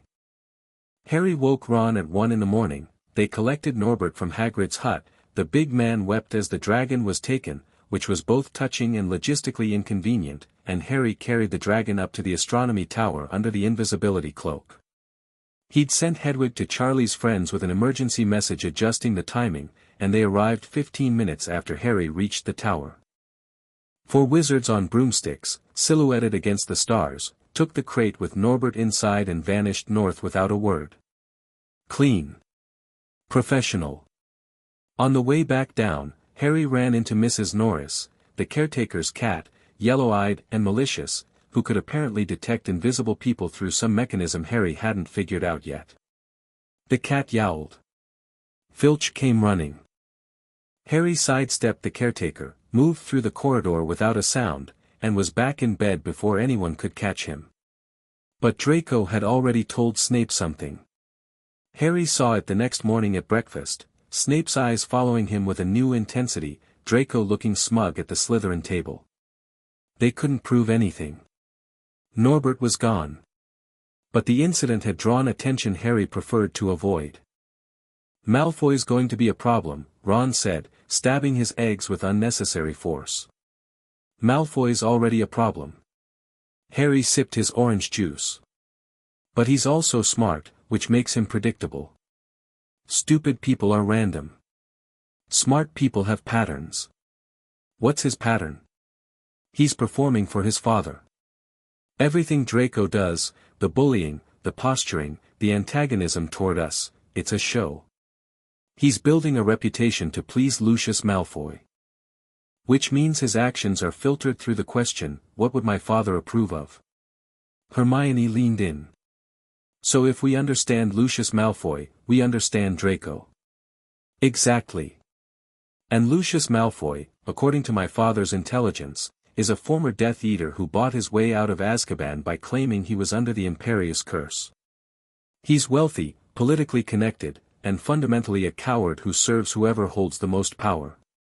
So Draco's a coward too? Ron asked hopefully. Draco is a child trying to live up to an impossible standard set by a flawed parent. Harry set down his juice. Sound familiar? Ron and Hermione both looked at him. The parallel was obvious, Harry, raised by a dangerous man, shaped by expectations, performing competence to please a father figure. The difference was that John's expectations were about capability, not cruelty. About being prepared, not being superior. Don't feel sorry for him, Ron muttered. He called Hermione a bad name, last week. I heard what he called me, Hermione said coolly. And I don't need anyone to feel sorry for me or fight my battles. What I need is for him to be managed so he doesn't interfere with what we're doing. Agreed. I'll handle Draco. Harry stood. Time for class. Handling Draco happened sooner than expected. It was a Tuesday, between classes, the corridor outside the Charms classroom. Harry was walking with Ron and Hermione when Draco stepped out from an alcove with Crabbe and Goyle flanking him, a formation so obvious it might as well have been choreographed. Potter. Draco planted himself in the center of the corridor. I know what you were doing at Hagrid's hut. I know about the dragon. What dragon? Harry said. Don't play stupid. I saw it. Through the window. A Norwegian ridgeback. That oaf was hatching an illegal dragon, and you helped him hide it. Students were stopping to watch. A corridor confrontation with Malfoy was apparently quality entertainment. Harry felt the audience gathering behind him, heard the whispers starting. Draco. Harry stepped forward. Not aggressively, he closed the distance by a single step, bringing him inside Draco's comfortable zone without being threatening. You're standing in a corridor making accusations you can't prove, with witnesses, in a tone that suggests you're trying to pick a fight. I'm not trying to. Yes, you are. Because someone told you that confrontation equals strength, and you believe them. Harry kept his voice even, almost conversational. But you're smart enough to know better. Crabbe and Goyle are here because you think you need backup, which means you know, on some level, that you can't handle this alone. And the thing you're threatening to report? Gone. There's no dragon, there's no evidence, and Hagrid will deny everything. You have nothing. Draco's composure was cracking. Not from anger, from the disorientation of having his script dismantled in real time. He'd expected denial or outrage or a hex. He'd gotten analysis. My father, your father isn't here. You are. And the choice you make right now is yours, not his. The corridor was silent. Every student within earshot was watching. Crabbe and Goyle looked at each other, lost without a cue to follow. Draco's face was flushed, his jaw tight, his eyes flickering with something more complicated than anger. You think you're better than me, Potter? I think you're better than this, Malfoy. And I think you know it. Harry walked past him. Ron and Hermione followed. Draco didn't stop them. Didn't say another word. But Harry felt the boy's eyes on his back all the way to the Charms classroom, and what he'd seen in them wasn't hatred. It was confusion. And underneath that, so deeply buried Draco probably didn't know it was there, something that looked like want. Not for power or status or his father's approval. For someone to talk to him like a person instead of a Malfoy. Harry filed it away. February brought rain and a Quidditch match against Hufflepuff that Gryffindor won 280-40 because Harry caught the snitch in under 4 minutes, which Oliver would celebrated by crying for the second time that year and declaring Harry, the best thing that's ever happened to this team, possibly this school, possibly my life. Harry wrote to John about the match, keeping it light, describing the dive and the catch and Wood's theatrical weeping.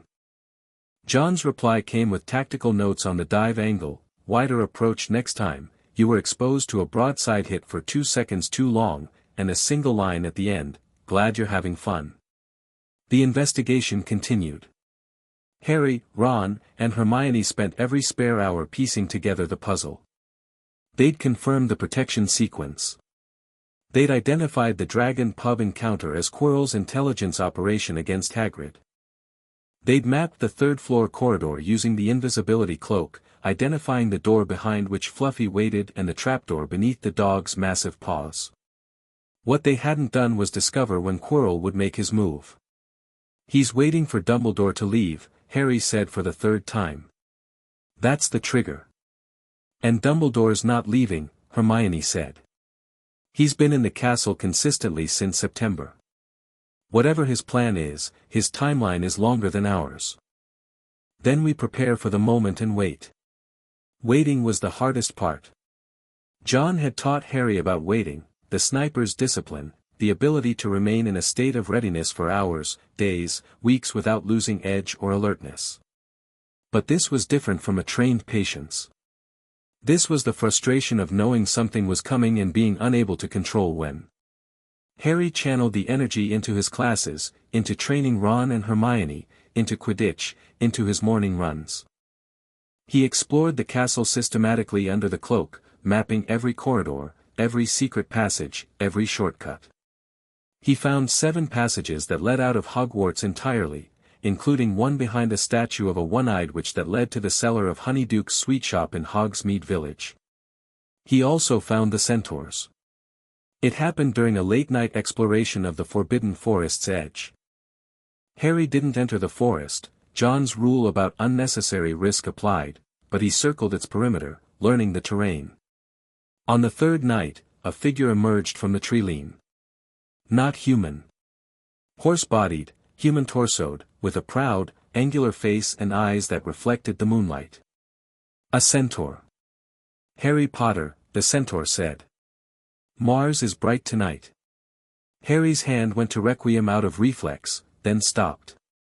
The centaur's posture was calm, non-threatening. Its eyes held intelligence and age. I'm Firenze, the centaur continued. We have been watching the skies for you. For me specifically. For what you represent. The stars speak of convergence, old magic and new, death and renewal, a choice that will define the shape of what follows. Firenze stepped closer, hooves silent on the frost-hardened ground. There is a darkness in your castle, young one. It wears a man's face and feeds on borrowed life. Quirrell. I do not know human names. But the darkness is hungry, and it grows less patient. The unicorns have been dying. Something cold moved through Harry. Dying how? Slain. For their blood. Unicorn blood sustains life, but at a terrible cost. The drinker is cursed, a half-life, a shadow existence. Only something truly desperate would commit such an act. Or something that needed to survive long enough to get what it really wanted. Firenze's dark eyes studied Harry with a gravity that transcended species. You understand more than most your age. I was raised to understand threats. You were raised to survive, Firenze corrected gently. That is not the same thing.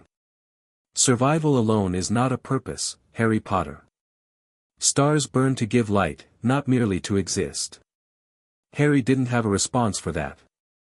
The centaur's words settled into a place he hadn't known was empty. Be wary, Firenze said, and turned back toward the trees. The darkness moves soon. And when it does, fire and courage will matter more than steel and strategy. He disappeared into the forest. The trees swallowed him without a sound. Harry stood in the moonlight for a long time, thinking about stars and purpose and the difference between surviving and living. March. The castle shook off winter slowly, ice giving way to mud, gray skies to gray-blue skies that occasionally, grudgingly, produced sunlight. Exams were approaching and Hermione's study schedules had become legendary, color-coded, cross-referenced, and enforced with the iron will of a field commander. Harry didn't need to study. His pre-Hogwarts education and natural aptitude meant he could pass any first-year exam without preparation. But he studied with Ron and Hermione anyway, because studying together had become one of the ways they spent time together, and Harry had discovered that time spent with friends was valuable even when the activity itself wasn't strictly necessary. This was a new concept. Everything in John's world had purpose, training, preparation, intelligence gathering, rest as a tactical necessity. The idea of doing something simply because you enjoyed the company of the people you did it with was radical in a way Harry was still processing. Ron taught him to enjoy things. Not deliberately. Ron didn't have a pedagogical approach to fun. He simply was fun, naturally, effortlessly, in the way that water was wet. He dragged Harry into exploding snap tournaments in the common room. He provided running commentary on every Quidditch match they listened to on the WWN, Wizarding Wireless Network. He told jokes that were terrible and laughed at them so hard that Harry laughed too, not at the jokes but at Ron's complete lack of shame about finding them funny. "Your delivery is atrocious," Harry told him after a particularly bad pun about a wizard who walked into a bar. "That's what makes it art, mate. That's what makes it a war crime." Ron beamed. "Coming from you, that might actually be a compliment." Hermione taught him to be curious. She dragged him to the library when she found something interesting, which was constantly. Not just investigation-related material, she brought him obscure magical theory, history, analysis of spell evolution. She'd sit across the table, buried in a book twice the size of her head, and surface periodically with pronouncements like, "Did you know that the levitation charm was originally developed for construction, not combat?" Or, "The statute of secrecy was almost broken during the Napoleonic Wars because the French ministry wanted to help Napoleon," or, "Listen to this, it's fascinating," and Harry would listen.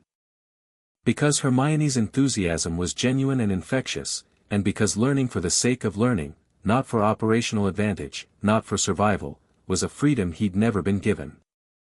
"You're changing," Ron told him one evening. They were in the common room, Ron playing chess against himself, and winning, which Harry found philosophically troubling, Hermione asleep in an armchair with a book on her chest. "How?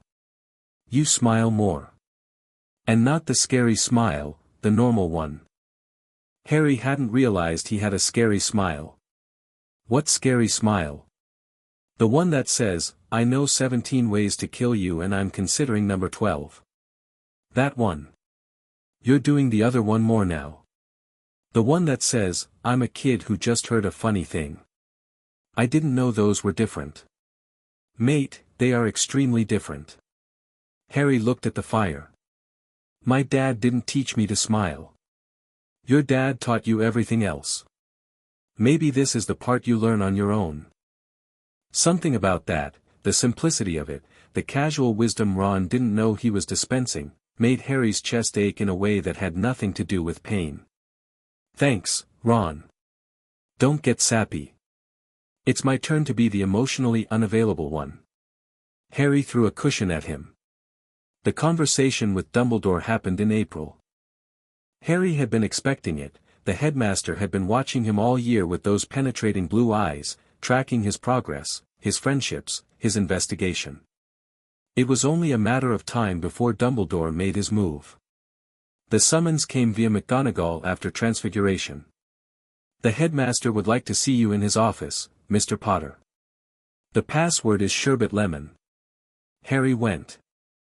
He left Requiem in its holster, the holly wand in its forearm sheath, and his mind locked behind the strongest occlumency barriers he could manage.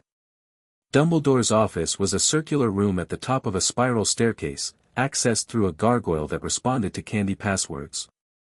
It was cluttered with extraordinary things, silver instruments clicking and whirring on spindly tables, bookshelves crammed with ancient volumes, a beautiful red and gold bird perched on a stand near the desk. The bird was a phoenix. Harry felt it before he understood it, a warmth, a resonance, the same recognition he'd felt when the holly wand chose him. The phoenix's feather in his wand. The phoenix that had given its twin to Voldemort's.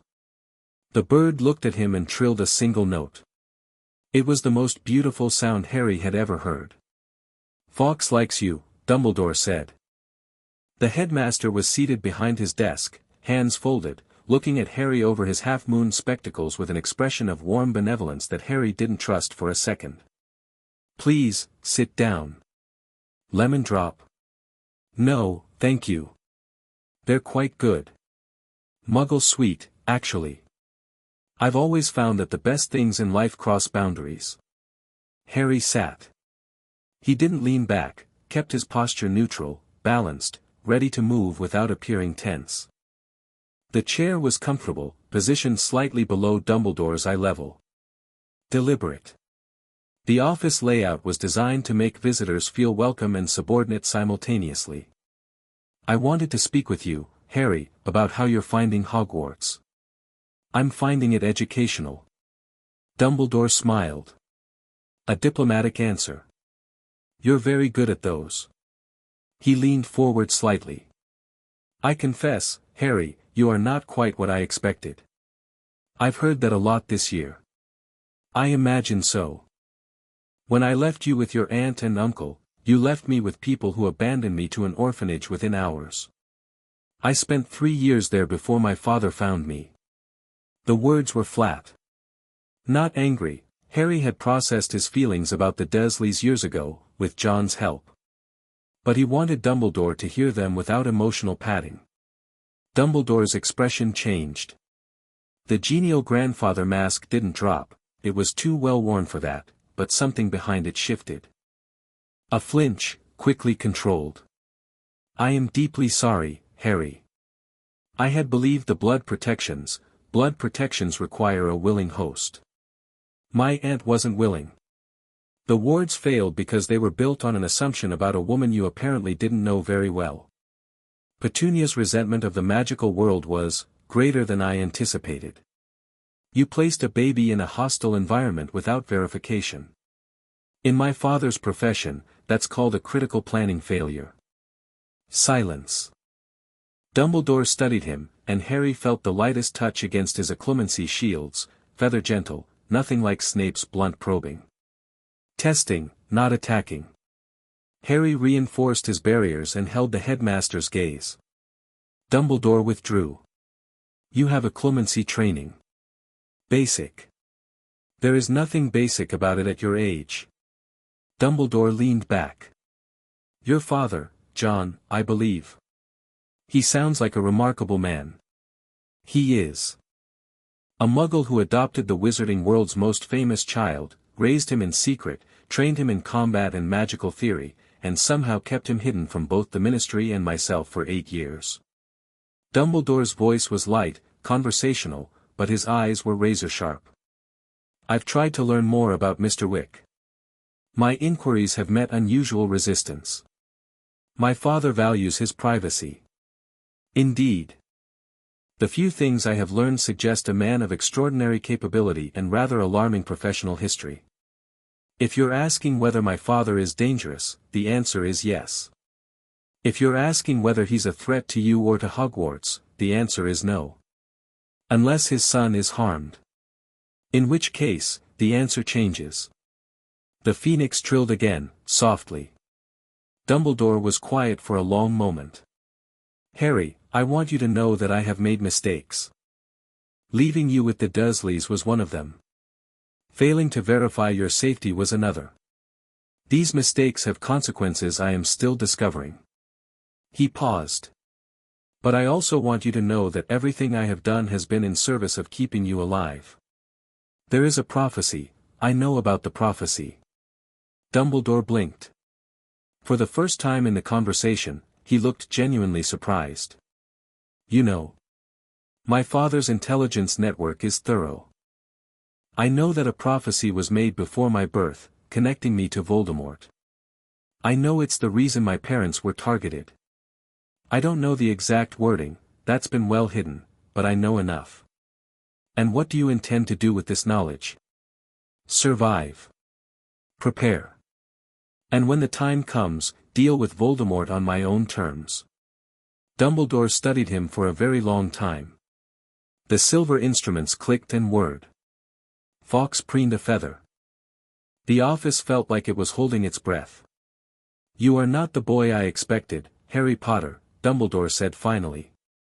And I am not certain whether that makes things better or worse. Better for me. Probably worse for your plans. The ghost of a smile. Probably. He stood. I have one more thing to say, and I hope you'll hear it in the spirit intended. You are remarkably capable, Harry. Possibly the most capable student I've encountered in a century of teaching. But capability without connection is just efficiency, and efficiency without love is just machinery. I have connections, Professor. I have people I love. I know.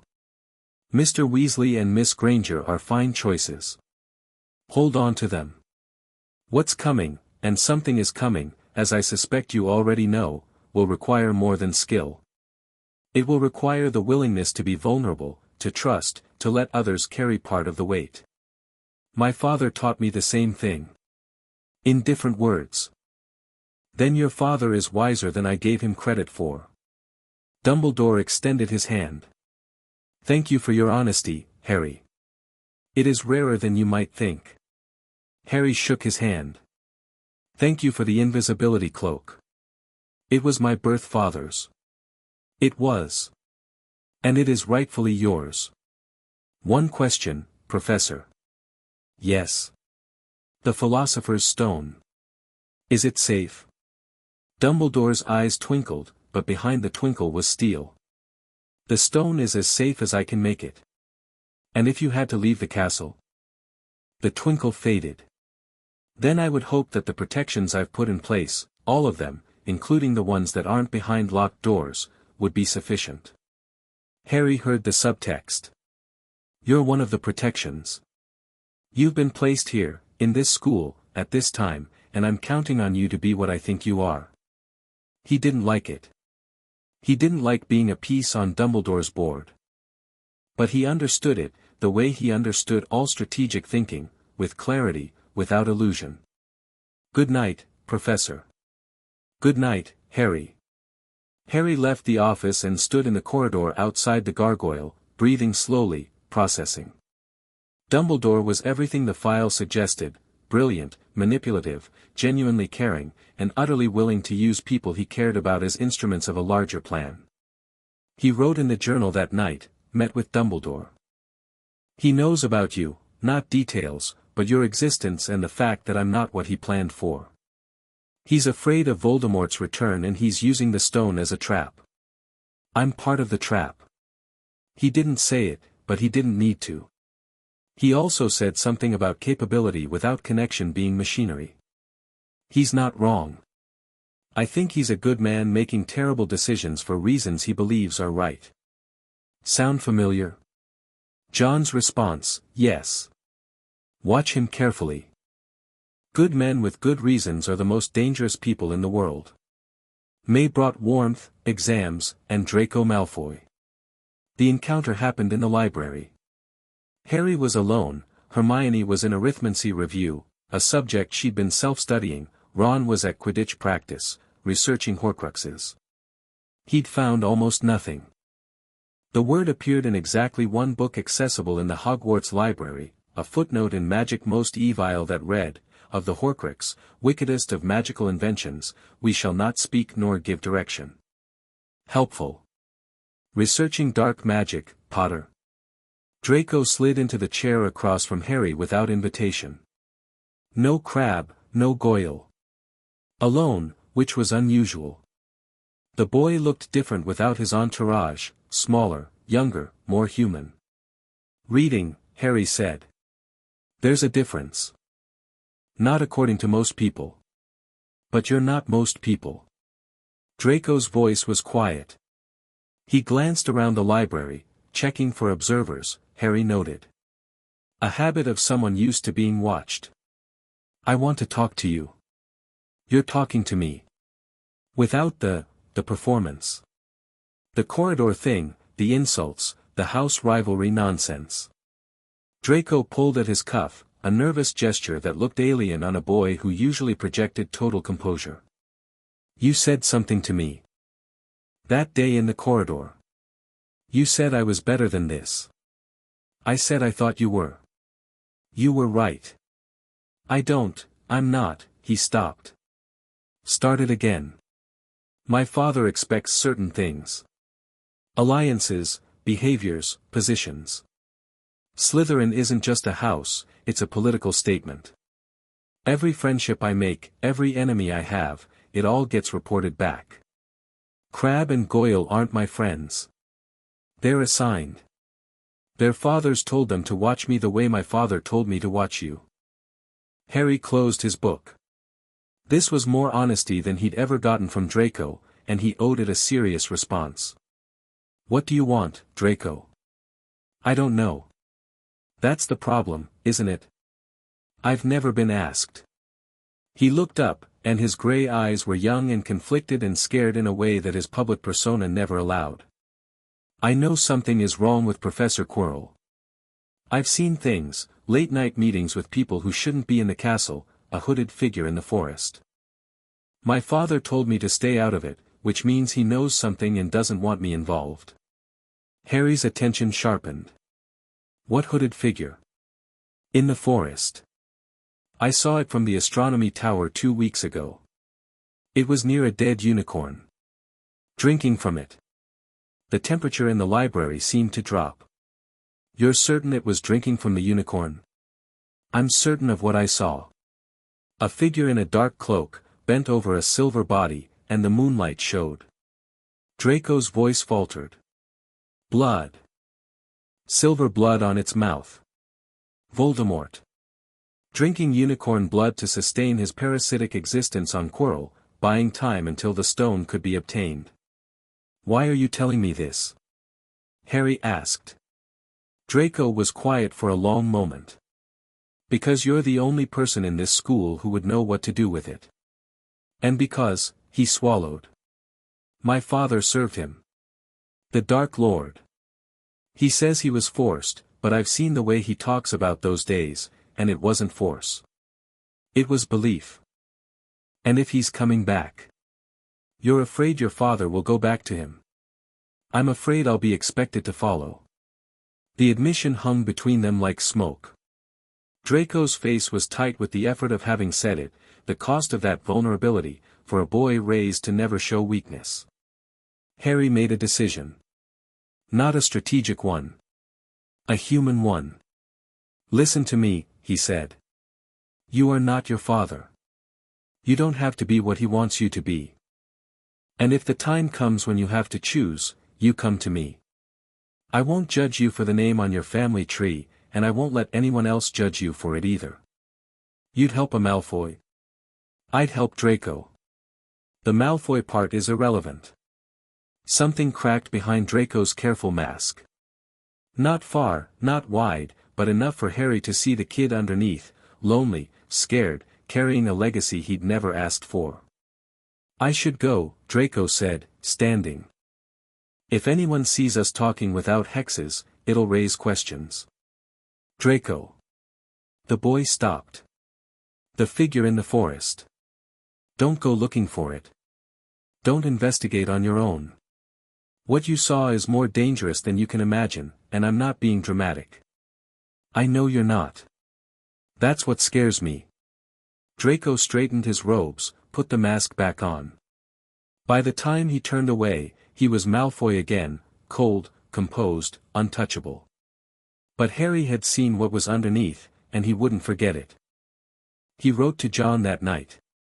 Not about Draco's intelligence, that went in a separate operational entry. About the boy himself. There's a kid here.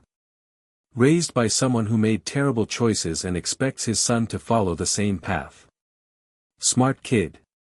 Scared kid. Trying to figure out who he is underneath what his father built. Remind you of anyone? John's response was characteristically brief, everyone is someone's kid. The lucky ones get to choose who they become. Help him if you can. Exams came and went. Harry aced everything without effort, which he tried not to be obvious about because Hermione had studied herself into a state of near collapse and would have been justifiably furious. Ron did better than expected, which Hermione attributed to their study sessions and Ron attributed to pure Weasley grit and a bit of luck.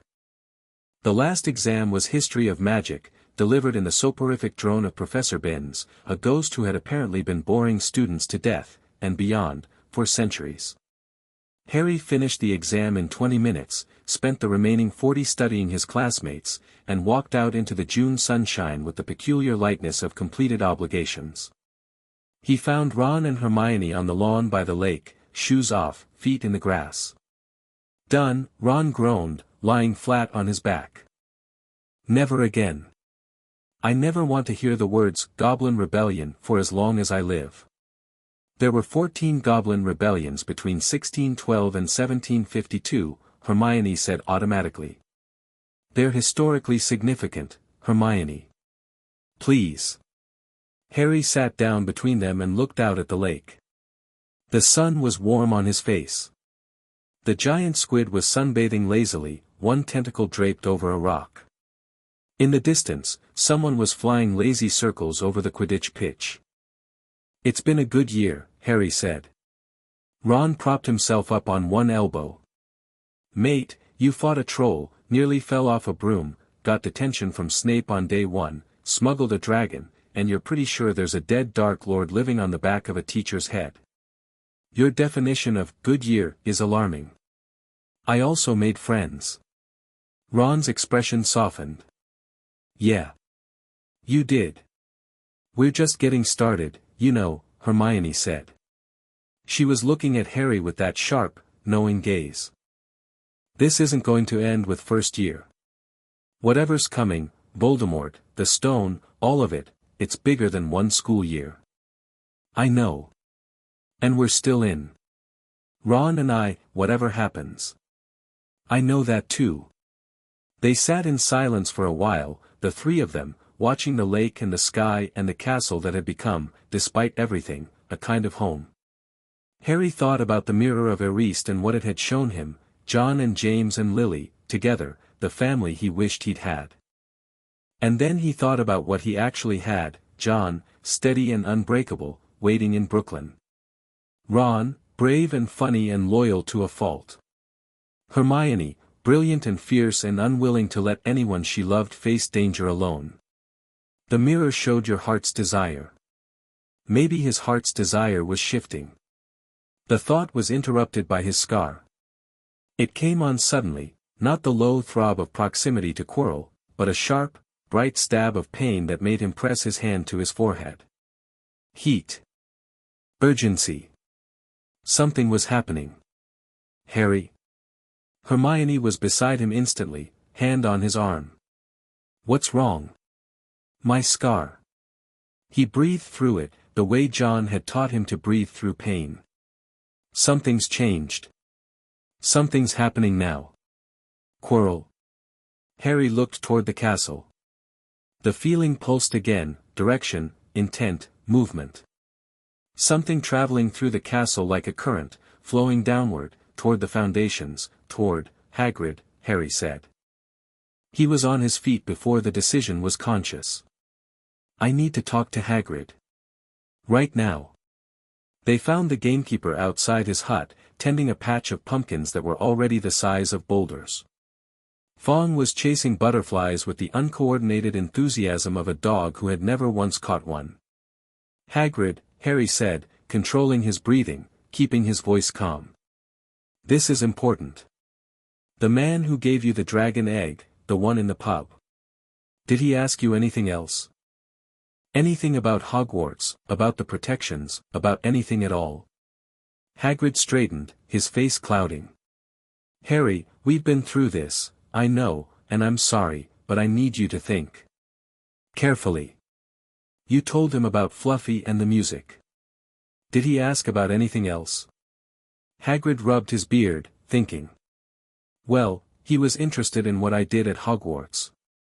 I told him I was keeper of keys and grounds. He asked about Dumbledore, whether he was around much, whether he ever left the castle.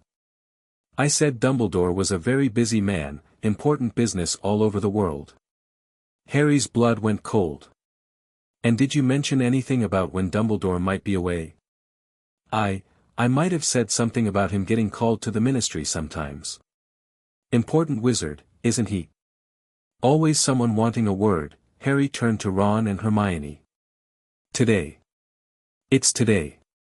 "What?" Ron's face had gone white. "Quirrell's been waiting for Dumbledore to leave. Hagrid told the stranger that Dumbledore gets called away. All Quirrell needs is to send a fake summons, an urgent owl from the ministry, something that pulls Dumbledore out of the castle." Harry's mind was racing, the pieces falling into place with the sick inevitability of a trap being sprung. He's had the information about Fluffy for months. He knows music puts the dog to sleep. "If Dumbledore leaves tonight, we need to tell a teacher," Hermione said. "Which teacher?" "Snape. He'll believe us, but Quirrell knows Snape is watching him, he'll have planned for that. McGonagall. She'll go to Dumbledore, and if Dumbledore's already gone, we could contact your father, Ron said. John is in New York. Even with magical travel, he's hours away. Harry's scar pulsed again, sharper. We don't have hours. They looked at each other. 3 11-year-olds on a castle lawn, the sun warm on their faces, about to make a decision that would define the rest of their lives. We go ourselves, Hermione said. Her voice was steady, but her eyes were bright with fear. We go through the trapdoor and we stop Quirrell before he gets the stone. Hermione, don't. Don't you dare try to go alone, Harry Potter. We trained for this. We prepared. Together. That was the deal. Ron was silent. Harry looked at him. Ron.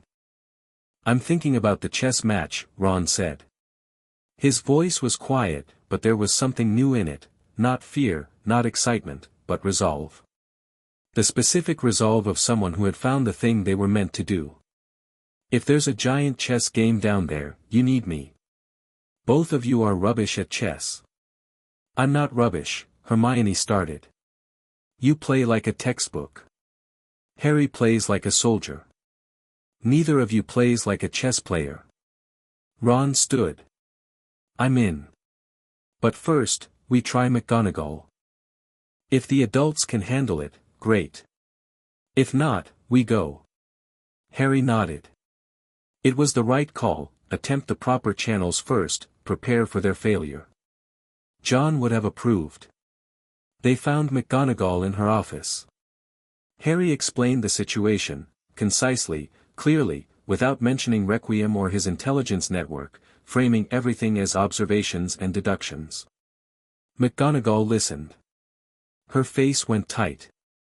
Mr. Potter, I appreciate your concern, but the stone is perfectly well protected. Professor Dumbledore, has Professor Dumbledore left the castle today?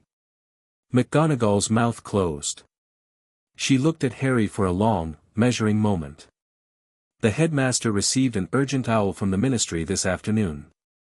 He departed for London an hour ago.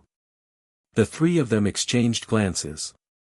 Professor, Harry said, the owl was a fake. Quirrell sent it. Tonight, he's going to try for the stone. That is a very serious accusation, Mr. Potter. I understand that. And I'm making it anyway. Please, contact Dumbledore. Get him back. Tonight. McGonagall studied him. Whatever she saw, the certainty in his eyes, the steady conviction in his voice, the same quality she'd seen in Lily Evans decades ago, it was enough. I will send an owl to the headmaster immediately. In the meantime, I want you three to go to your common room and stay there. Whatever is happening, it will be handled by the staff. Yes, Professor. They left her office. In the corridor, Harry stopped. She'll send the owl, he said. Dumbledore will come. But owls take time. London to Scotland is hours, even by magic. So we wait? Ron asked. Harry thought about Forenza. About the darkness that grew less patient. About unicorn blood on a hooded figure's mouth. We wait until dark, Harry said. If Dumbledore's back by then, we stand down. If not, the trapdoor, Hermione finished. The trapdoor. They went back to the common room. They ate dinner in the great hall, watching the staff table. Dumbledore's chair was empty. Quirrell was present, eating with his usual nervous manner, turban firmly in place. Snape was present, his eyes flickering between Quirrell and the empty chair. As the sun set, Harry felt his scar pulse again. A steady rhythm now, like a second heartbeat. Closer. Eager. Hungry. Dumbledore didn't return. At 10 o'clock, the common room emptied as students went to bed. Harry, Ron, and Hermione stayed by the fire, pretending to study. When the last prefect went upstairs, Harry stood. It's time. He went to his dormitory, moving quietly past the sleeping forms of Neville, Seamus, and Dean. He pulled on his jacket over his robes. Checked Requiem, loaded, 15 stunning rounds, 5 shield breakers, 5 blasting rounds, 5 binding hexes. 40 rounds total, thanks to the expanded magazine. Holly wand in the left forearm holster. Backup wand mounted on Requiem's rail.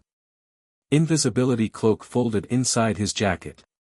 He paused at the door. Neville was awake, sitting up in bed, watching him. "You're going out," Neville whispered. "After what happened with the troll, and the dragon, Anne, you're going to do something dangerous." "Yes." "Should I try to stop you?" "You could try." Neville swallowed hard. "Then, be careful. Whatever it is." "Thanks, Neville." Harry went downstairs. Ron and Hermione were waiting, dressed, wands ready. Hermione had a bag slung over one shoulder. "Essentials," she said when Ron raised an eyebrow. "Right," Harry said. "Stay close, stay quiet, follow my lead. We're going to the 3rd floor." They left the common room under the invisibility cloak. 3 of them was a tight fit, their feet showed if they weren't careful, but Harry navigated them through the corridors with the confidence of someone who'd walked them dozens of times in the dark. The castle at night was different from the castle during the day. Shadows moved. Paintings whispered. The suits of armor creaked and shifted, tracking them as they passed. Once, Peeves the poltergeist zoomed through a corridor ahead of them and Harry pulled Ron and Hermione into an alcove, the cloak wrapped tight, breathing shallow. They reached the 3rd floor. The door to Fluffy's room was ajar. Harry's hand went to Requiem. The door should have been locked, sealed, warded. It was open. Which meant someone had already gone through. A harp sat beside the door, playing itself, enchanted, its strings rippling through a soft melody. Inside, Fluffy was visible in the torchlight. All 3 heads were asleep, enormous bodies sprawled across the floor, drool pooling in puddles the size of dinner plates. The trapdoor was visible beneath one massive paw. "Quirrell's already here," Harry whispered. "He's ahead of us." "Then we follow," Hermione whispered back. Harry pushed the door open wider. The harp's music continued, gentle and lulling. They moved past Fluffy, Harry first, weapon drawn, eyes on the dog's 3 sleeping faces, and reached the trapdoor. He lifted it. Below was darkness. "I'll go first," Harry said. "Count to 30, then follow." He dropped. The fall was short, 10 feet, maybe 12, and he landed on something soft that immediately began to move. Tendrils wrapped around his ankles, his wrists, his waist. Devil's snare. Sprout's protection. The plant was pulling him down, tightening with every movement. Harry didn't struggle. He remembered the counter: stop moving, stay calm, or use fire. He went limp, and the tendrils loosened slightly, enough for him to draw the holly wand. Lumos Solum. Brilliant white sunlight erupted from the wand tip. The devil's snare recoiled, screaming, a thin, papery shriek, and released him. He dropped through to solid ground, landed in a crouch, and rolled clear. "It's devil's snare," he called up. "Go limp when you land, then I'll hit it with light." Ron dropped through. He thrashed instinctively, the plant tightening around him. Harry hit it with another Lumos Solum and Ron tumbled free, gasping. Hermione followed, went perfectly still on landing, and the plant barely had time to grip her before Harry's spell drove it back. "Everyone okay?" "Fantastic," Ron wheezed. "Love being strangled by salad." They were in a stone corridor, damp and cold. Ahead, Harry could hear something, a distant rustling, like wind through leaves. Or wings. They moved forward. The corridor opened into a high-ceilinged chamber filled with what appeared to be birds, hundreds of them, small and bright, swooping and diving in a glittering cloud. "Those aren't birds," Hermione said. "They're keys." Enchanted keys.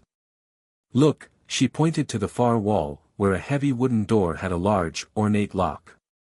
We need to find the right key. Flitwick's challenge, Harry said. Broomsticks hung on the wall, old, battered school brooms, meant for chasing the keys.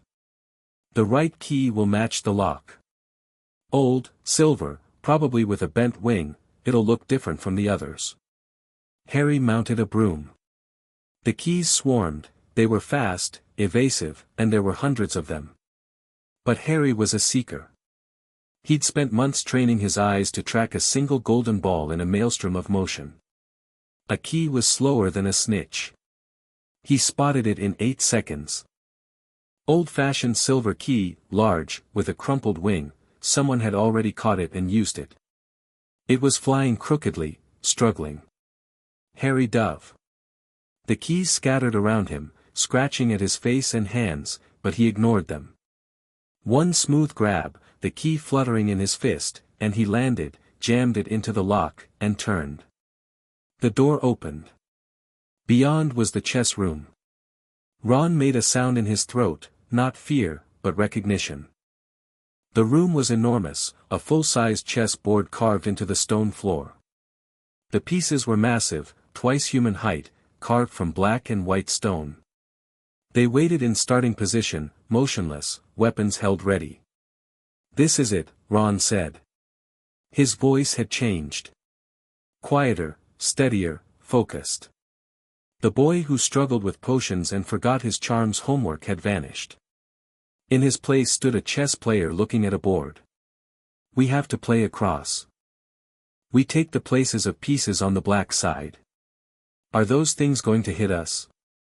Hermione asked, eyeing a white stone knight with a sword the length of a car. "When pieces are taken, yes. The taken piece gets destroyed." Ron walked the board, examining the positions, his eyes moving in the rapid, darting pattern of someone calculating dozens of moves ahead. "Harry, you take the bishop's position, there.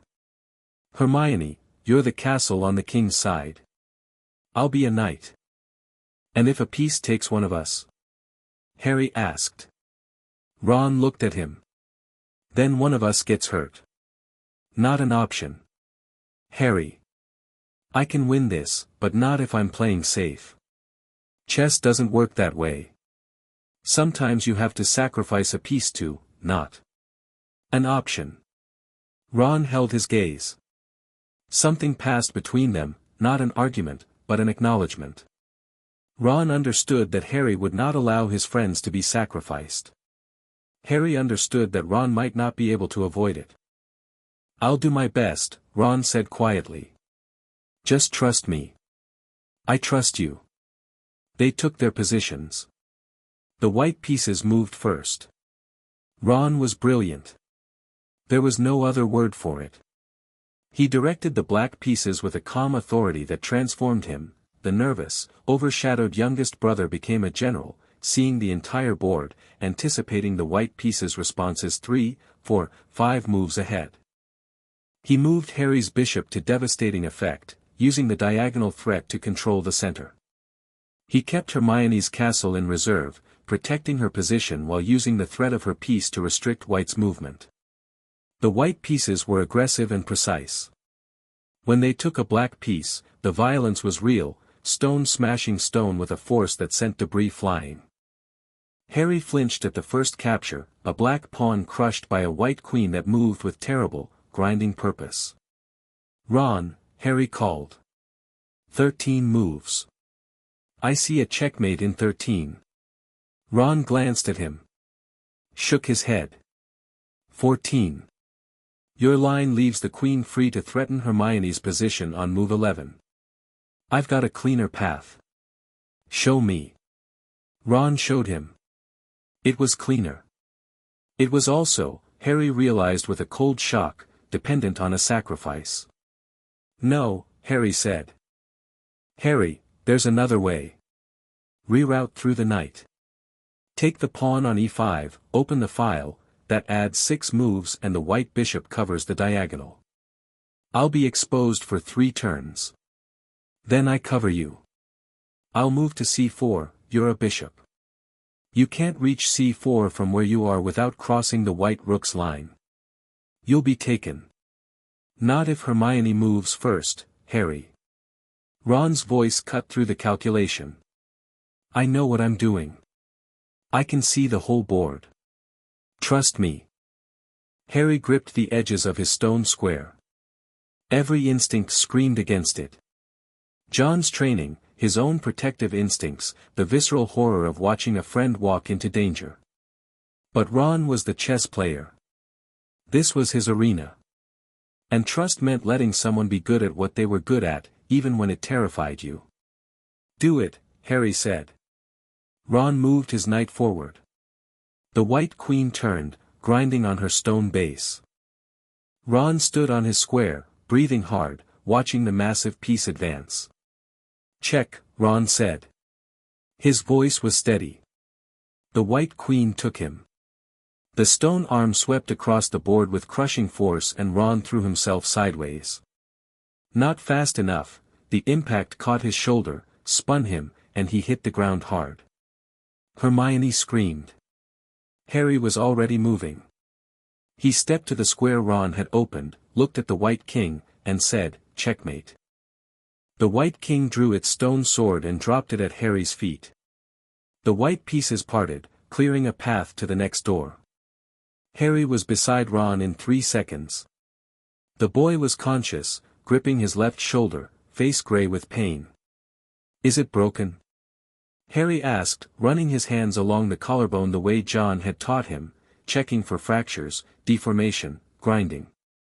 Doesn't feel broken. Dislocated maybe. Hurts like, Ron gasped as Harry found the joint. Yeah. That. Ow. I can reset it. You can what? Hold still.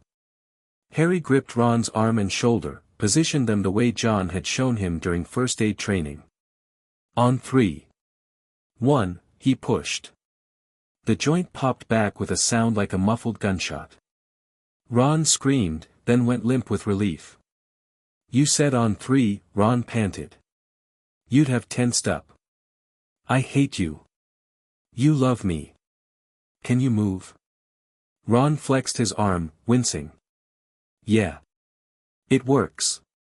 Just, really sore. You're staying here. Harry, Ron. You did your part. You won the chess match. You can't fight with that shoulder, and what's ahead is going to require fighting. Harry squeezed his arm. You were incredible. Ron's eyes were bright with pain and something else. Go. Both of you. Stop him. Hermione knelt and hugged Ron, quickly, fiercely. Then she stood and followed Harry through the door. The next room hit them with a wall of stench. The troll, Quirrell's protection, was already unconscious on the floor, a lump on its head the size of a basketball. Quirrell had dealt with his own obstacle on the way through. They stepped over it and entered the next chamber. Snape's puzzle. A table with 7 bottles. A scroll of parchment. A wall of purple fire blocking the forward door and black fire blocking the retreat. Hermione read the scroll, her lips moving silently. It's a logic puzzle. 3 of the bottles are poison, 2 are wine, 1 moves you forward through the purple fire, 1 moves you back through the black. How long? Give me a minute. Harry stood guard while Hermione worked. He could feel Quirrell ahead, feel the Scarpel strengthening, the proximity alarm of his cursed connection screaming. Close now. Very close. This one, Hermione said, holding up the smallest bottle. It goes forward. But Harry, there's only enough for 1 person. Harry took the bottle. Go back. Get Ron. Find a way to send a message to Dumbledore, Owl, Patronus, Fire Call, anything. Harry, you can't face him alone, I'm not alone. He touched Requiem through his robes. I've never been alone. Hermione's eyes filled. She blinked the tears back. You come back, Harry Potter. You come back or I will march into whatever afterlife exists and drag you out by your ear. I'll come back. She threw her arms around him. It was brief and fierce and she smelled like old books and the lavender soap she used. Harry hugged her back, which was something he was still learning how to do, and it felt like an anchor, like proof that the world contained things worth fighting for beyond duty and survival. She pulled back. Drank the return potion. Passed through the black fire and vanished. Harry drank the forward potion. It was ice-cold, spreading through him like liquid frost. He drew Requiem in his right hand and the holly wand in his left. He walked through the purple fire. And into the final chamber, where Quirrell was waiting. Chapter 4, Fiend Fire and Fallout. The chamber was circular, carved from raw stone, lit by torches that burned with a cold, blue-white flame that cast no warmth. In its center stood the mirror of Erist. Harry recognized it instantly, the ornate gold frame, the inscription across the top, the glass that showed not your reflection but your heart. It looked different here than it had in the abandoned classroom at Christmas. Smaller, somehow. Or maybe the room was too large for it, the ceiling vaulting into shadow, the air heavy with magic so thick Harry could taste it, copper and ozone and something old, something that had been waiting a very long time. Quirrell stood before the mirror with his back to Harry. No stutter. No flinch. No performance. The man who turned around was not the trembling wreck who had taught defense against the dark arts all year. His eyes were clear and cold and intelligent, his posture straight, his expression carrying the serene certainty of someone who had already won. "Mr. Potter," Quirrell said. "I wondered when you'd arrive." Harry stopped 6 paces from the door. Distance. Angle. Cover options, none. The room was open, circular, with the mirror as the only significant object. Quirrell was between Harry and the mirror, which meant Harry was between Quirrell and the exit. Requiem was in his right hand, held low along his thigh. Holly wand in his left, ready. His scar was a line of white fire across his forehead, and beneath the pain, he could feel something else, a presence, heavy and malevolent, pressing against his awareness like a hand against a window. "I knew it wasn't Snape," Harry said. His voice was calm, conversational. "John's voice. The voice you used when the situation was at its most dangerous and panic was a luxury you couldn't afford. The stutter was good. The garlic was a nice touch, covered the smell of whatever Voldemort's presence does to you physically. But you overplayed the incompetence. A genuinely nervous man would have moments of accidental competence. You never did." Quirrell tilted his head. "You noticed that. Remarkable, for an 11-year-old. I was raised by someone who pays attention." "The Muggle." Quirrell's lip curled. "Yes. I heard rumors, the great Harry Potter, raised not by adoring relatives but by some Muggle criminal." The Dark Lord was amused. "I'm glad he's entertained. Why can't you get the stone?" Quirrell's composure cracked, just slightly. Frustration bled through the mask. "The mirror. Dumbledore's final protection. I see myself presenting the stone to my master, but I can't determine how to retrieve it. The mirror shows what I desire, but it won't give it to me. Because the mirror is the protection. Dumbledore enchanted it so that only someone who wanted the stone but didn't want to use it could retrieve it." Quirrell stared at him. "How could you possibly know that?" "I know how Dumbledore thinks. He believes in irony and moral tests. The stone is only accessible to someone with pure intent, someone who wants to find it but not exploit it. That's why you can't get it. You want to use it. Clever boy." The voice came from Quirrell's mouth but wasn't Quirrell's voice. Deeper, colder, with a sibilant edge that made Harry's scar explode with pain. "Very clever. Let me speak to him." "Master, you are not strong enough, I am strong enough for this." Quirrell's hands rose to his turban. He began unwinding it, the purple fabric falling away in loops, and Harry saw what was underneath. Where the back of Quirrell's head should have been, there was a face. White as chalk. Red eyes. Slit nostrils. A mouth that smiled with the terrible patience of something that had waited 10 years and would wait 10 more if necessary.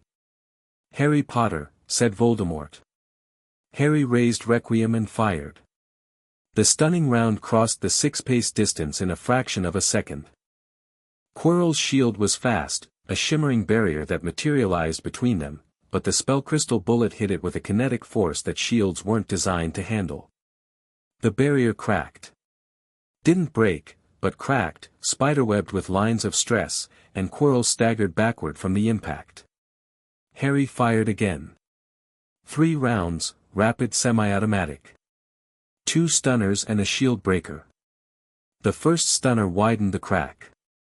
The shield breaker punched through, detonating in a burst of blue energy that shattered the barrier entirely.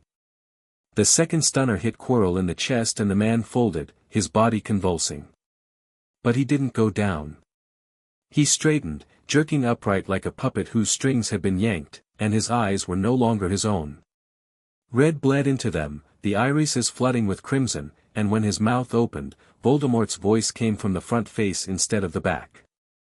"Interesting," Voldemort said through Quirrell's mouth. The body moved differently now, smoother, more controlled, the stuttering professor's mannerisms replaced by a predatory grace that didn't belong to the host. A Muggle weapon enhanced with magic. "I have never seen such a thing." "Your father's influence?" Harry didn't answer. He was already moving, circling left, keeping distance, putting the mirror between them. Requiem up, sighting center mass, calculating. "I felt you die," Harry said. "The night you killed my parents. The curse rebounded and you burned. What's left of you is parasitically attached to a mediocre wizard's skull because you don't have a body of your own." Mediocre. Quirrell's face spasmed, the host's ego, briefly surfacing.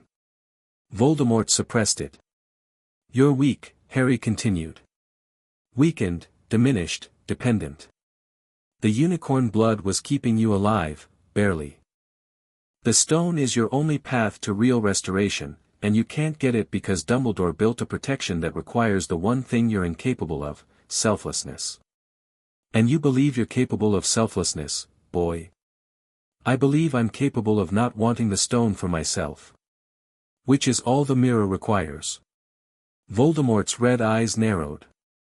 Through Quirrell's face, the expression was grotesque, human features twisted by an inhuman intelligence. "Then retrieve it," Voldemort said. "Retrieve the stone, and perhaps we can reach an accommodation." "No. No. I'm not here to negotiate. I'm here to stop you."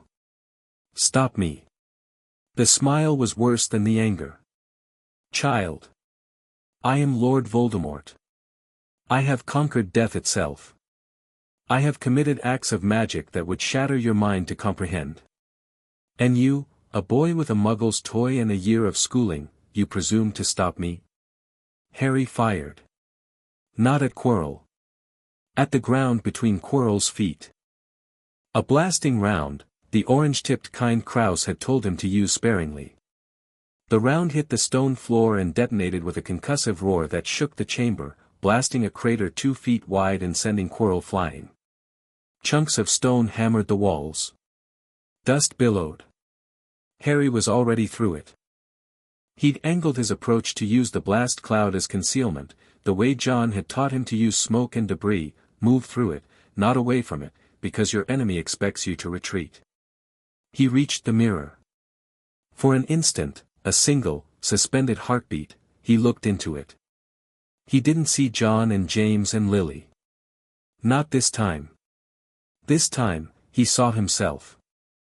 Just himself, standing in the chamber, and his reflection smiled and reached into its pocket and pulled out a blood-red stone the size of a small egg. The reflection winked and slipped the stone back into its pocket. Harry felt something heavy appear in his real pocket. The stone. He had the stone.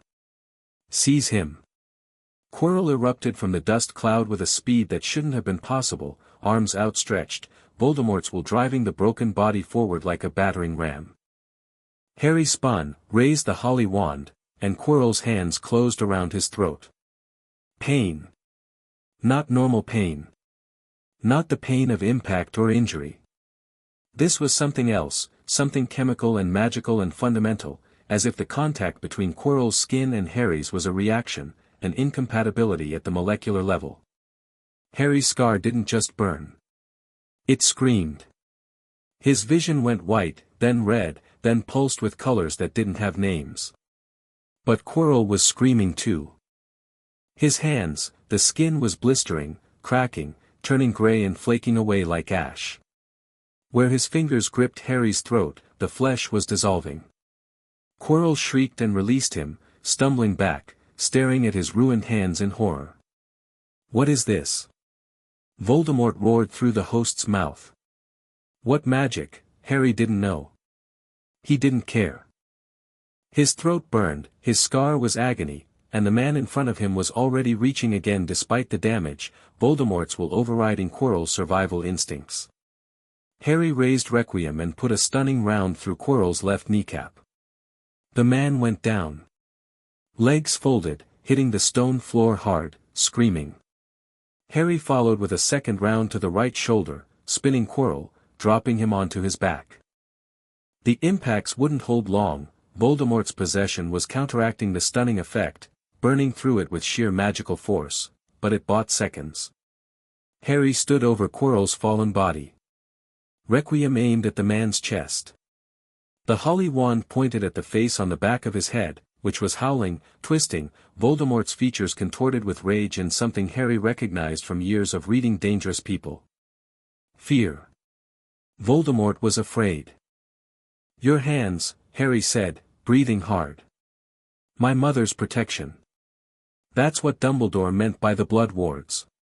She died to save me, and her sacrifice left something in my skin, something you can't touch. A mother's love. Voldemort spat the words like poison. Sentimental magic. Weak magic. Weak magic that's dissolving your host. Harry's voice was steady despite the pain. You can't touch me. Your servant can't touch me. And in about 3 minutes, the spells I hit him with are going to finish working through your resistance, and he's going to lose consciousness, and you're going to be stuck in an immobile body in a locked room until Dumbledore arrives. Dumbledore is not coming.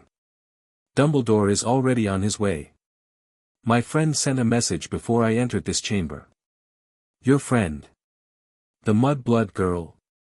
Harry's finger tightened on the trigger. The motion was involuntary, a reflex born from protective fury so intense it bypassed his training. He caught himself. Breathed. Released the pressure on the trigger by a fraction. Call her that again, Harry said quietly, and I'll put the next round through your host's spine. You won't kill. You're a child. I'm John Wick's son. And you're right, I won't kill Quirrell. He's a victim as much as an enemy. But I don't need to kill him to stop you. Quirrell's body spasmed. The man was fighting, not against Harry, but against Voldemort. The host's own consciousness was clawing its way back, driven by pain and terror, and Voldemort's control was slipping. The face on the back of the head was flickering, fading, the features losing definition. This is not over, Voldemort hissed. I have cheated death, boy. I have split my soul and hidden the pieces where no one will find them. Kill this body and I will find another. Destroy me here and I will return. I am eternal. I am, desperate, Harry finished. You're desperate. And desperation makes people stupid. He pressed his free hand against Quirrell's face. The reaction was immediate and catastrophic. Where Harry's skin met Quirrell's, the flesh didn't just blister, it crumbled. Turned to ash. Disintegrated like paper in a furnace. Quirrell screamed, a sound that wasn't entirely human, and beneath the scream, Voldemort's voice rose in a howl of pure rage. Harry held on. The pain was immense, his scar felt like it was being carved open with a hot wire, and something in his chest was burning, the protective magic his mother had left reacting to Voldemort's presence with a violence that was both shield and weapon. His vision dimmed.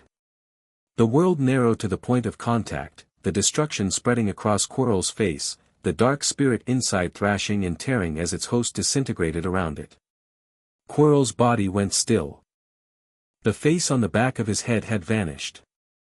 The turban was gone, the dual existence ended. What lay on the stone floor was a man, just a man, broken and burned, barely breathing. And from the body, something rose. A shadow. A wraith. Darker than the chamber's darkness, with a shape that was almost human and almost not, with eyes that burned red in a face made of smoke and hate. It hung in the air above Quirrell's body, looking down at Harry with an expression of such concentrated malice that Harry's scar blazed white and he stumbled backward, raising Requiem. The wraith screamed, a sound that existed in frequencies beyond hearing, a vibration Harry felt in his bones and his blood and the deepest part of his magic. And then it moved. Not toward Harry. Through him. Through the wall. Through the stone and the earth and the wards, tearing a hole in the castle's protections that sealed behind it like water closing over a stone. Gone. Voldemort was gone. Again. Still alive, still existing in whatever diminished form the Horcruxes maintained, but gone from Quirrell, gone from the chamber, gone from Hogwarts. Harry stood in the ruined room, Requiem in one hand, Holly wand in the other, Quirrell's body at his feet, the Philosopher's Stone a weight in his pocket, and breathed. In for 4. Hold for 4. Out for 4. His hands were shaking. He hadn't noticed until now. The adrenaline was crashing, the pain from his scar transitioning from acute to throbbing, and his legs felt like they'd been filled with sand. He wanted to sit down. He wanted John. He wanted to go home and eat scrambled eggs and throw a ball for Daisy in the backyard and not think about Dark Lords or prophecies or the sound a man's face made when it turned to ash under your hand. He holstered Requiem. Pocketed the holly wand. Knelt beside Quirrell and checked for a pulse. It was there. Faint, thready, but present. The man was alive. Barely. Harry sat down on the cold stone floor beside the body of the man who had tried to kill him and waited for someone to come. His scar pulsed. Quieter now. The presence was gone, but the connection remained, a thread stretching into darkness, linking Harry to something far away and hungry and patient. I have split my soul and hidden the pieces. Pieces. Plural. Not one Horcrux. Multiple. Harry closed his eyes and leaned his head back against the mirror's frame. The glass was warm against his hair. He didn't look into it. He didn't want to see what his heart desired right now. He was pretty sure it was just silence. He must have passed out, because the next thing he knew, there were hands on him and a voice saying his name. Harry. Harry, can you hear me? He opened his eyes. The chamber was brighter, real torchlight, warm and orange, not the cold blue that had burned during the confrontation. Faces swam above him. Dumbledore's, creased with worry and something deeper. McGonagall's, white and rigid. And, Dad. John Wick knelt beside him on the stone floor of a room buried beneath a magical castle in Scotland. He was wearing the same dark suit he always wore, his face was exactly as calm as it always was, and his hand was on Harry's shoulder with the steady pressure that meant I'm here, you're safe, nothing is going to touch you. Hey, kid. How? Harry's voice rasped. His throat was bruised where Quirrell had grabbed him. How are you here? Elara portkeyed me from New York when your journal went dark. I arrived at the front gate 2 hours ago. John's eyes moved across Harry's face, cataloging damage. Throat bruising, scar inflammation, exhaustion, minor cuts from the stone debris. The wards tried to keep me out. The wards are designed to repel hostile forces, Dumbledore said quietly, standing behind John. They are not designed for a man who walks through them by force of will. I knocked. You broke through the outer ward line, disabled 2 alarm enchantments, and incapacitated a suit of animated armor that attempted to stop you. It was in my way. Dumbledore looked at John Wick with an expression Harry had never seen on the old wizard's face. Not hostility. Not even wariness. Something closer to awe, tinged with the unsettling realization that there existed in the world a Muggle who could breach Hogwarts' defenses through sheer determination and combat expertise. Quirrell, Harry said, trying to sit up. John's hand kept him still. Alive, Dumbledore said. Mr. Quirrell is in the hospital wing under heavy guard. Voldemort's spirit has departed, I confirmed it myself. The host will survive, though I expect his recovery will be complicated. The stone. Harry reached into his pocket. The blood-red stone sat in his palm, warm and smooth, pulsing with a faint inner light. He held it up to Dumbledore. I assume this is yours. Dumbledore took it. For a moment, the old man simply looked at the stone, and Harry saw something in his eyes, temptation, or the memory of temptation, quickly mastered. It is Nicholas's, Dumbledore said. And I believe, after tonight, Nicholas and I will be having a conversation about whether it should continue to exist at all. You're going to destroy it? That will be Nicholas's choice. But I suspect he will agree that a world with the stone in it is a world where tonight's events will happen again. Harry let his hand drop. The effort of holding it up was too much. John caught his arm and eased it down. My friends, Harry said. Ron and Hermione, Mr. Weasley is in the hospital wing being treated for a dislocated shoulder and being fussed over by his brothers, McGonagall said. Her voice was tight with the specific emotion of a teacher who had nearly lost students on her watch. Miss Granger is also there. She refused to leave until she was told you were alive. Tell her I'm alive. I'll tell her you're conscious and characteristically stubborn. McGonagall turned on her heel and strode out. Her pace was just slightly too fast, her shoulders just slightly too rigid.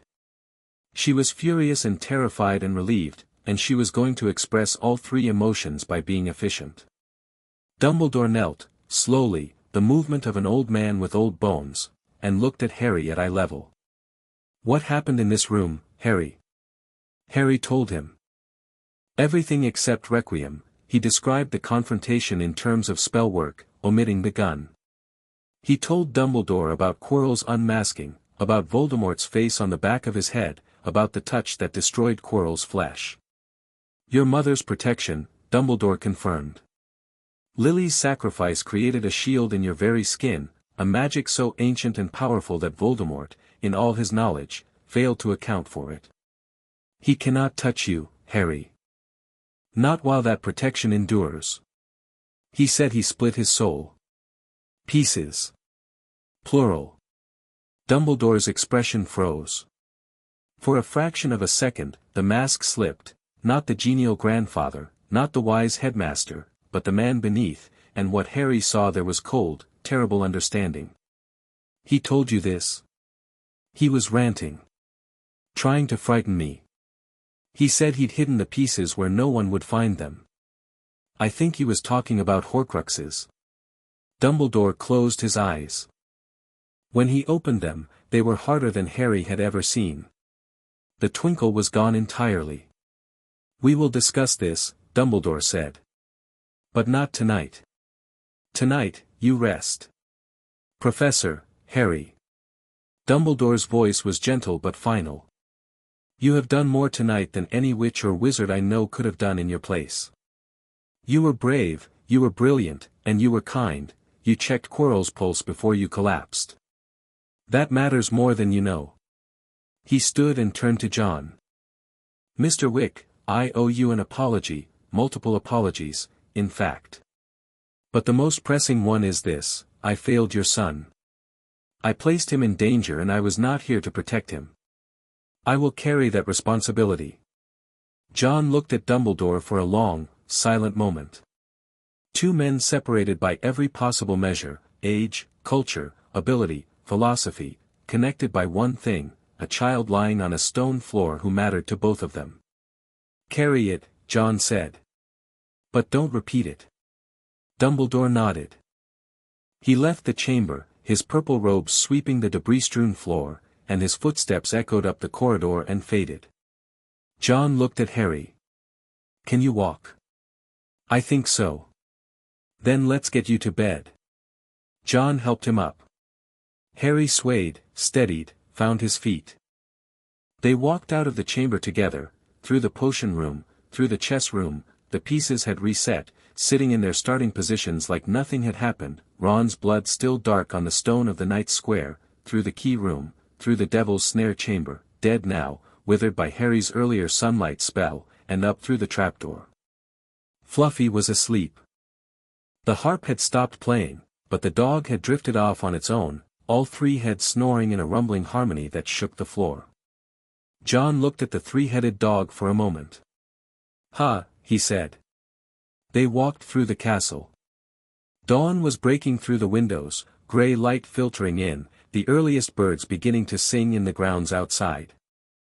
The castle was waking up around them, portraits stirring, armor stretching, the distant clatter of the kitchens beginning breakfast preparation. Harry leaned on John as they climbed the stairs. He didn't need to, his legs worked, his body functioned. But he wanted to. He wanted the weight of his father's arm around his shoulders, the solid reality of John's presence, the proof that some things in the world were constant and reliable and would not turn to ash in your hands. "I killed someone," Harry said on the fourth-floor landing. "Quirrell is alive. I destroyed his face. With my hands. I held on and his skin turned to ash and I could have let go but I didn't because Voldemort was still there and I needed to, you needed to stop the threat. I felt him dying. Quirrell. I felt his life draining out through my fingers and I didn't stop." John was quiet for a flight of stairs. "When you were 6, he said, you found more actions right the next chapter now." Chapter 5, the long game. September 1st arrived the way September always arrived in Brooklyn, hot, humid, the last gasp of summer clinging to the city like it owed it money. Harry woke at 5:30, ran his usual 3 miles through streets that were already sticky with heat, showered, and dressed in the clothes John had laid out for him the night before. Not robes, those were packed. A dark jacket, fitted shirt, good trousers. The uniform of a boy who understood that how you presented yourself was a statement of intent. Requiem went into the shoulder holster. Holly wand into the left forearm sheath. Backup wand mounted on the rail. Communication journal in the inner pocket. Harry looked at himself in the mirror. A year older, an inch taller, slightly broader in the shoulders from the summer's intensified training. The same green eyes, the same lightning scar, the same calm expression that Ron called his scary smile face. He wasn't smiling, though. He was thinking about what today meant. Last year, he'd boarded the train as an unknown, a boy with a famous name and no context. This year, he was returning as someone the wizarding world had opinions about. The story of the Philosopher's Stone had leaked, in fragments and rumor, and the Daily Prophet had run several speculative pieces over the summer about the boy who lived's first year at Hogwarts that ranged from mildly inaccurate to wildly fictional. He didn't care about the stories. He cared about the reality underneath them, the Horcruxes, the prophecy, the slow gathering of forces on both sides of a war that most of the wizarding world didn't believe was coming. Downstairs, John was making scrambled eggs. Daisy was in her bed by the radiator, watching them with half-closed eyes. She'd gotten slower over the summer, sleeping more, eating less, her enthusiasm for walks diminishing. Harry tried not to think about what that meant. He focused on the eggs. "Portkeys arranged for 10, John said, sliding a plate across the counter. "Elara's meeting us at King's Cross. You're coming to the platform?" "I'm coming to the platform." John sat down with his own plate. "I'm also having the meeting with Dumbledore tonight. After the feast. We discussed this. I'm in that meeting. You're in the second half. The first half is between Dumbledore and me. Father to headmaster. There are things I need to say to him that I'd rather say without you watching. Like what? Like what happens if he puts you in danger again. The specifics are, not suitable for a 12-year-old. I fought Voldemort. And I'll be discussing Voldemort-level consequences for anyone who engineers a situation where that happens again. John ate a forkful of eggs. It's a credibility conversation, Harry. Dumbledore respects power. I need to establish, in terms he can't misinterpret, that my power is not theoretical. Harry understood. In the Continental's world, credibility was currency. You earned it through demonstration, not discussion. John was going to walk into Dumbledore's office and make the most powerful wizard in Britain understand, viscerally, that John Wick was not someone whose child you endangered. Don't break anything. I'll be polite. That's what worries me. John's mouth twitched. They finished breakfast in comfortable silence, the kind that had been the soundtrack of Harry's life for as long as he could remember. No wasted words. No forced conversation. Just two people who knew each other so well that language was optional. At 9:30, Harry knelt on the kitchen floor and held Daisy's face in his hands. The beagle's tail wagged slowly, her brown eyes warm and old and knowing. I'll be back at Christmas, Harry told her. Be good. Don't let Dad eat takeout every night. Daisy licked his nose. That's disgusting and I love you. John watched from the doorway. He didn't rush Harry. He never rushed Harry. They portkeyed from the Continental's New York annex. The sensation was exactly as terrible as Alara had always described it, like being hooked behind the navel and yanked through a drainpipe, and arrived in a private room above the leaky cauldron in London at 9:45 local time. Alara was waiting, as promised. She looked the same, wild grey hair, mismatched coat, wand in hand like an extension of her arm. She hugged Harry, which she did every time they met and which he'd stopped pretending to be uncomfortable with. You've grown, she said, holding him at arm's length. And you look like you've been training hard. Every day. Good. You'll need it. She glanced at John. The order meeting is set for tonight. Dumbledore's office, 9 o'clock. I'll be there. You're joining the order? Harry asked. Consulting. I'm too old and too ornery for membership, but Dumbledore asked for my expertise on advanced defensive magic, and I've agreed to provide it. She paused.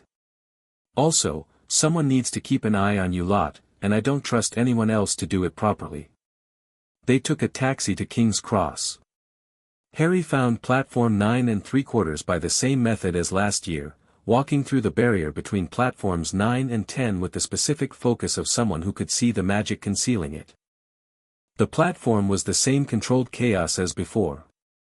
The Scarlet Hogwarts Express, the steam, the families, the owls. Harry felt the familiarity of it like a warm hand on his back, pushing him forward. John carried his trunk to the train.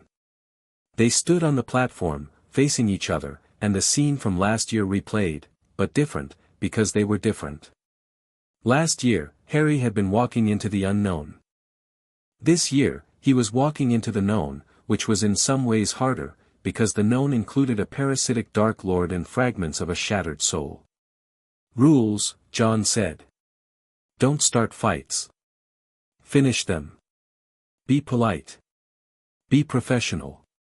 Always have a plan. New rule. Harry raised an eyebrow. Let your friends help. Not because you need them. Because they need to be needed. Harry turned that over. It was a John observation, deceptively simple, built on a foundation of understanding about human nature that went deeper than tactics. Ron and Hermione didn't just want to help him. They needed to. Being needed was how they found their purpose, their courage, their place in the story. If Harry shut them out to protect them, he wasn't protecting them. He was diminishing them.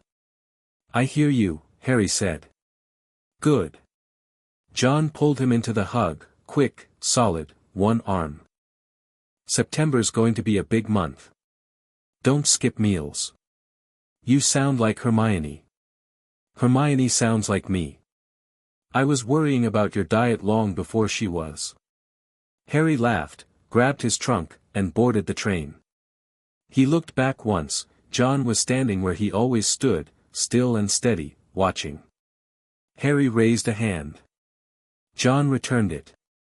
The train pulled away. London unspooled behind them. Harry walked the corridor toward the back of the train, where they'd sat last year, and slid open the compartment door. Ron and Hermione were already there. Ron had grown 3 inches over the summer and his hair was longer and he was tan from what was apparently an entire summer spent playing Quidditch in the Weasley orchard. Hermione's hair was even bushier than before, her skin brown from France, and she had a stack of books on the seat beside her that could have functioned as structural support for a small building. They both looked up when Harry entered, and for a moment, just a moment, the compartment was still. 3 friends seeing each other after 3 months apart, cataloging the changes, confirming the constants.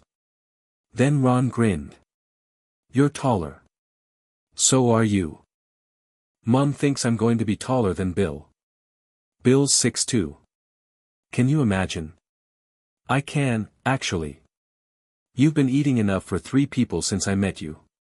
Oi. I'm a growing boy. Ron grabbed Harry's trunk and helped him stow it. Good summer. Productive. You. Egypt. Ron's face lit up. Dad won the ministry lottery, 700 galleons. We went to Egypt to visit Bill.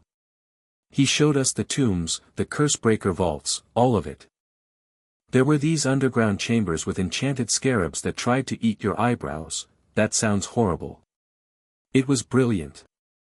Hermione was watching Harry with her particular brand of focused attention, the kind that missed nothing and filed everything.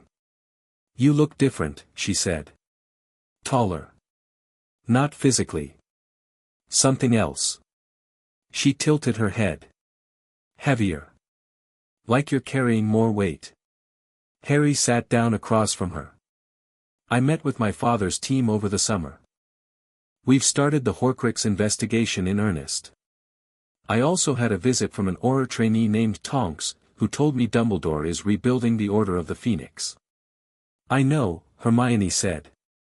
My parents received a letter from Dumbledore himself, explaining the situation in general terms. He wanted their informed consent before I returned to Hogwarts. How'd they take it?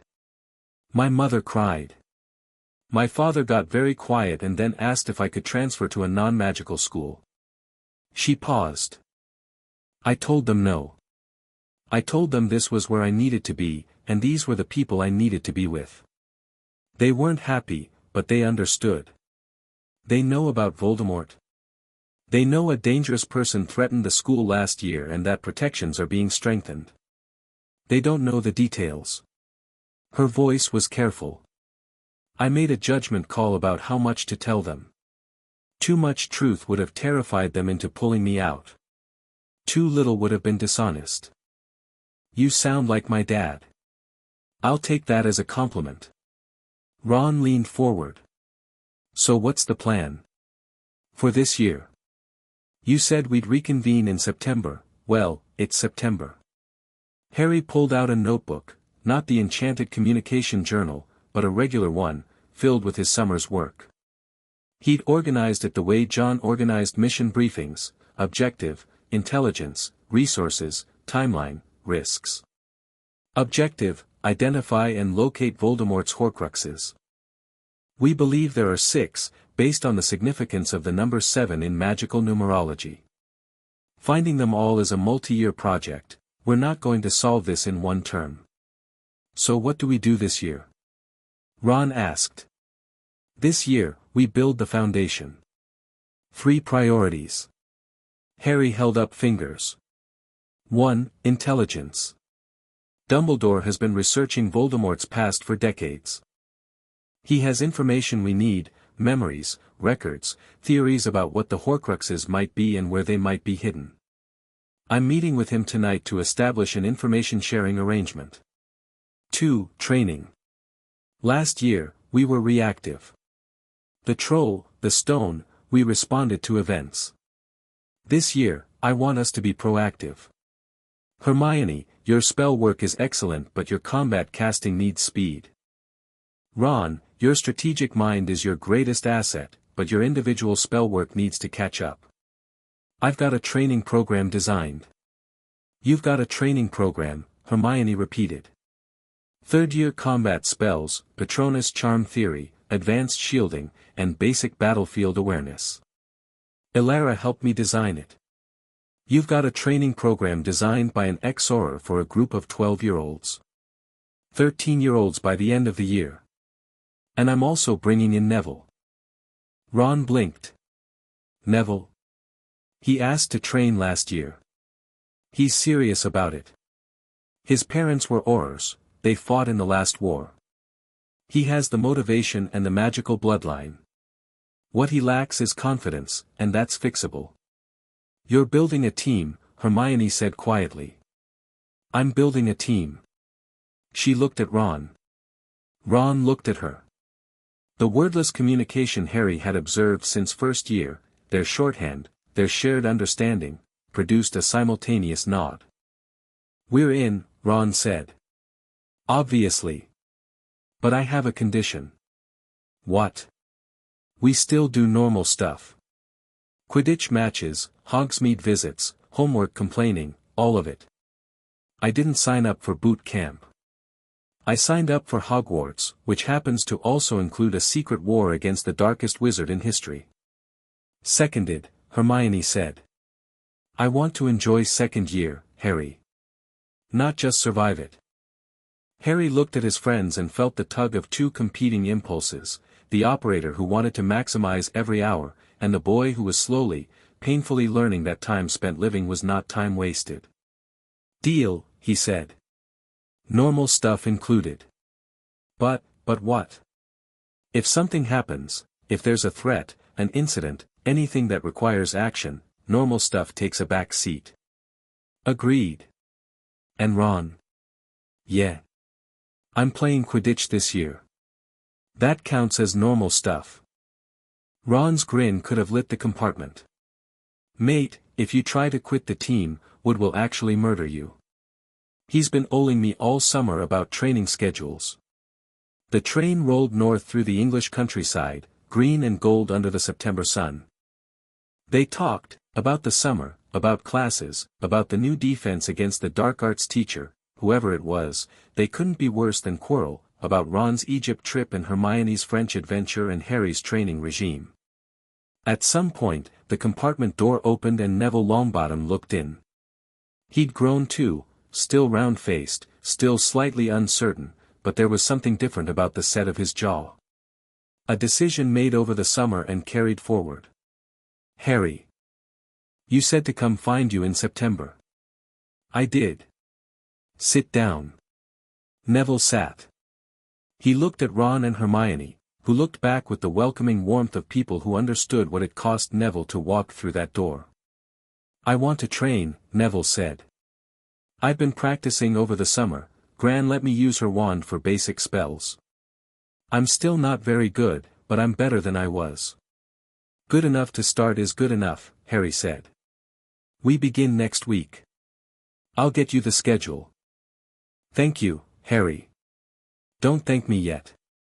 The training is going to be hard. Good, Neville said, and the word carried a weight that surprised everyone in the compartment, including Neville himself. I'm tired of easy. Easy hasn't gotten me anywhere. The compartment settled into comfortable conversation. For friends on a train, heading north, toward a castle and a school year and a war that none of them had asked for but all of them had chosen. The sorting feast was the same spectacular affair Harry remembered, the great hall blazing with candlelight, the enchanted ceiling showing a clear September night, the long tables packed with returning students buzzing with summer stories. The first years filed and looking terrified, and Harry watched them with a strange sense of distance. Had he looked that small a year ago? He must have. He didn't feel small now. The new defense against the dark arts teacher was announced at the feast, and Harry's assessment began the moment the man stood up. Gilderoy Lockhart. Harry recognized the name from the pile of books on Hermione's seat. Their required textbooks this year were all written by him, which was either remarkable or suspicious. The man was tall, blond, aggressively handsome, and dressed in robes of forget-me-not blue that matched his eyes. His smile was enormous and deployed with the precision of a weapon. "It is my great pleasure," Dumbledore said, with what Harry detected as the faintest note of irony, "to introduce your new defense against the dark arts professor, Gilderoy Lockhart.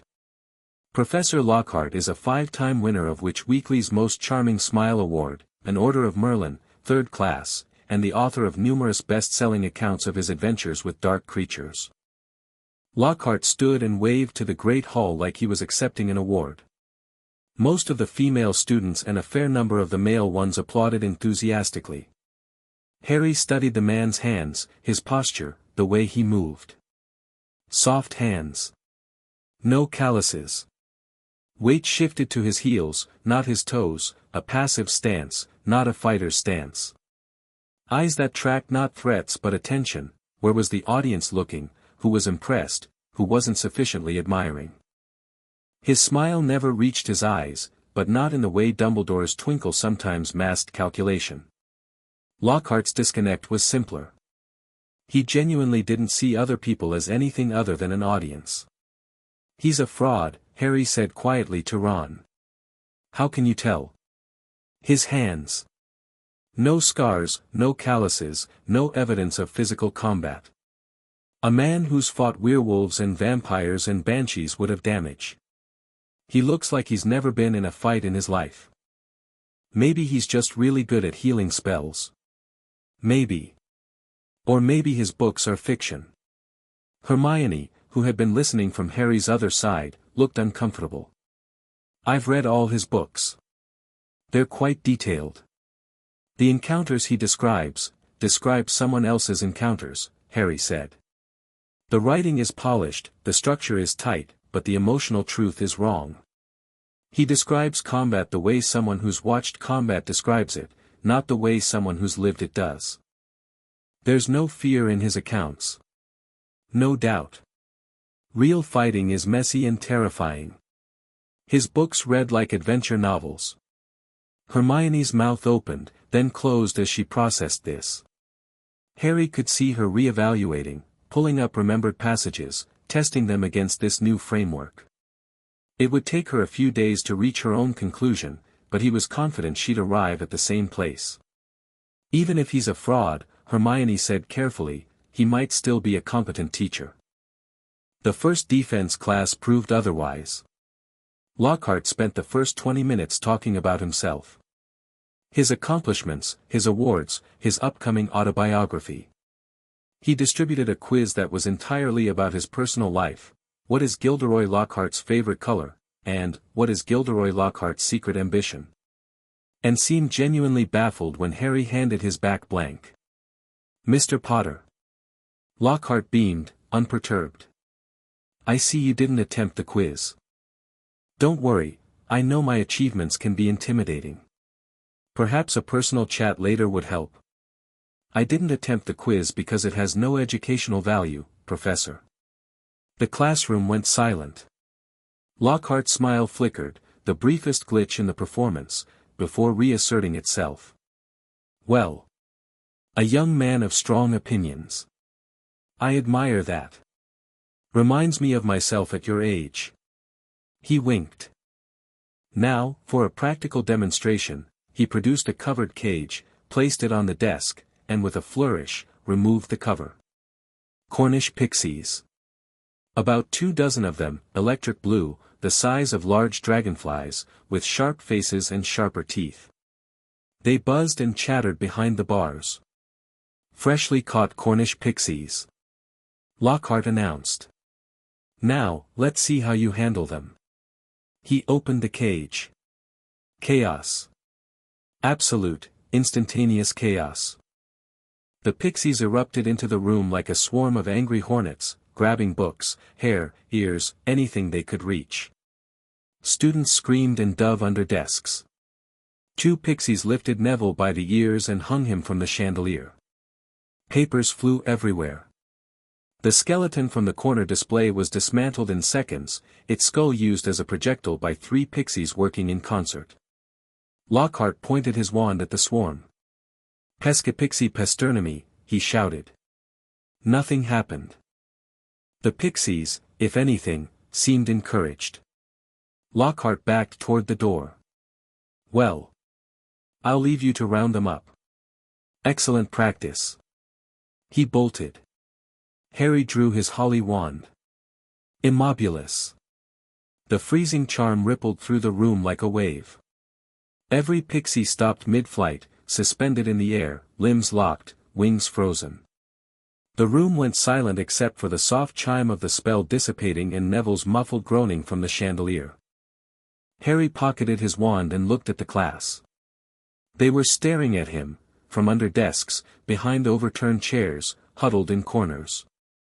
He'd just frozen 24 magical creatures with a single spell that was, technically, third-year material. "Someone get Neville down," Harry said. Ron was already climbing on the desk, reaching for Neville's ankles. Hermione was reorganizing the scattered papers with her wand, her expression fixed in the specific kind of fury she reserved for incompetent authority figures. "Well," Hermione said tightly, "at least we've confirmed he's not a fraud." No. No. Frauds at least try to maintain the illusion. That was just incompetence. He genuinely can't do magic at a basic functional level. Which raises the question of how he managed everything in his books. "Memory charms," Hermione said suddenly. Her eyes widened. "Oh. Memory charms. That's how. He finds people who've actually done remarkable things, he takes their stories, and he obliviates them so they can't contradict him." Harry stared at her. The theory was elegant, simple, and horrifying. "Can you prove it?" "Not yet. But I will." Harry's meeting with Dumbledore happened at 9 that evening. John was already in the office when Harry arrived. He'd entered the castle through the passage Dumbledore had established, a section of the outer wall that recognized John's specific identity and opened like a door. It was an extraordinary concession by Dumbledore. Harry wondered how the conversation had gone between the two men before he arrived. John was sitting in one of the chairs facing Dumbledore's desk, legs crossed, posture relaxed. Dumbledore was behind the desk, and on the desk between them were 2 cups of tea, both untouched. The air in the room had the charged quality of the aftermath of something intense, not a fight, but a reckoning. An understanding reached through pressure. "Harry." Dumbledore gestured to the second chair. "Please, sit. Your father and I have been having a productive conversation." "Productive," John confirmed. His tone was neutral, which meant the conversation had gone his way. Harry sat. He noticed that Dumbledore's expression was different from their meeting last spring, less careful, less strategic. More open. Whatever John had said in the first half of this meeting had stripped away a layer of the old man's performance. "I promised you the truth," Dumbledore said. "The full prophecy. The full context. And the beginnings of what I know about Voldemort's past." He paused. "This will take some time. And some of it will be difficult to hear." "I'm ready." Dumbledore told him. "Everything. The prophecy first, the exact wording, which Harry had already overheard through the hospital wing door, but hearing it directly from Dumbledore, spoken in the quiet of the circular office with Fawkes preening on his perch and the silver instruments clicking softly, was different. The words had weight. They settled into Harry like stones dropped into deep water. "The one with the power to vanquish the Dark Lord approaches. Born to those who have thrice defied him, born as the 7th month dies." "There were 2 boys who fit the prophecy," Dumbledore said. "You, and Neville Longbottom." Harry went very still. "Neville. Born on July 30th, parents who defied Voldemort 3 times. But Voldemort chose you, chose to interpret the prophecy as referring to you, the half-blood, perhaps because he saw himself reflected in your mixed heritage. In choosing you, he marked you as his equal. Dumbledore touched his own forehead, mirroring the location of Harry's scar. And in doing so, he set the prophecy in motion. Neville doesn't know. No. And I am not certain he should. Not yet. Harry thought about Neville hanging from a chandelier by his ears, about the boy's quiet determination in the train compartment, about parents who were Aurors and who had paid for it, in ways Neville couldn't bring himself to describe. His parents, Harry said. What happened to them? Dumbledore's expression darkened. Frank and Alice Longbottom were tortured into insanity by Death Eaters shortly after Voldemort's fall. They are alive but permanently incapacitated, residents of St. Mungo's Hospital for Magical Maladies. They do not recognize their son. The room was silent. Neville visits them every holiday, Dumbledore added quietly. His grandmother takes him. Alice sometimes gives him candy wrappers. Neville keeps every one. Harry felt something crystallize inside him, a resolve that went beyond strategy, beyond the cold mathematics of the Horcrux hunt. Neville Longbottom had been carrying a weight as heavy as Harry's, in silence, without complaint, without the cushion of fame or special treatment. And he'd walked into Harry's train compartment and asked to fight. Neville trains with us, Harry said. No discussion. I would expect nothing less. Dumbledore leaned forward. Now. The Horcruxes.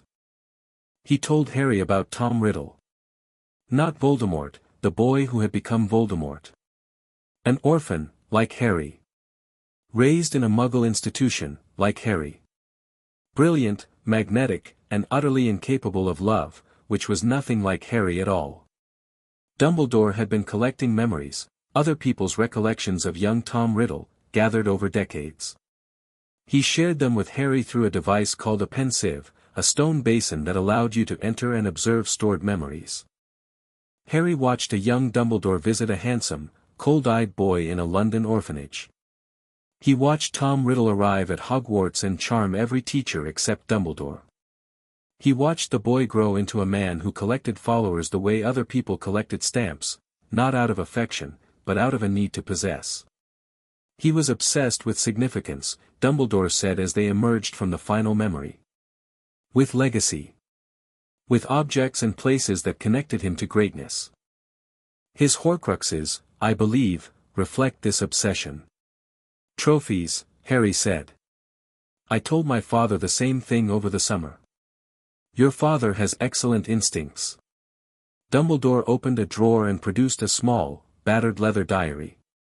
This was recovered from a confiscated collection of dark artifacts 2 years ago. I believe it is a Horcrux. Harry looked at the diary. It was mundane in appearance, cheap binding, yellowed pages, the name, T.M. Riddle, stamped on the cover in faded gold. But when he reached for it, his scar pulsed, and something dark and oily seemed to slide across his awareness. He pulled his hand back. You feel it, Dumbledore said. The connection. Your scar resonates with fragments of Voldemort's soul. That's useful. I can detect them. Potentially. Though the detection range is limited, and the sensation is reportedly unpleasant. Harry looked at the diary without touching it. A piece of Voldemort's soul, trapped in a schoolboy's notebook. 1 of 6. 5 more hidden somewhere in the world, protected by dark magic, waiting. How do we destroy it? There are very few substances capable of destroying a Horcrux. Basilisk venom is one. Fiend fire, cursed fire, is another. The sword of Gryffindor, which is goblin-forged and absorbs properties that make it stronger, could serve if it were imbued with a destructive substance. Basilisk venom, Harry repeated. Where do we get basilisk venom? Dumbledore's eyes twinkled. That, Harry, is an excellent question. And the answer, I suspect, is closer than you might think. He didn't elaborate. Harry filed the response under Dumbledore being cryptic and moved on. The other Horcruxes. You have theories. Theories, yes. Confirmations, no. Dumbledore ticked off points on his fingers. Voldemort coveted objects connected to the Hogwarts founders. A locket belonging to Salazar Slytherin. A cup belonging to Helga Hufflepuff. Possibly a relic of Rowena Ravenclaw. He also had a deep attachment to the Gaunt family ring, his mother's family. And, of course, there is the matter of his snake, Nagini, who demonstrates a level of intelligence and magical resilience consistent with a living Horcrux. 6 objects. The diary, the locket, the cup, the ring, a Ravenclaw relic, and the snake. That accounts for 6 fragments, plus the piece in his body. 7 total. If my theory is correct, yes. Where do we start? The ring. I have a lead on its location, the Gaunt family hovel, in Little Hangleton. I intend to pursue it personally this year. Not alone, John said. Both Harry and Dumbledore looked at him. It was the first time John had spoken since Harry entered the room. The ring will be protected, John continued. Voldemort's protections are designed to kill or incapacitate anyone who attempts to breach them. If you go alone and something goes wrong, we lose our most important asset. I am hardly, you are exactly an asset, Professor.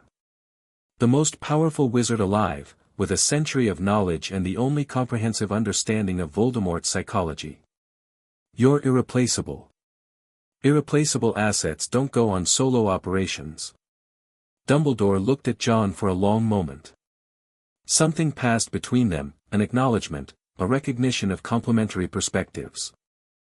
The wizard who thought in terms of destiny and love, and the operative who thought in terms of capability and risk management. Between them, they covered most of the relevant angles. I will not go alone, Dumbledore conceded. I'll take Severus. His knowledge of dark magic may prove essential. And you'll brief us before and after, Harry added. Full transparency. That was the deal. That was the deal, Dumbledore agreed. The meeting continued for another hour. They discussed the Order's reconstitution, members, resources, operational structure. John laid out the Continental's intelligence capabilities and offered them to the Order on a consulting basis.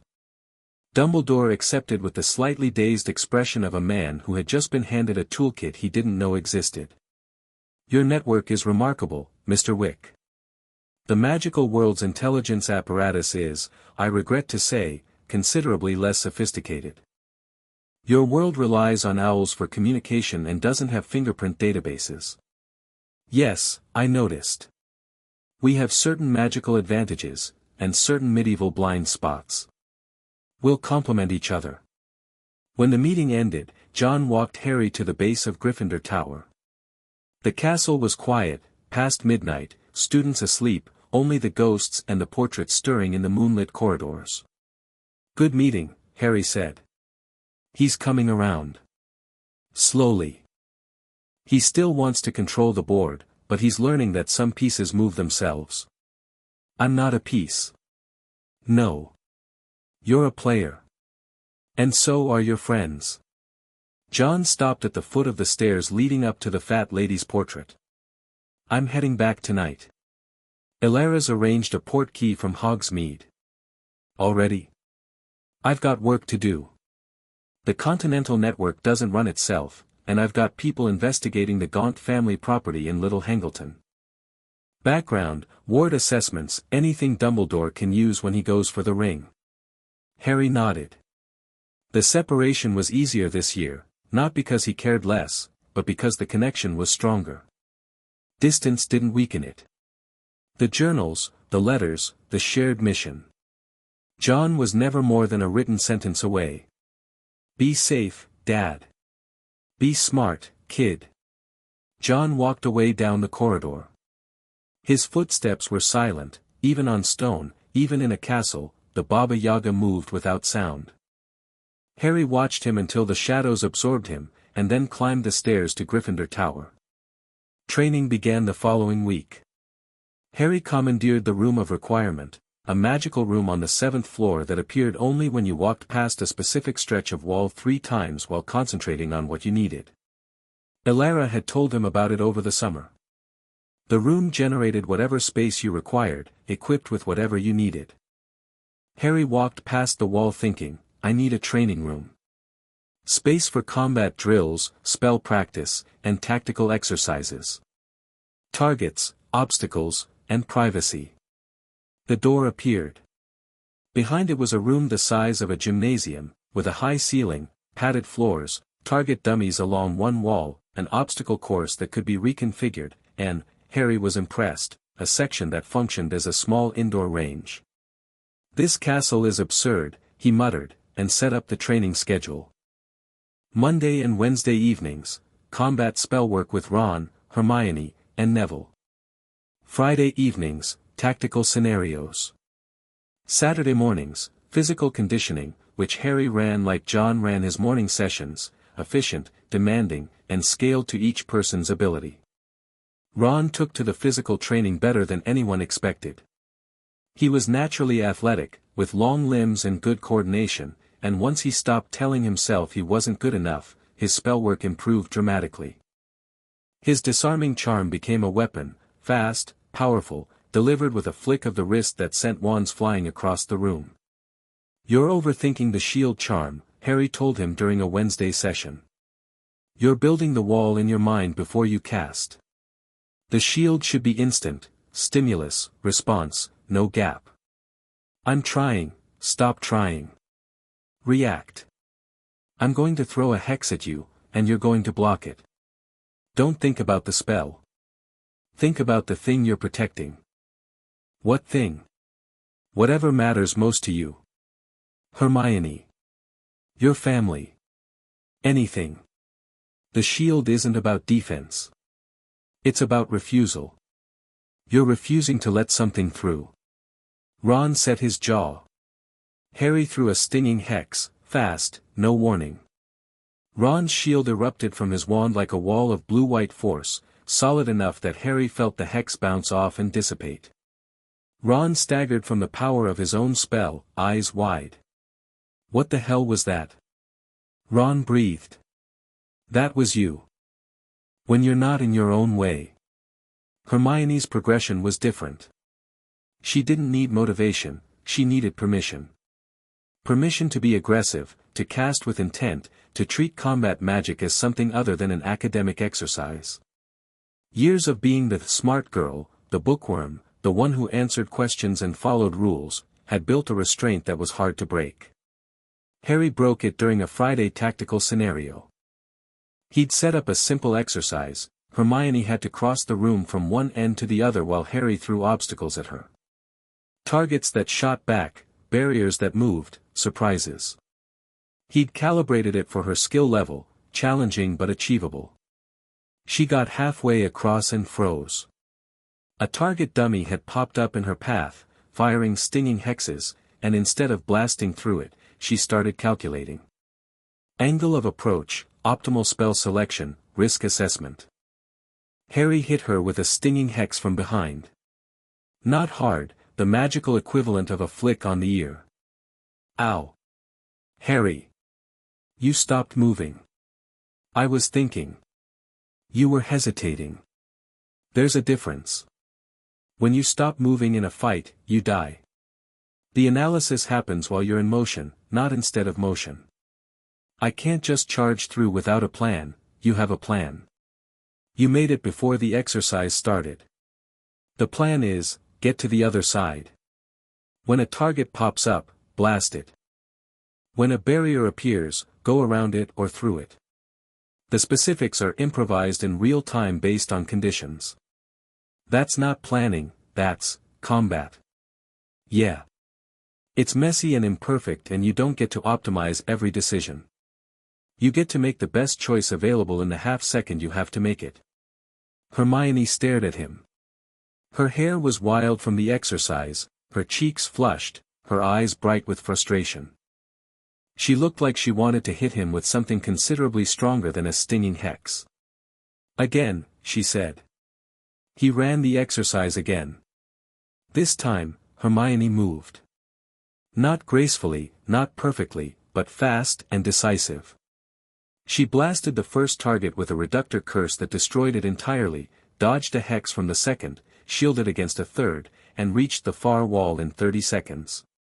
She was breathing hard, shaking with adrenaline, and grinning. "Better," Harry said. "That felt good. Terrifying. And good. Welcome to combat." Neville was the revelation. The boy who fumbled potions and wilted under Snape's hostility turned out to have a core of iron that just needed permission to exist. His spellwork was inconsistent, brilliant one moment, clumsy the next, but his determination was absolute.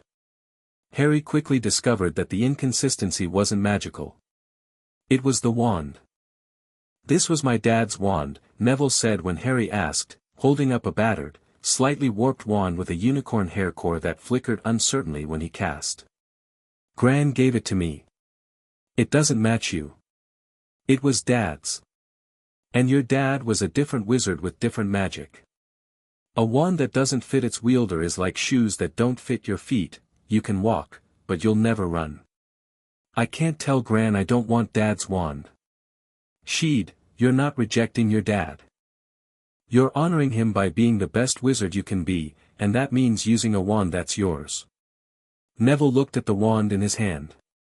Harry could see the war inside him, loyalty versus practicality, legacy versus identity.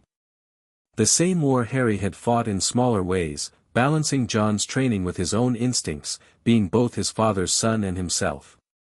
"After Christmas," Neville said quietly.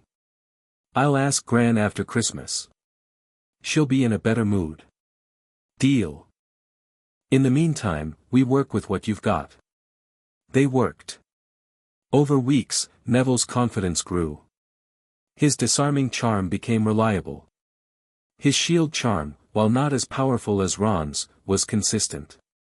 And his herbology knowledge, which Harry had initially dismissed as academically interesting but tactically peripheral, proved to be a genuine asset. Devil's Snare, Venomous Tentacula, Snargaluff Pods, Neville rattled off during a strategy session, eyes alight. Magical plants that can restrain, poison, or incapacitate. Most wizards fight with wands. Nobody expects a combat herbologist.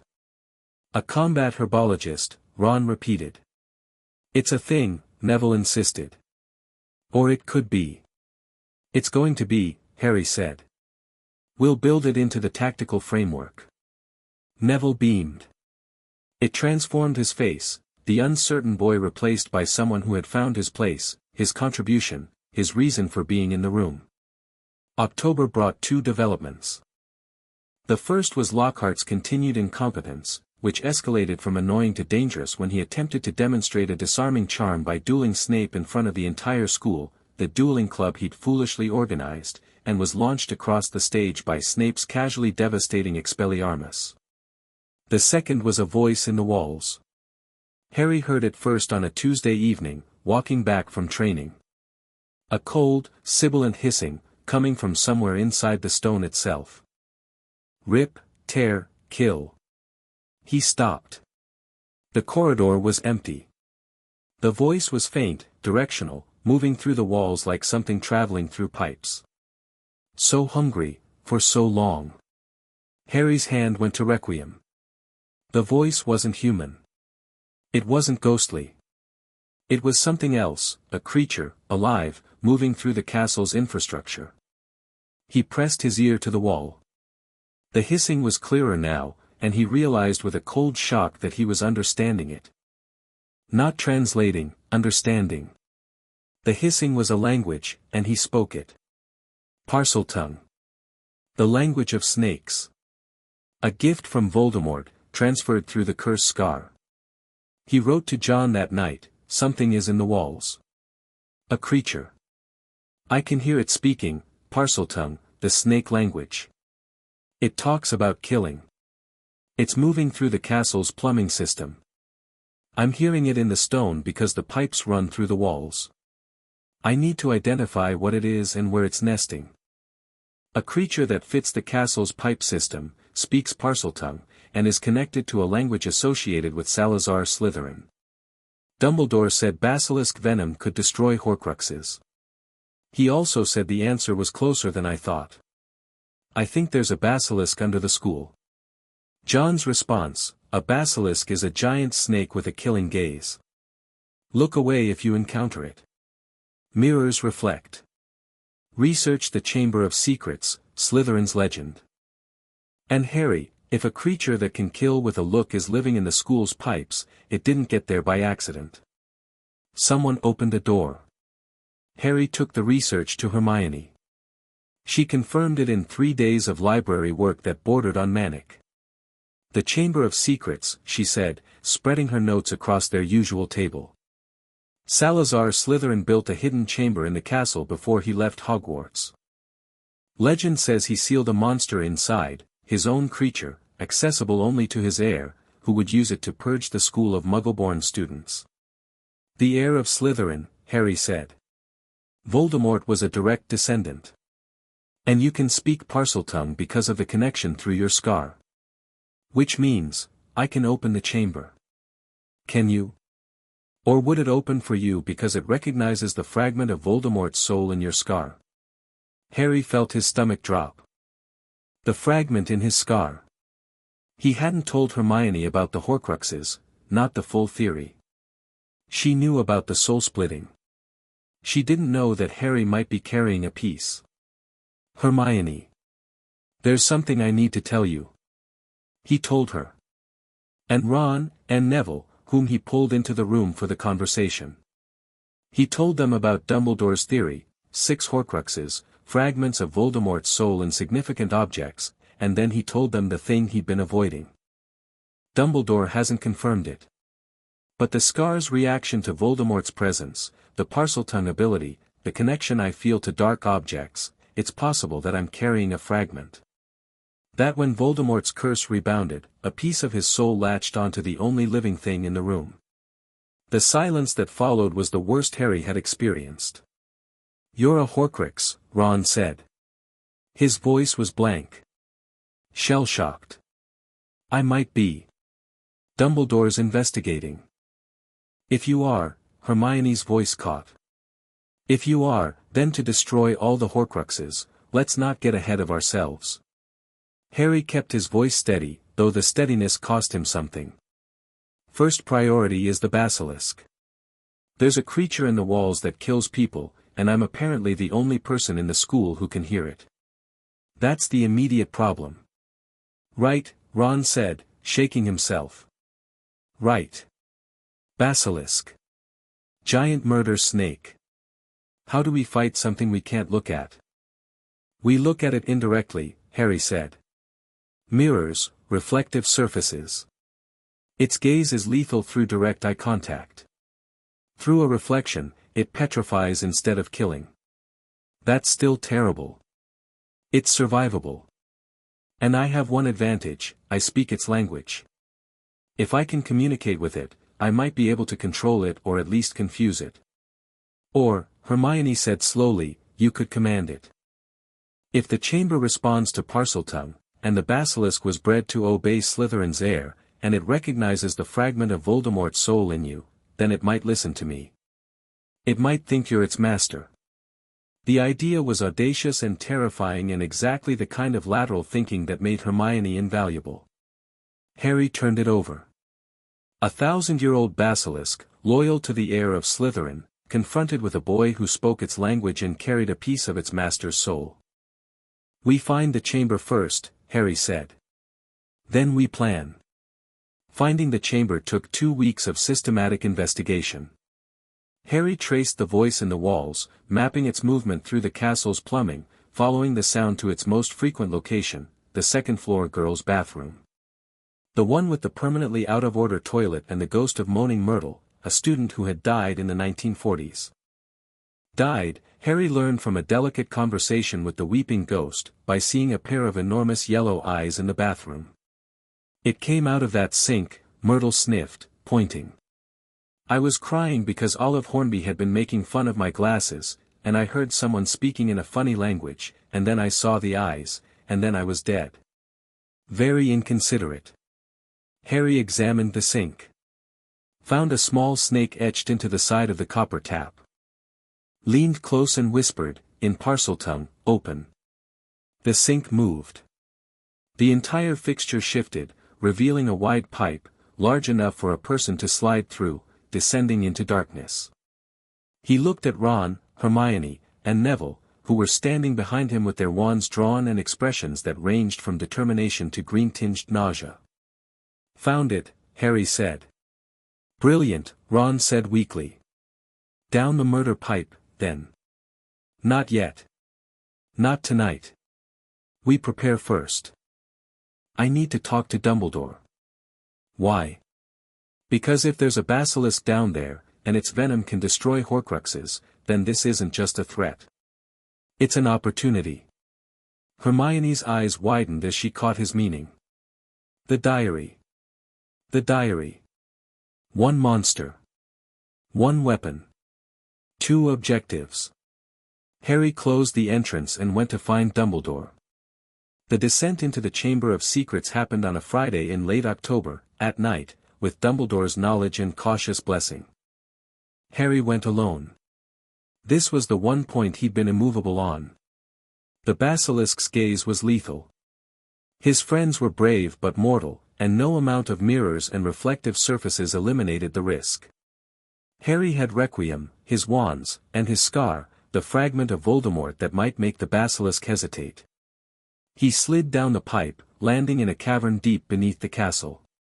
The floor was covered in small bones, rats, birds, the remains of decades of feeding. The air was cold and damp and smelled of stone and something ancient and reptilian. He walked forward, through a tunnel that opened into a vast underground chamber. Stone pillars carved with serpents rose to a ceiling lost in shadow. At the far end, a massive stone face, Salazar Slytherin, bearded and severe, dominated the wall. And coiled at the base of the statue, filling the chamber with the sound of slow, rhythmic breathing, was the basilisk. It was enormous. 60 feet, maybe more. Its scales were deep green, almost black, and they gleamed with a wet sheen in the light of Harry's wand. Its head was the size of a car, with a mouth that could swallow a person whole. Its eyes were closed. Harry kept his own eyes on the ground. He felt for the creature the way he'd feel for a threat in a dark room, with senses beyond sight, letting the Parseltongue instinct guide him. He spoke. "I am here." The breathing changed. The basilisk's massive head lifted, and Harry felt the attention, an intelligence, old and alien, pressing against his awareness. "Speaker," the basilisk said. Its voice was vast, resonant, filling the chamber like water filling a basin. "You carry the scent of the Master. But you are not the Master. I carry a piece of him. Against my will. But I speak your language and I stand in your chamber." The last speaker came with commands. "Kill the unworthy. Purge the blood traitors." I obeyed because the blood compelled me. That speaker was a memory, a fragment. Like the piece I carry. He's gone now. The basilisk was silent for a long moment. Harry stood perfectly still, eyes averted, feeling the creature's massive presence like gravity, a force that bent the space around it. "I am tired," the basilisk said. "I have slept for 50 years and woken to a world I do not know. The Master's commands echo in my blood, but they are old and I am old and the killing gives me no joy." "Then stop killing. The commands are from a man who abandoned you. Who used you as a weapon and discarded you. You are not a weapon. You are a creature. The oldest living thing in this castle. You deserve better than being someone's attacked dog." The basilisk made a sound that Harry interpreted as laughter, a deep, rumbling vibration that shook dust from the ceiling. "You are strange, speaker. You carry the Master's soul but speak with a different voice. What do you want?" Harry took a breath. This was the moment. The gamble. "I want your venom. Freely given. A fawn, shed willingly. There are objects in the world that carry pieces of the Master's soul, broken pieces, corrupted, wrong. Your venom can destroy them. You wish to destroy the Master. I wish to end what he started. He split his soul and scattered the pieces, and it's killing people. It killed my parents. It will kill more if I don't stop it. The basilisk was silent for a very long time. Then, slowly, with the care of something ancient and massive, it lowered its head to the chamber floor. Harry heard a sound, a sharp crack, like a tree branch snapping, and something clattered on the stone at his feet. A fawn. 12 inches long, curved, dripping with clear venom that hissed where it touched the stone. Take it, the basilisk said. Destroy the broken pieces. End what should never have begun. Thank you. Do not thank me, speaker. Come back sometimes. It is lonely here. Harry picked up the fawn, wrapping it carefully in a cloth he'd brought for the purpose. The venom soaked through, warm and tingling against his fingers even through the fabric. He left the chamber the way he'd come. Behind him, the basilisk settled back into its coil, and the sound of its breathing followed him up the tunnel like a lullaby. He destroyed the diary that night. In Dumbledore's office, with John watching via an enchanted mirror Elara had set up for the occasion, Harry set the diary on the desk and raised the basilisk fawn. Wait, Dumbledore said. When you strike, the fragment will resist. It may try to manipulate you, show you visions, appeal to your fears, your desires. The soul fragment is alive, in its way. It will fight to survive. Harry looked at the diary. He thought about his parents, murdered by the man whose soul lived in this cheap leather binding. He thought about Neville's parents, tortured into madness. He thought about the orphanage, the cold, the darkness, the crying that no one came for. He thought about John, teaching him to shoot. About Daisy, licking his face. About Ron's terrible jokes and Hermione's fierce hugs and Neville's quiet courage. About scrambled eggs and hall lights and the Brooklyn skyline from the roof of the brownstone. He thought about all the things Voldemort would never understand because he had chosen power over love and immortality over connection and the word master over the word father. Harry drove the fawn through the diary's cover. The diary screamed. Ink erupted from the wound like blood, black, thick, writhing. An image formed in the air above it, a young man's face, handsome and cold, mouth open in a howl of fury and anguish. Tom Riddle, 16, trapped in the diary for 50 years, dying now as the basilisk venom ate through the enchantment that sustained him. The image reached for Harry. Ghostly hands, grasping. Harry didn't flinch. The image dissolved. The ink pooled, darkened, and dried.